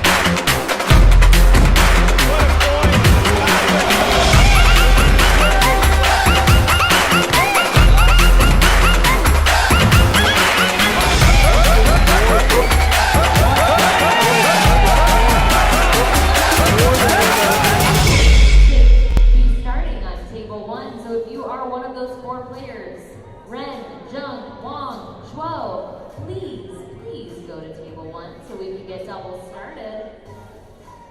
2 points here for singles for Rebecca Hsu for McMaster. Well, hopefully you were able to test your speakers after that last commercial. MLTT, one of the many sponsors of the NCTTA National Championships. A number of players in this tournament have played in MLTT this season, including Tiffany Ka, Sid Naresh is playing, Vade Sheth, I'm trying to think of if there's any other. Jonathan McDonald from Texas Wesleyan, Sonora Silva from Texas Wesleyan. So great to have. Part of the MLTT crew? Absolutely. There's a number of volunteer umpires, including commentators that are here. We've got our host, Tiana Cohen, is bringing live action. I know Luke Scotchy is also writing up a number of stories for the press. And it looks like we're going to get, hopefully, going with this 5th and final. I think she might have ran outside to celebrate. Or scream. Release some of that anxiety, they have even checked, though she did win. They have checked the paddles. So we're just missing a 4th. The teammates have been sitting for quite a while. Yeah, normally in a team match, if you're going to be coming out for doubles, while the singles are going on, the best thing you can do is grab your jacket and get over to the practice courts and just hit some balls so that you don't come out ice cold. Ice cold having sat for 15 minutes. Yeah, it's a little tricky if you have a small team. It's pretty tricky. Hopefully you've made some friends here. I mean, that's one of the biggest things here. These are some of the best and the smartest kids you're going to find in college playing table tennis. And when they get here, they can network. And hopefully a lot of them have done that if you're coming from a smaller school that you don't have a consistent warm-up partner. Right. You know, you're able to find somebody you can link up with. And that's the other thing is with many of these teams have both men's and women's teams within the Coed system. So grab a guy if you need to get a quick warm-up. Saw during the opening ceremonies the number of full teams with 10 and 12 players on their team. Some are coming only for doubles. Some are just in the team event. Some just in for the singles. Yeah. So right now, patiently waiting for our 4th player. After that exciting win, I think she... And what's really funny is Colombia is now mounting the 3rd game lead in singles match number 4. And we've seen that happen in the previous matches when Maryland saw the was finish playing. line. Yep. Yale came back strong.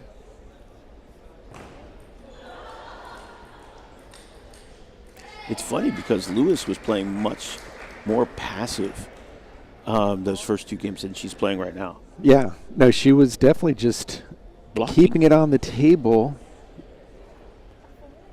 But now she's attacking. Yeah. She's opening. Rebecca was just having things her own way in the first 2 games.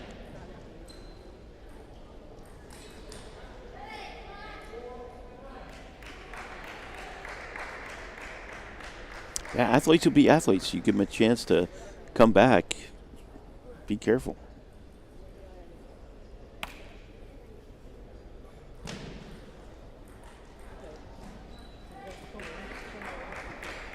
All right, I think. Nope.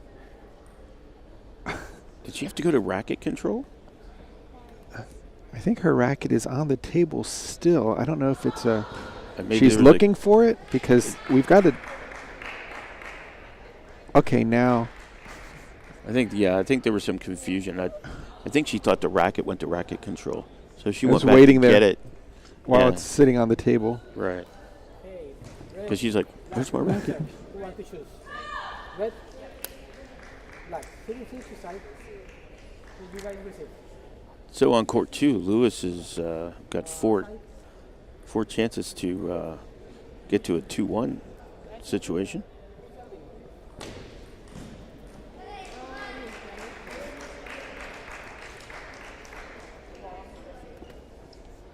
Be interesting to see who starts the serve and serve return here. I mean, Rebecca Shue is a first-year student, hometown Calgary. Again, we're watching the match on table 2. We're about to see the doubles begin.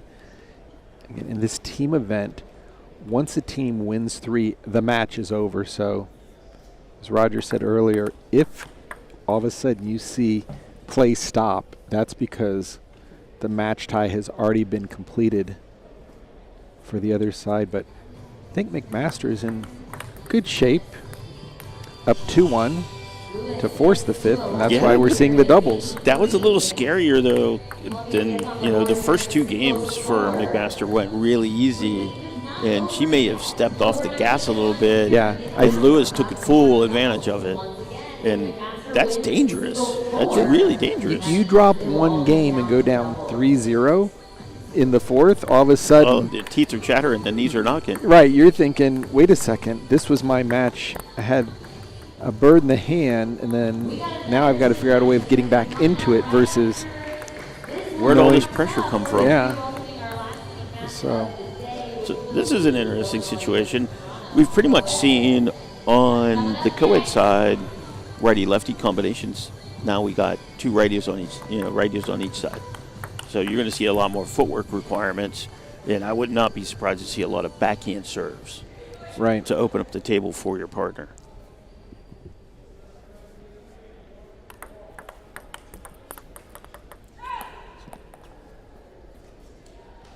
So Rachel Wang is the number 1 for Columbia. So. And she won her match 3-0. So it could be interesting. As long as she doesn't feel the need to really take over the match, I think her partner can hang in there. We saw a lot of good things from her in the singles between the spin control and the blocking. So it's interesting how this is going to lay out.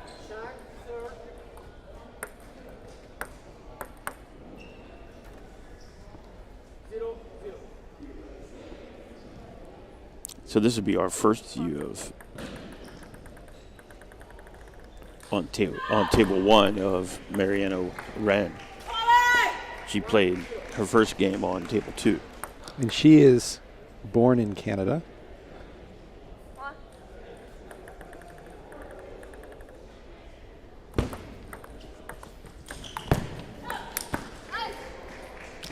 We've seen a lot of that already with Jung of McMaster getting her forehand in.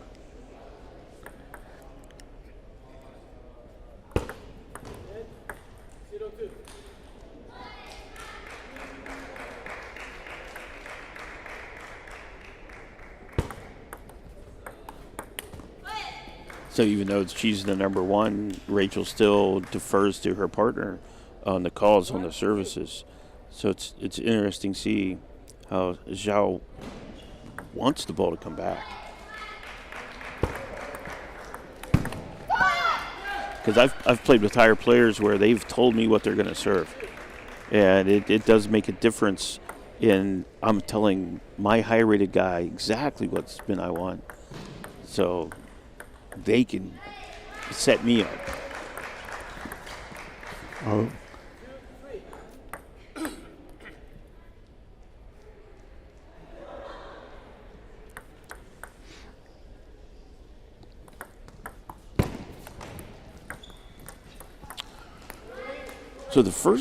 So for the first time, Zong has actually been the benefit of a net ball. She's had it bite her twice so far already. She's just so quick. She actually was there too early for that ball. Timing is everything.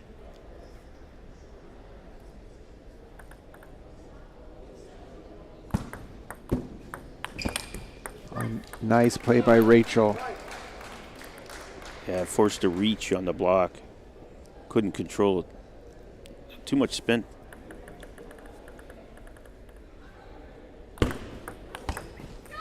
Wow. Yeah, I haven't seen Rachel play in quite a while, but the forehand technique here right off really the bounce. Solid. Yeah.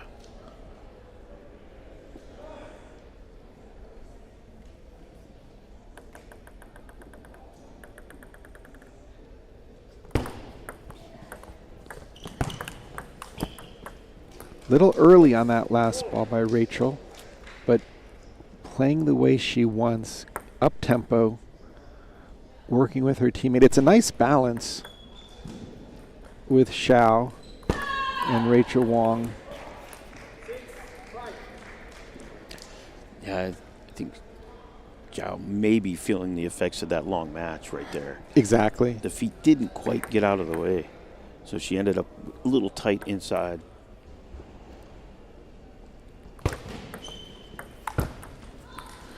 Yeah, and I'm wondering with Xiao if at this point, because of the long match, that last forehand barely got to the net. Almost feels like she needs to get a boost of energy. And the team from McMaster continues to battle back. And they're playing solid as a team. I mean, this would be a major upset. Number 14 taking out number 3 seed. And Roger, this is really what you like to see when two teams coming from across the border, battling it out, giving it everything they got, and to have it come down to the doubles. Yeah, this is tough.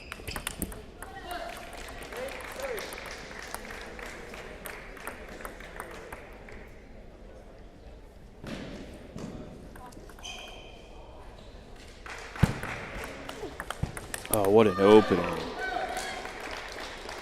Beautiful opening from McMaster, but didn't pay off. No. They're opening at the wrong person. So the one thing that we can say is this 5th and final doubles match will count in its entirety, as Rebecca Hsu from McMaster did win match number 4. So we are officially tied 2 apiece. And Columbia now with a 10-7 lead, 3 game points to get on the board. And that's who you want returning serve right there. Yeah, Rachel Wong, just quality shot. See if McMaster is able to pull another. She looks really in the zone too. Yeah, rabbit out of the hat, as Columbia now 2 games away from advancing, while McMaster continues to do everything they can to force. I think the experience level at Columbia is going to be really kind of the deciding factor here. I think the two young players from McMaster are going to fight hard, and they got good energy. But I think the experience level from Wong and Zhu and Chu are going to be really make it hard for McMaster. Yeah, and the cool thing with Rachel Wong, she's a freshman, and she's playing with a grad student, but she looks like she's fresher. She's bringing a lot more intensity. Now, again, she didn't have to play a 5-game match that was decided by 2 points every game other than the final game. So this is how you like to have your top player come into the doubles and just continue that 3-0 victory that she had in singles against Mariana Ren. So these are the top 1 and 2 players for both schools pairing up. Yeah, Mariana Ren, you don't know how close they are together, Zong and her, as far as the level. I mean, I don't have that information in front of me, but if they're really tight, it's a good balance. The other side, Rachel's a little bit more of the stronger player. Just super chill, relaxed. Yeah, no, I think her 3-0 match over Ren in match 1 is why we're seeing her play with such confidence and control, but it just seems like the moment we speak about anything, the tide just changes instantly, so we might as well. Well, somebody hits a great shot right out of the bat, right out of nowhere. Easier just that was a great counter. To be quiet and let the action speak from their paddles. Little aggressive. You know who Rachel Wong reminds me a lot of is Lily Zhang. Same type of court disposition, quality shot on the forehand, moving the ball around. A lot of the same gestures. I've never seen her do the backhand, so yeah. I think that's a Lily thing. And hopefully we'll get to see that next weekend. Absolutely, as MLTT has their championship in the Bay Area at Table Tennis America. 4 teams playing, and unfortunately for the Blasters, they did not make the finals. Oh, that's right. So you're going to have Chicago win, Portland Paddlers from the West Coast Division playing against the Gold Rush, and Princeton Revolution, who won on their final match to eliminate the New York Slice. At home. At home. Just picture perfect Cinderella story to win it on home turf. But we will see a number of MLTT stars this weekend playing for a variety of schools. And it's a great opportunity for those players because the experience they're getting playing at the level, it's hard to do that weekend after weekend. Yeah, it's amazing. Ooh, that ball, how did that climb over and then stay in the right box? That was even more. I was like, it's gonna, okay, it's in. And it just tugged right along the. Oh, those are some really nice half-long serves. And do not count McMaster out. I can say that with 100% confidence.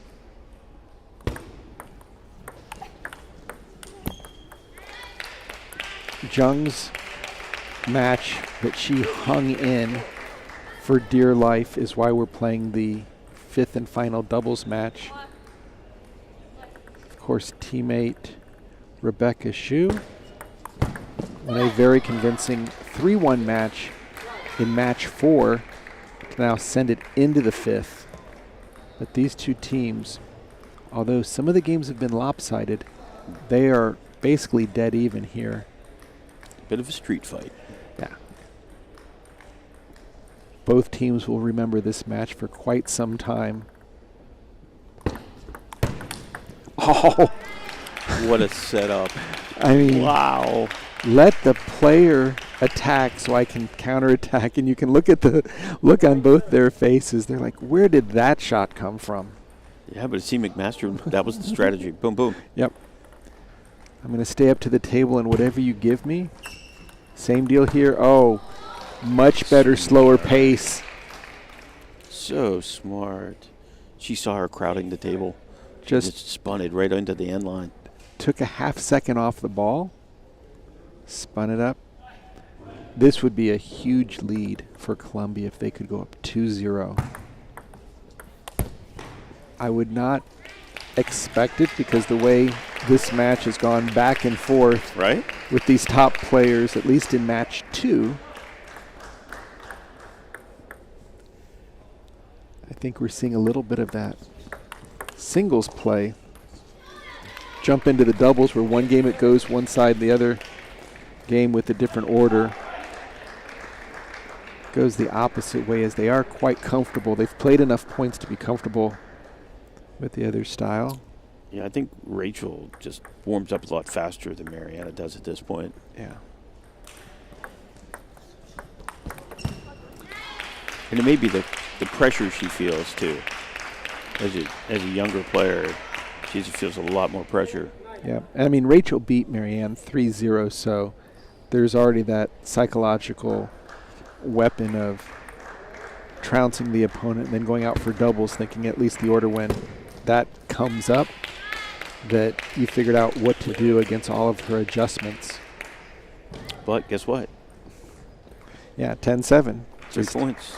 And, I mean, I think I'm going to credit it with Yanning Zhang, just a fighter.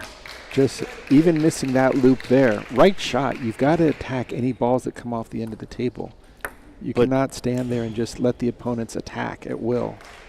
But psychologically, it's great for her to attack. Because then the other, the Columbia team's going, she'll attack anything. They start giving her even that first ball because they don't want to try to out-battle her for that first initial topspin serve. And there's the backhand that we've seen. And we are even up at 1 game apiece here in this 5th and final match. You can't write it. You can't write the script. You can't. I mean, this is how college table tennis should be in the team event. Exactly. Come down to the doubles, see who has the ultimate depth of the team. Difference 11-7, 11-8, so that's a 1 point differential. Yeah. Nice backhand open. Just a little bit wide. And we've seen just a Good number drop, of good shots. Good open. The first forehand in makes such a difference.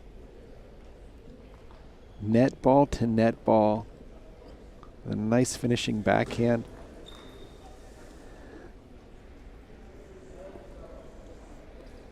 Just so poised. So again, 14th seed against number 3 seed, taking him to the limit.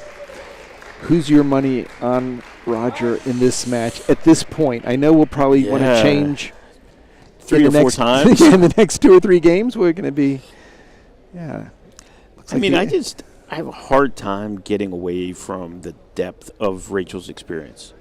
I mean, she's just played so much for the U.S. that, internationally, she's seen so much. It seems like because of her, as a freshman, she's closer to full-time training. Yeah. So right as you go through college, 2nd year, 3rd year, 4th graduate student, your focuses and priorities are that much outside of table tennis. Right.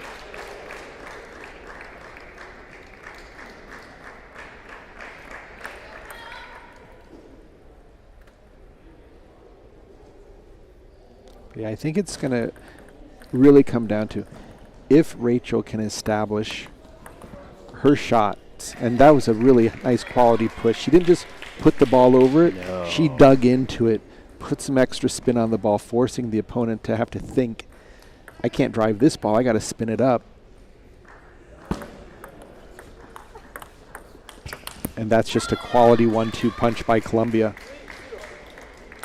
I think they like this pairing. The order here. Yeah.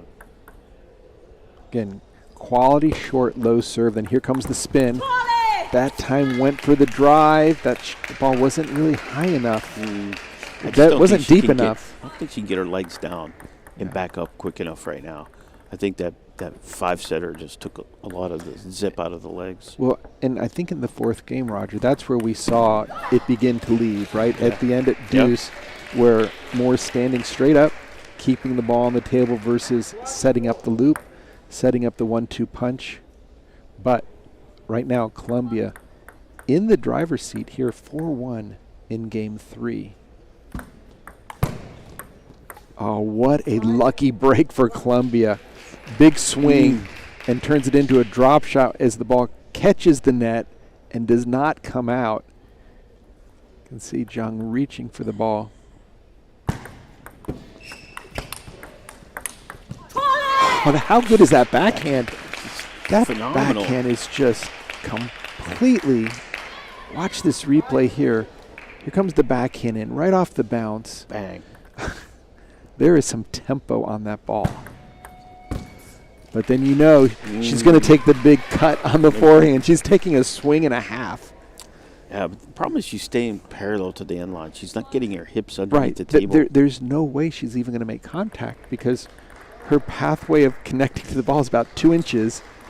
Whereas if those hips are turned, she can actually use her shoulders and go through the ball. Yeah. Instead, but why does that account? Because she's more of a backhand player. Right. So she's squared up, looking to play the backhand. And if Rachel or Janing's able to play it into that mid-forehand area, you will get backhand footwork. But Columbia, 7-2, leading right now. It's going to be a let as the ball is flying in from table 2.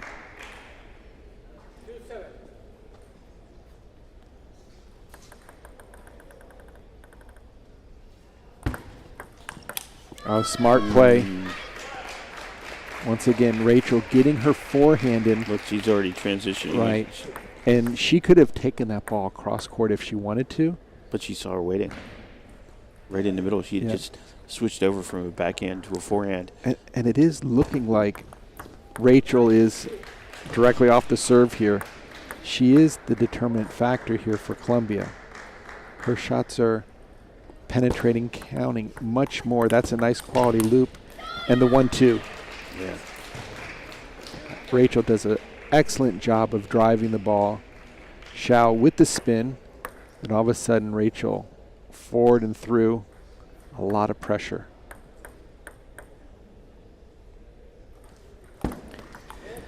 Net serve. With 8 game points to go within 1 game of advancing in this just brawl of a match. Ooh, that was risky from Xiao. No, really not needed, but at this point with 10-2. But I would almost like to see her play something offensive-minded and not just to get her body going again. not into allowing Rachel to have to do all the work. But Rachel gets the job done. Nice forehand loop off the bounce.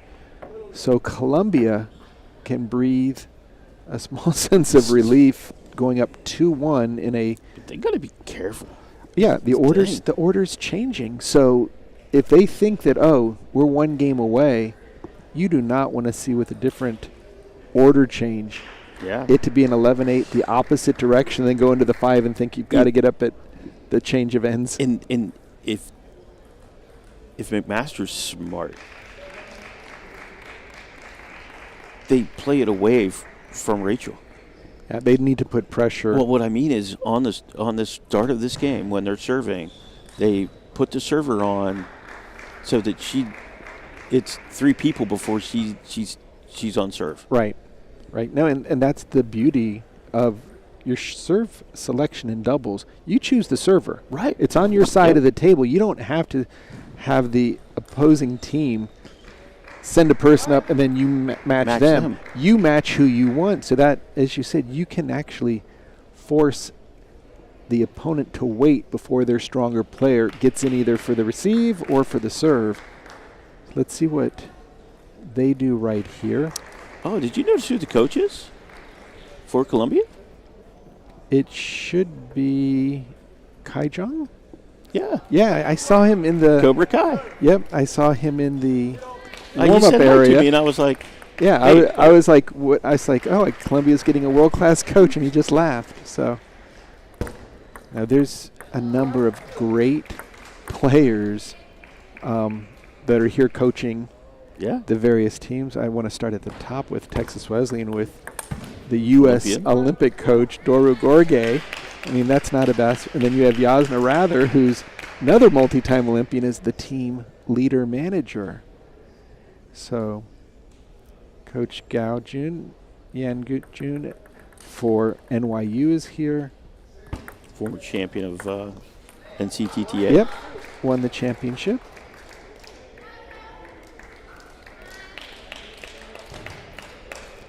All right, Columbia's starting strong. I like the order that they've picked up here. You've got to attack that push. How do you attack that attack? Yeah, Marianne, if that ball comes off the end, you cannot push it to either player for Columbia right there. That should have been an opening. Yeah, just giving Rachel so much of a free attack. Interesting return right there, though. She kind of slid it inside, and Rachel tried to open it and just was on the wrong part of the ball. Wow, what a wonderful return from Jung of McMaster. Again. I mean, she just figures out a way to get a racket in front. Yeah, although sometimes a little too aggressive, as in going all out on the shots, but she really has one mode of play, and it's all in. Oh, that was a quality push by Rachel. Just digging the heck out of this ball. Just so wide. It's right off the bounds and right off the edge on the outside. Almost wide. Offensive. Yeah, yeah. And again,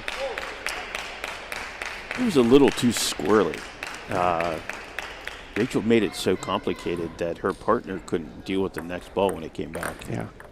And that's the crazy thing, is the residual spin that stays on the ball, especially in doubles. You think, oh, look what I just did, and all of a sudden your teammate is like, what was on that ball? How did you do that? Right. And why did you do that to me? Exactly. Why? You're supposed to be my partner. The why. And it's like, they returned the ball, but I don't really know what was on it because I don't know what you sent over. 5-4, and there's a very strong forehand by the team from McMaster. Yeah, I would not be serving. Everything would be half long. There would be no long serves. Maybe some heavy short, but man, if I was the coach, I'd say, whatever you do, don't let them get it the first chance. Nice side top spin serve. I mean, she is challenging the team from Columbia to do something offensive-minded, and now McMaster with the lead, although down 2-1. Again, in this fifth and finals doubles match between the number 14th seed McMaster and the number 3 seed Columbia. Of course, we're tied up again. That only makes sense. These ladies are bringing everything they have to the party. And neither of them went to the towel. No, it's let's play. Yeah. Oh, really well-placed serve in doubles down the center. Yeah, and heavy. And jamming her. I mean, you just don't see that often. Sometimes you see a wide serve. Yeah, lots of sides. Been really risky. Yeah, that's going for way too much while you're trailing. I like this order, though, for McMaster.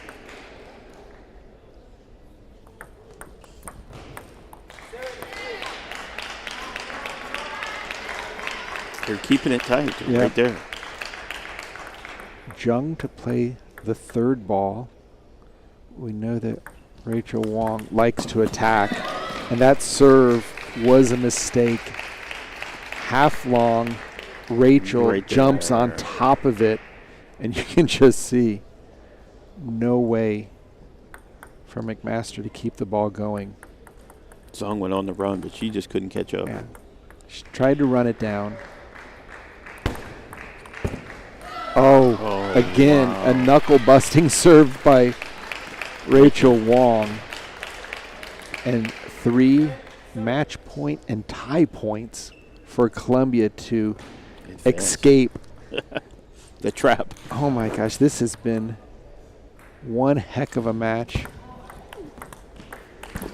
And Columbia pulls it out. Gets it done in dramatic fashion, taking only 4 games in the doubles.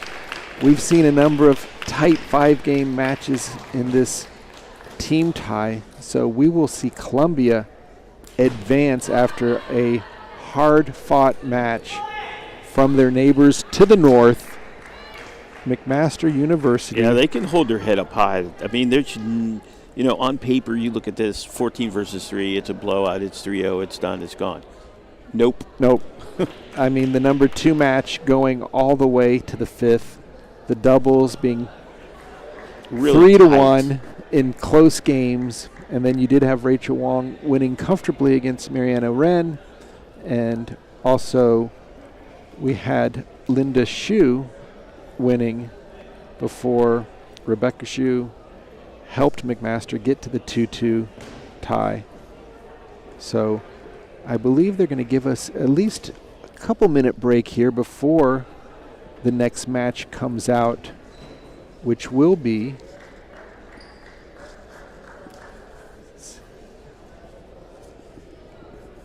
all right, everybody. Our matchup between Columbia and McMaster has concluded. Doubles going. So it looks like we will have Toronto against Illinois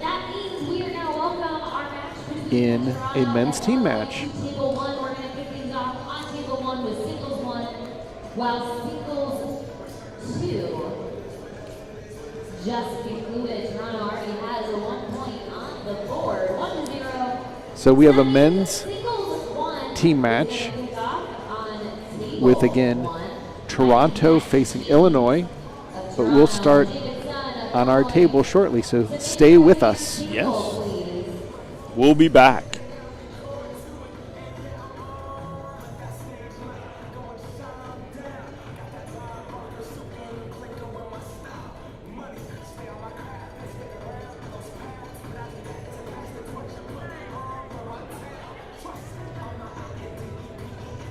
That also means that we are going to start singles 4 on table 2. Table 2, singles 4, that means I need Zi-Wen Zhao and Jerry Zhang to make their way over to Peter, your umpire.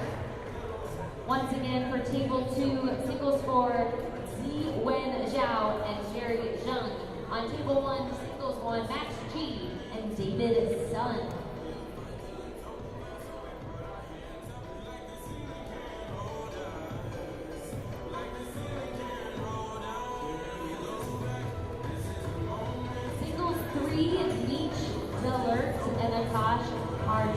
Don't go anywhere. Stay on deck.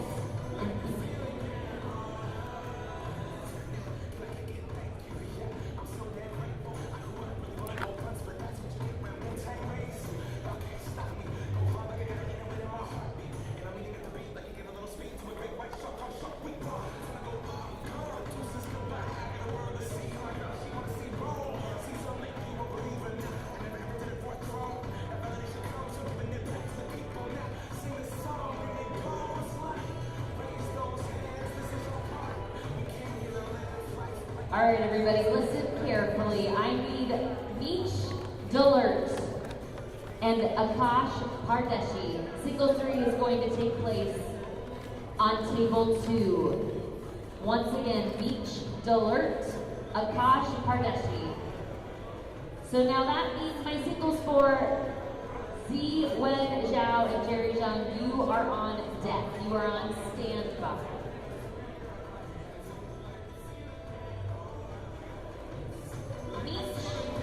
Dillert, Akash Pardeshi, please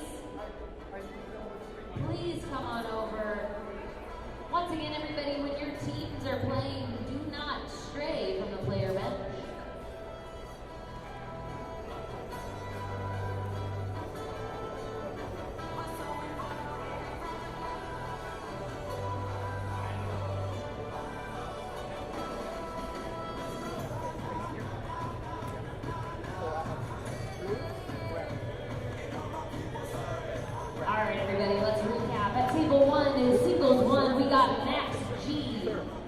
versus David Sun.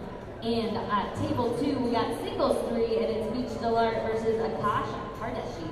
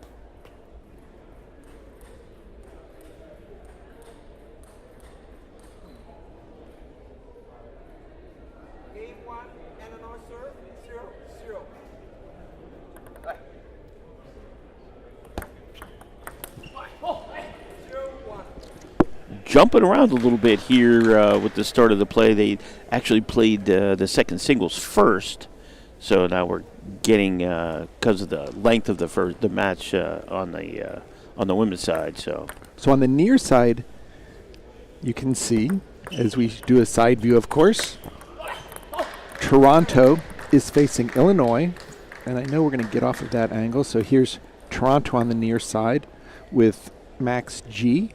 His opponent, David Sun of Illinois. This is match 1. This is match 1. But I'm still trying to figure out this shirt. Is it baby blue and soft aqua? Yeah. And I'm trying to figure out who actually does that shirt. Or are they custom done? I think there's a chance that, I don't know. There is a logo on the front. And there's an eagle on the back, but I don't know if that's the school logo. Nice shirt to the middle.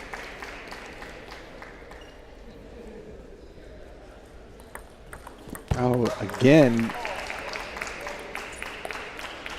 very aggressive. David Sun from Illinois. That's a really good tactical awareness there with the backhand serve. David is a graduate student, and hometown is in Illinois, which for some reason, I don't remember him as a junior star in the U.S., so I think maybe when they said hometown and he said Illinois, that he might have put where he lives right now. Now, yeah, because, I'm from the Midwest, the natural Midwest, Chicago area. And that name, I've heard the name before, but I just don't remember him at all. Yeah,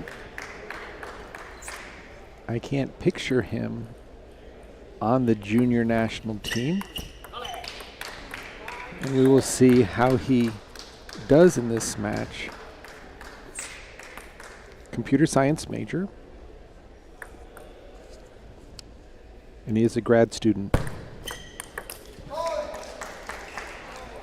Ooh, that was scary. The old edge sky ball coming down towards the end line. And Max G, kinesiology major, third year, originally from BC, Vancouver.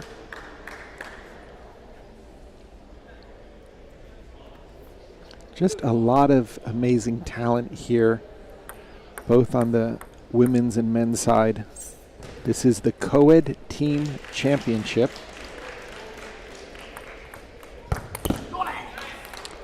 So the physicality of these two guys is pretty impressive. Yeah, no, they are fit, they are strong, and they are taking big swings. So if you ask me, Max G looks like he's a gymnast. Yeah, no, he definitely has that extra spring. It comes out on his forehand. And he got a hold of that ball and sent it into the other court. That's the second one. He stepped around one earlier and hit it, and I thought it was going to go over the beams here in the roof. Might want to check that ball. Generally, umpire would be waving it over to grab it. Look, make sure there's no breaks in the seam. And look at that. What a good eye, Roger. Yeah, with that much power. Yeah, I was going to say it went the distance. It went into the other court, which is a good 20 to 30 feet away in the air. And you hit the edge of the racket on the ball. I don't care what brand it is.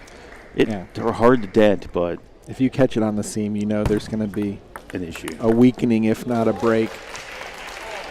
And he knew to look for it too. He probably felt it actually. When he hit it, he probably knew he caught it.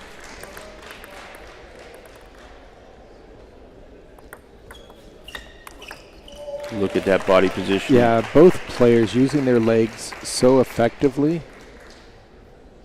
Again, such close matches that we're being afforded to today. 9-8. This is match 1. We've already played match 2. So this is the two strongest A players. Yes, this is the A versus A. So look at this. Oh. Score? 9-all. Better check the ball again, guys. Well, the thing is, all the schools that are here have had to qualify, so they're quite strong. No one's out here because they sent in their entry fee. You had to get here.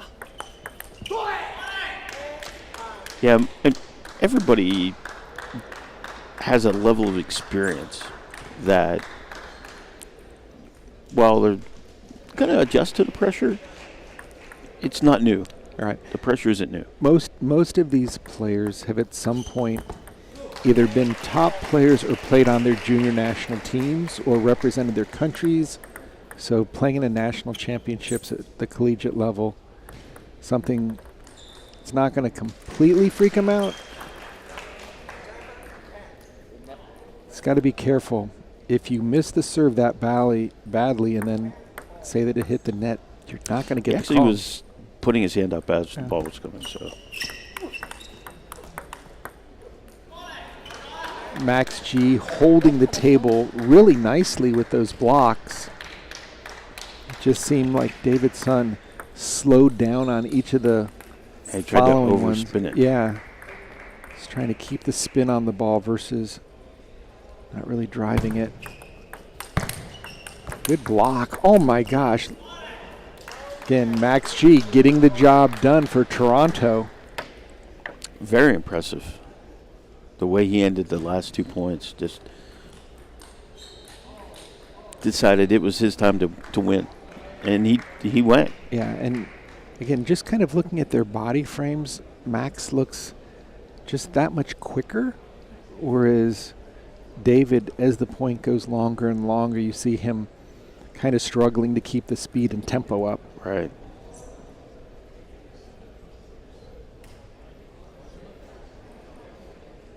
Well, if you're a kinesiology major, you better be in good shape. At least you know the muscle groups, right? Yeah, exactly. How to work your body and recover. Nice serve, though. You can just see this was one of the points. Both players fighting to get their forehands in until that ball went skyward. Again, this is holding the table really nicely, and you can see just a little bit. Yeah, I think a little bit of twist on the block. David is driving the ball more upward, where Max a little bit stronger in driving through the ball. So game 2, match 1. Toronto currently with a 1-0 lead as they won match number 2 with Yuan Jiang beating Ruben Shah. Guess neither of those guys are from Ireland, huh? No. Wow. David's son almost got a hold of that ball. Whew. Man, if that would have landed, everybody in the gym would have jumped. That was a brilliantly designed play. Just got to connect the table. Beautiful reverse pendulum serve from David that Max G able to control. It's funny, it seems like the more straight you make the serve there from the straight pendulum serve, the easier it is. You start doing too much complication. Angles start to open up on their own. Yeah. Oh, talk about a juicy serve there. Mm. Max G just jumped through it. Son unable to hit the ball square in the center of his racket, and there. Well, it wasn't square, but it was the wood part of this. But right now, Max G, Toronto opening up a 5-1 lead here in game 2. Both players showing some extreme ability to put topspin on the ball. Great touch. Nice hands. Yeah, just quick, right off the bounce. But I think if you're looking at these players just up on the table, you can notice that leg strength is going to be part of all of their forehand drives. That time, Max G with the control. Better the 2 drops. Yeah, the drop shots are the way you stop those attacks from coming at you. It looks like Max is just a little sharper on the serve and serve return. David's son going for the right shot, but just not as consistent.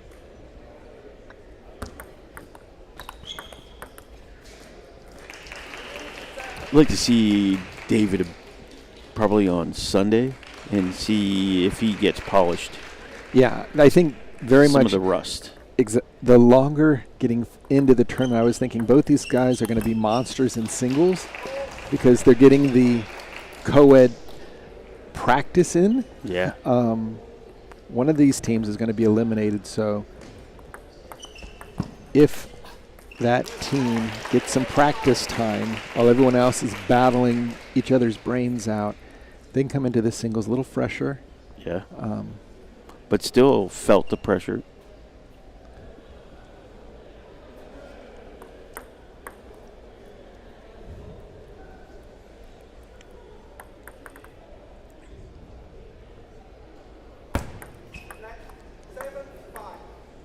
So tight with the service games, Yeah. both of them.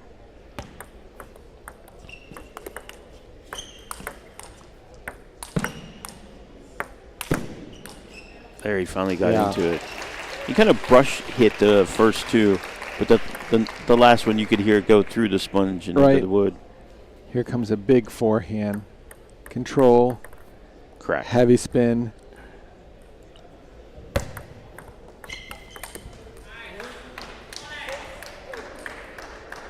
I don't know if that's the point that I would try to set up, is letting my opponent make that first heavy loop. It Not that guy. Yeah, it caught the net, which is going to change the timing. But both these players, whoever is able to control the serve return short is going to have a huge advantage. Well, you got to get the serve into play. And that's where Toronto is going to have the advantage. Right. Drop the serve, get the first spin in, and just realize that when the opponent is forced to block first, their attack isn't going to be as scary. Yeah, I'm just going to be back here ready to go. Right. And that's, again, just a great shot by David Sun of Illinois. Yeah, like we were saying, the longer he can stay on the main court, the better he's going to keep getting. Yeah, I think the cobwebs are going to be out, and he's going to feel more and more comfortable. The question is he going to do it from a defensive position where the opponent makes the first attack? I mean, Max G continuing to play his type of table tennis, get that first spin in, control the short game. Yeah, and it's funny. It kind of feels like he's a power player, but he's really a spin player. Right. He's picking his shots, and when he's making the spins. Yeah, he's making the spins. It's just quality right from the get-go.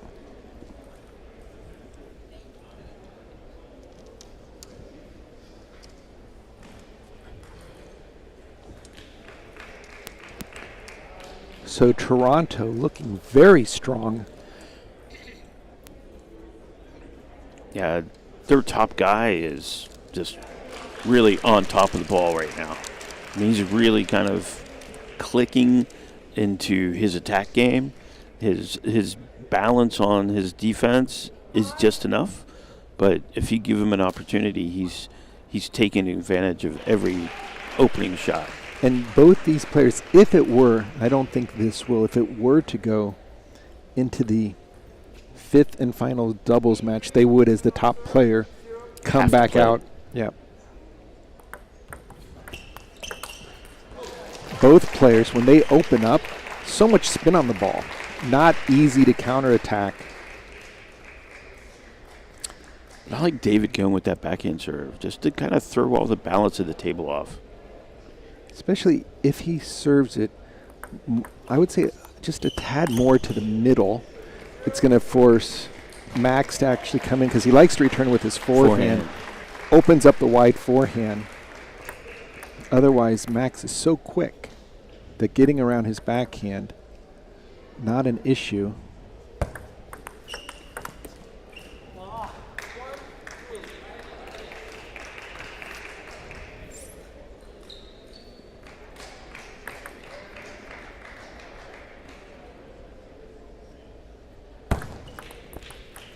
Nice aggressive deep serve from Toronto. Got David a little flat looking at it. Oh, that's what you were talking about right there. Yep. But what I would do is I would move it about 3 inches. More to the middle? To the middle, and just force Max, if he wants to play a forehand, to really have to commit to open up. Yeah, really think about it. Yeah, but if you're going clear to the backhand, there's no question that Max's backhand is just top-notch, really strong. Yeah. So it's just the inch here and an inch there that can change the full swings. Yeah, I mean, both sides of his, the forehand and backhand are just really, really high quality. Yeah, and it's due to good balance, great technique. Of course, as we say that, then he launches one off the edge of his paddle. He is the launch king right now. He's got 3 quality ones. Again, check that ball.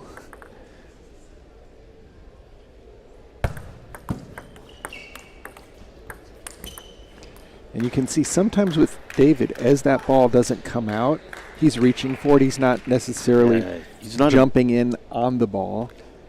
I don't think he sees it quite early enough that the depth isn't going to be there. And I'm wondering, Roger, if one of the issues is in Illinois, as their number one player, he might not see this quality of ball coming at him in practice. Enough, so then all of a sudden, it's how did that ball come back?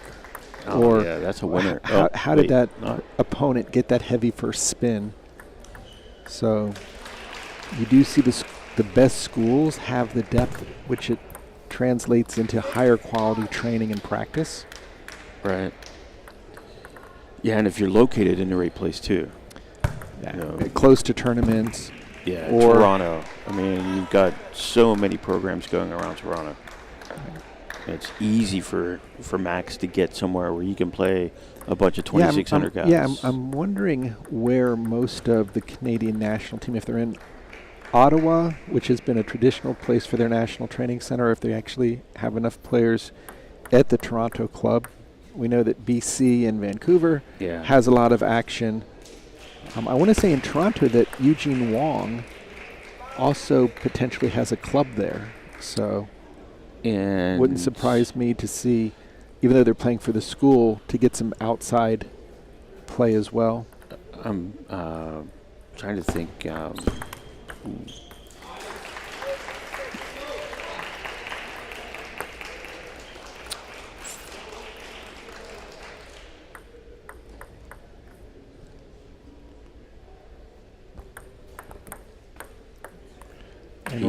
He's found a little hole in the game right there.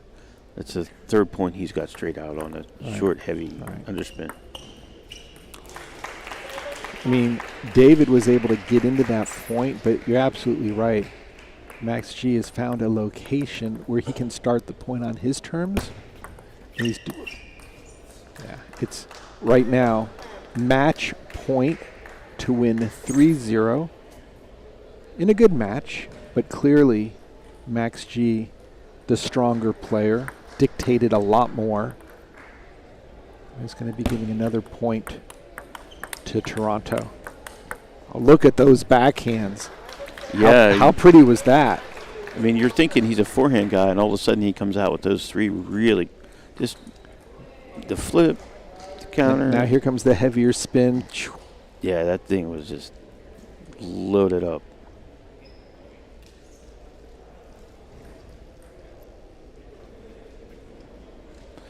All right, so it looks like Toronto is in the driver's seat completely with now in match 3 up 2-0 and leading 6-4, so they can put this one away. Yeah. And that is one of the reasons, as the 8th seed going against the 15th seed, this is something that... The depth. Yeah, the depth and just the execution of Toronto. Max G doing a great job here against David Sun of Illinois. Again, and look at the bounce in his steps. Yeah. I mean, every time he lets that backhand go, he's just hopping right through it, just getting that extra body weight energy into the ball. Feeling the really ball. Good. And, I mean, this is about to possibly be a complete sweep. I mean, 3-0, 3-0, 3-0. The games are a lot closer. Yeah, and I have yet to see this session. Right. You know, it really hasn't happened yet. And even with some of the other matches having a higher disparity in the rankings, there hasn't been one that was that straight. Yeah. And I do have a feeling that although it's 7-all in match 3, Toronto is up 2-0. If they get past the warm-up, I might be surprised.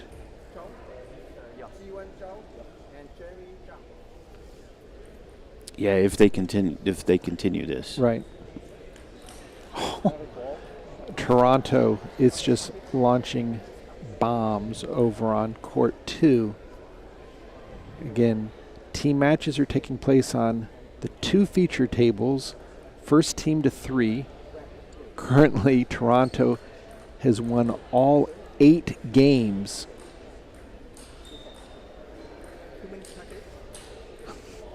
And they just continue.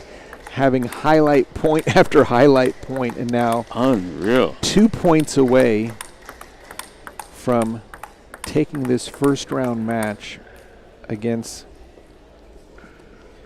University of Illinois at the Urbana-Champaign campus. Oh, nice backhand.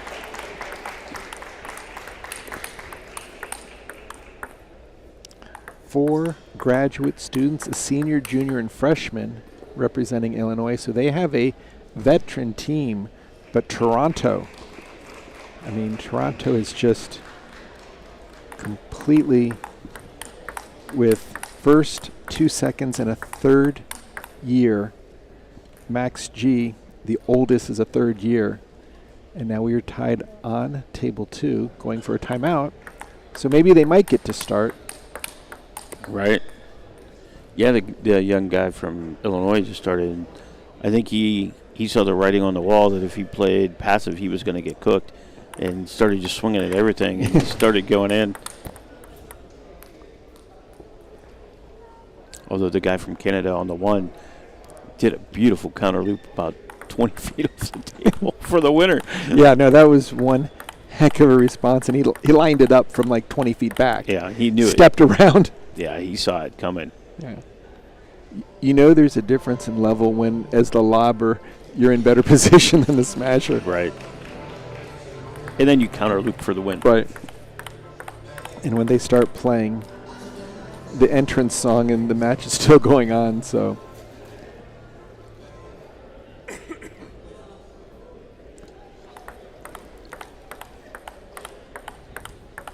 So yeah, go ahead and open up both browser windows if you haven't. Get to watch the matches in split screen and full commentary. Exactly. You can turn us off and just listen to the guys who are calling the match. Yeah. And of course, that just means Illinois gets to game point. So here we're going to go in match 4. Toronto 1 match away. Yeah, even if Z-Wen smokes this, smokes out, it just runs through him. If that match hasn't finished, it still has to finish. Right. It has to this go in doesn't order. count until the other match concludes, which is a kind of crazy thought. Because guess what? It's 2-1 now. And Ziwen Zhao is from Beijing. So do not be surprised if you see some big swings.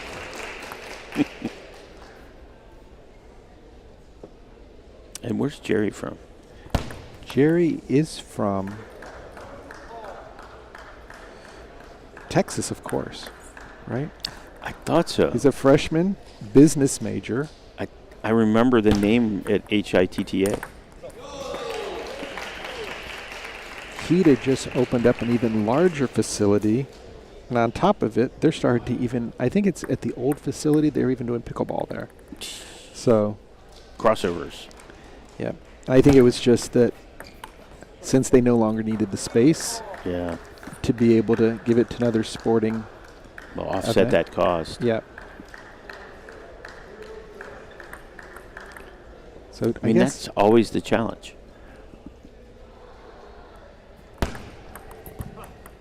The junior programs around the U.S., especially in the summertime, are what keep a lot of clubs on the positive. And then the kids leave and go to college, and we get them here. Exactly. I mean, and they're well trained.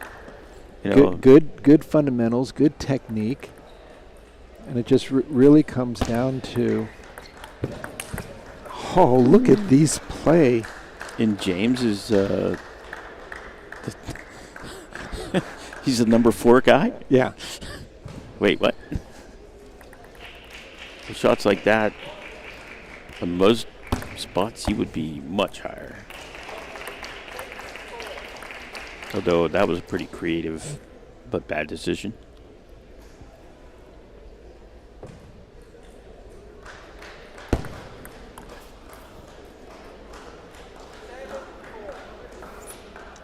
And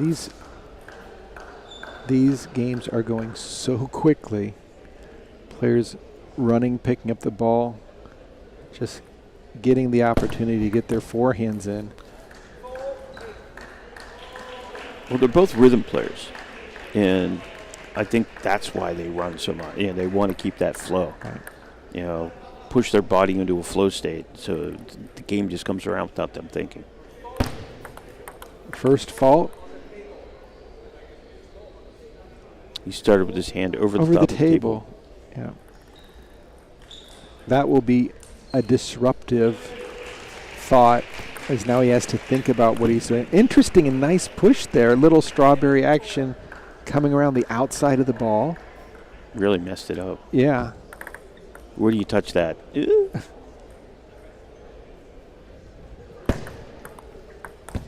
Oh.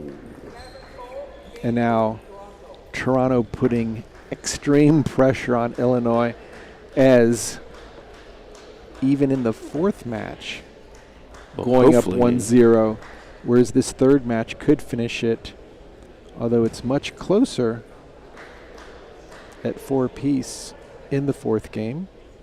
Yeah, hopefully he doesn't look over here and see the score. Yeah. What you said earlier, Roger, is really true. And these are just, I think, good coaching tips if you play in team events. Don't focus on the other match. Just do what you need to do. If they stop the match, they stop the match. But don't let that factor in.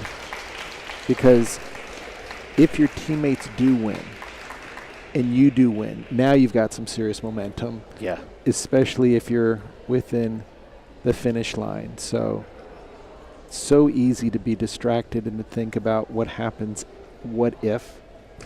But instead, just go and play your match.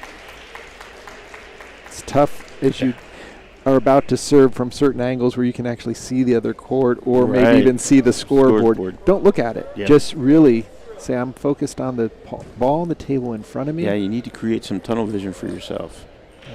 Looking solely, picking an object on the table, picking something on the crowd. And trying not to listen if you hear a lot of crowd clapping, thinking like, oh, that was a great point. I wonder if my team won it. Just don't focus on it. Just play your match. But they're cheering for you. I mean, and that's kind of like, we talk about in round robins. It's very important, even when you're losing, to steal games, because if it gets into a tiebreaker, you want to have some games on your side. In a team event, where you have two tables being played, focus on your match. Do not watch your teammates, because all of a sudden you will become a spectator and you can't play your best. In Toronto, wow. Yeah, what a forehand. And it boggles my mind that this guy's the number 4 guy. Yeah. I mean, either that or somebody filled out the lineup backwards, because, I mean, with a shot like this. Well, not completely backwards. But, I mean, you've got to think Toronto as the 8th seed. What are the 7 seeds ahead of this team doing depth-wise? It's going to make them any better. Yeah. Good luck. I mean, if you can, I mean, maybe they did a style switch-up where the 2-player jumped into the 3rd spot. Yeah. Or, in this case, the 4th spot. Well, maybe the top guy likes playing doubles with that's somebody else. Those are the other tactical shifts, is that your doubles team might be a guaranteed win, and therefore you can go a little bit mechanical. Just a little bit. Move your number 1 to the 2 and get an easier matchup there, but have a strong doubles team, knowing that your 3 isn't going to battle their 3. So you can sacrifice them up top, but they have to be good in doubles. Right. And once again, we saw, once again. He tries to inside out back raspberry from. Yeah, and I mean, the person I've seen do that the most is Nandan Naresh, who plays in MLTT. You'll often see him come in for an aggressive backhand raspberry.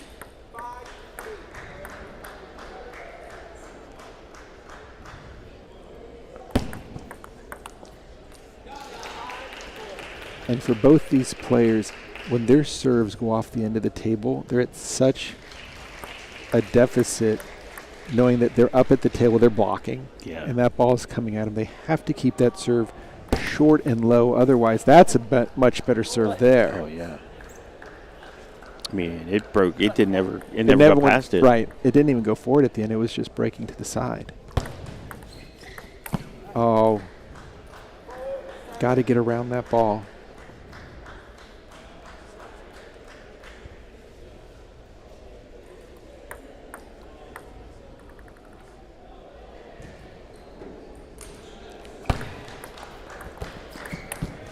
Again, a lot of big swings. And that tends to happen when you have players that aren't that in practice. Bigger swings because they want to finish the point versus when you're that locked in and ready, you're comfortable playing 4 and 5 shots in a row. Great push there.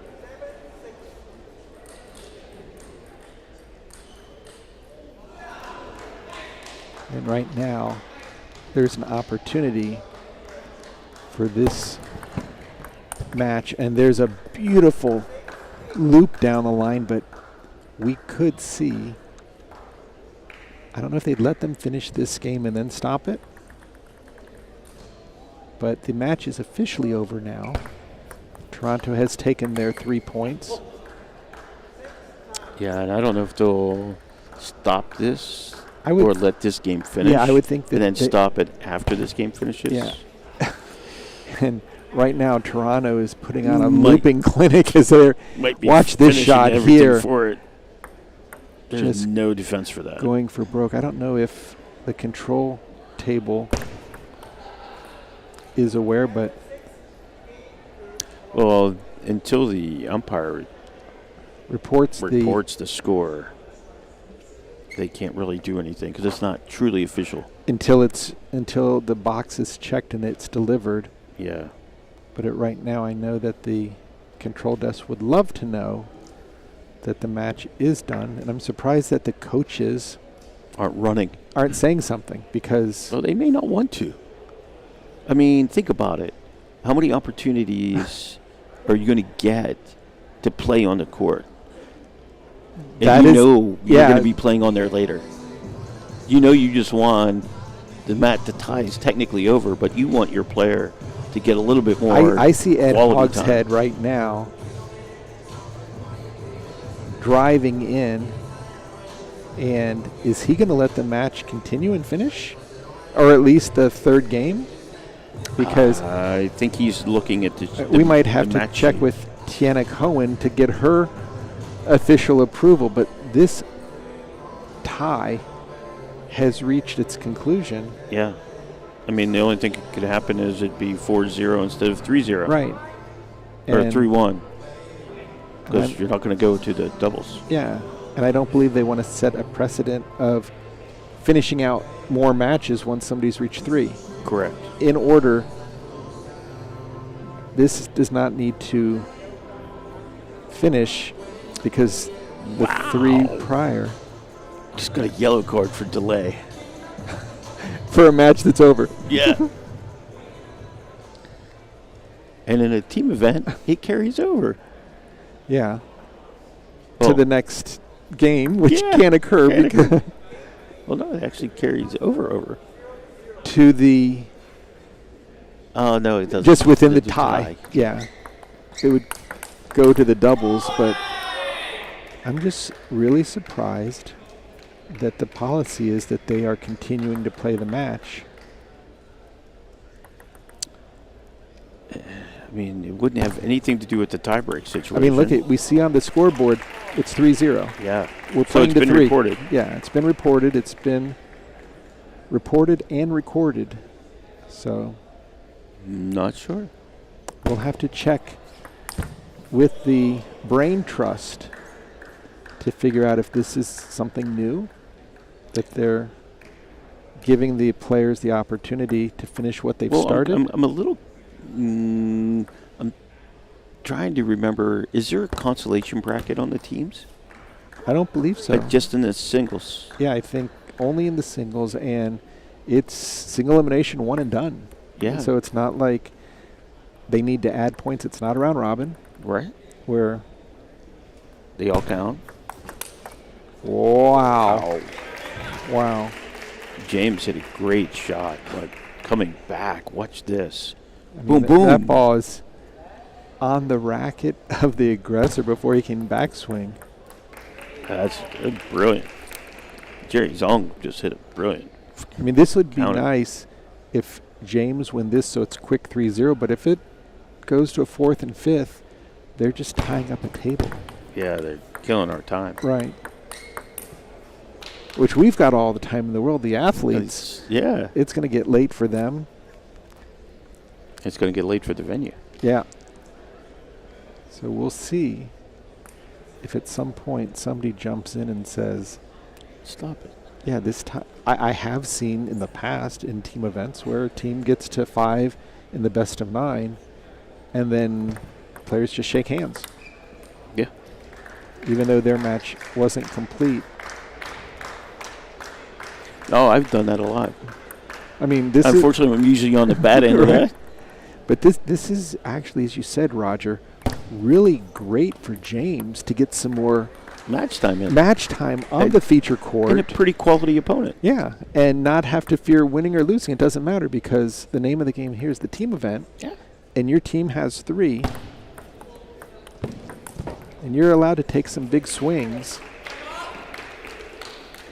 It's just going to be brutal if it goes to the 5th and he wears himself out. For no reason. Right. Literally no reason. Well, the only reason being, the practice pressure. Right. Which can then turn into some frustration pressure because you just lost. You just lost. For no reason. And your team won, but you lost.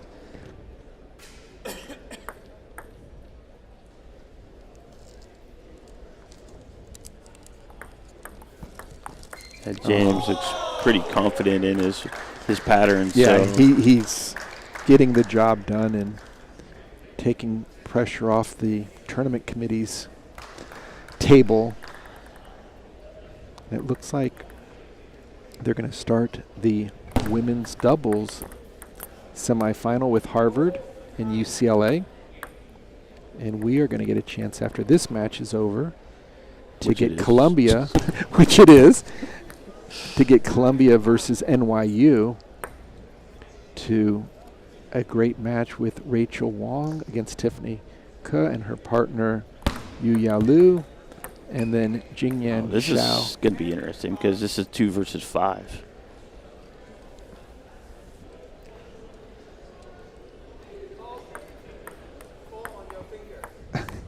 Ball not in the center of the hand.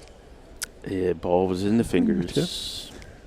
Roll. So when you present, the ball has to be in the palm. In the palm. You put it out in the fingers. You can manipulate it, so it is. And we do have the conclusion with Toronto now winning 4-0. Very convincingly. What reason we haven't figured out yet. But we will check on it just because I think we would like to know if that's going to be the issue. Yeah, because going forward, that affects is the timing. Right. And we're already a little bit behind. I think the other thing is that you do it for this match. The next match, they're going to say, well, what happened? You let Toronto play an extra one. We'd like to play an extra one as well. Yeah. And now you have to show that you've got that consistency match to match. So Toronto, with the very strong finish here in round 1, takes out Illinois. Women's doubles is next up. They've already started on table 2 with Harvard, UCLA, and we will have NYU and Columbia on So I deck. think they've played each other before. Probably. They're in the same district. They're in the Right. same region. So it could be a little payback for somebody. Yeah, I think one thing that I learned earlier is that to qualify for doubles, it was purely based on singles order. So there wasn't a doubles competition to get here to play doubles. If you qualified in singles, that gave you the right to play doubles. Oh. So maybe, although they've played singles, and team events, I don't know if they've had a chance to play. Well, I would. In the women's doubles, they would, right? Yeah. But there's a chance to play doubles here, but not in the women's team event. So if we look up NYU and Columbia, I believe that Columbia definitely is here, and NYU is here. So they both had to come out of the Northeast region. Yeah, which is so I'm guessing that that two. And then Puerto Rico's women were wild card. I'm not 100% sure if they were wild card or what region they would play in. If they would come in Florida or no, they play in the East. East. Yeah. Well, I know that Harvard is also, and Cornell is up north. No, because they kind of have their own region. Like there's like 3 regions inside of New York. Okay, that's right, because of the number of schools. The number of schools. I mean, Rutgers also qualified on the women's team event. Again, cool uniforms from Rutgers. Really cool. Really nice. We need to have a Facebook poll. Absolutely. Do a Facebook poll for the votes for the best uniforms this year. Yeah, for sure. We should make that a thing. And then provide awards like some shirts. Yeah. So, table 2, starting the women's semis, will be here in a few moments to start with the other women's double semis. Back in a minute.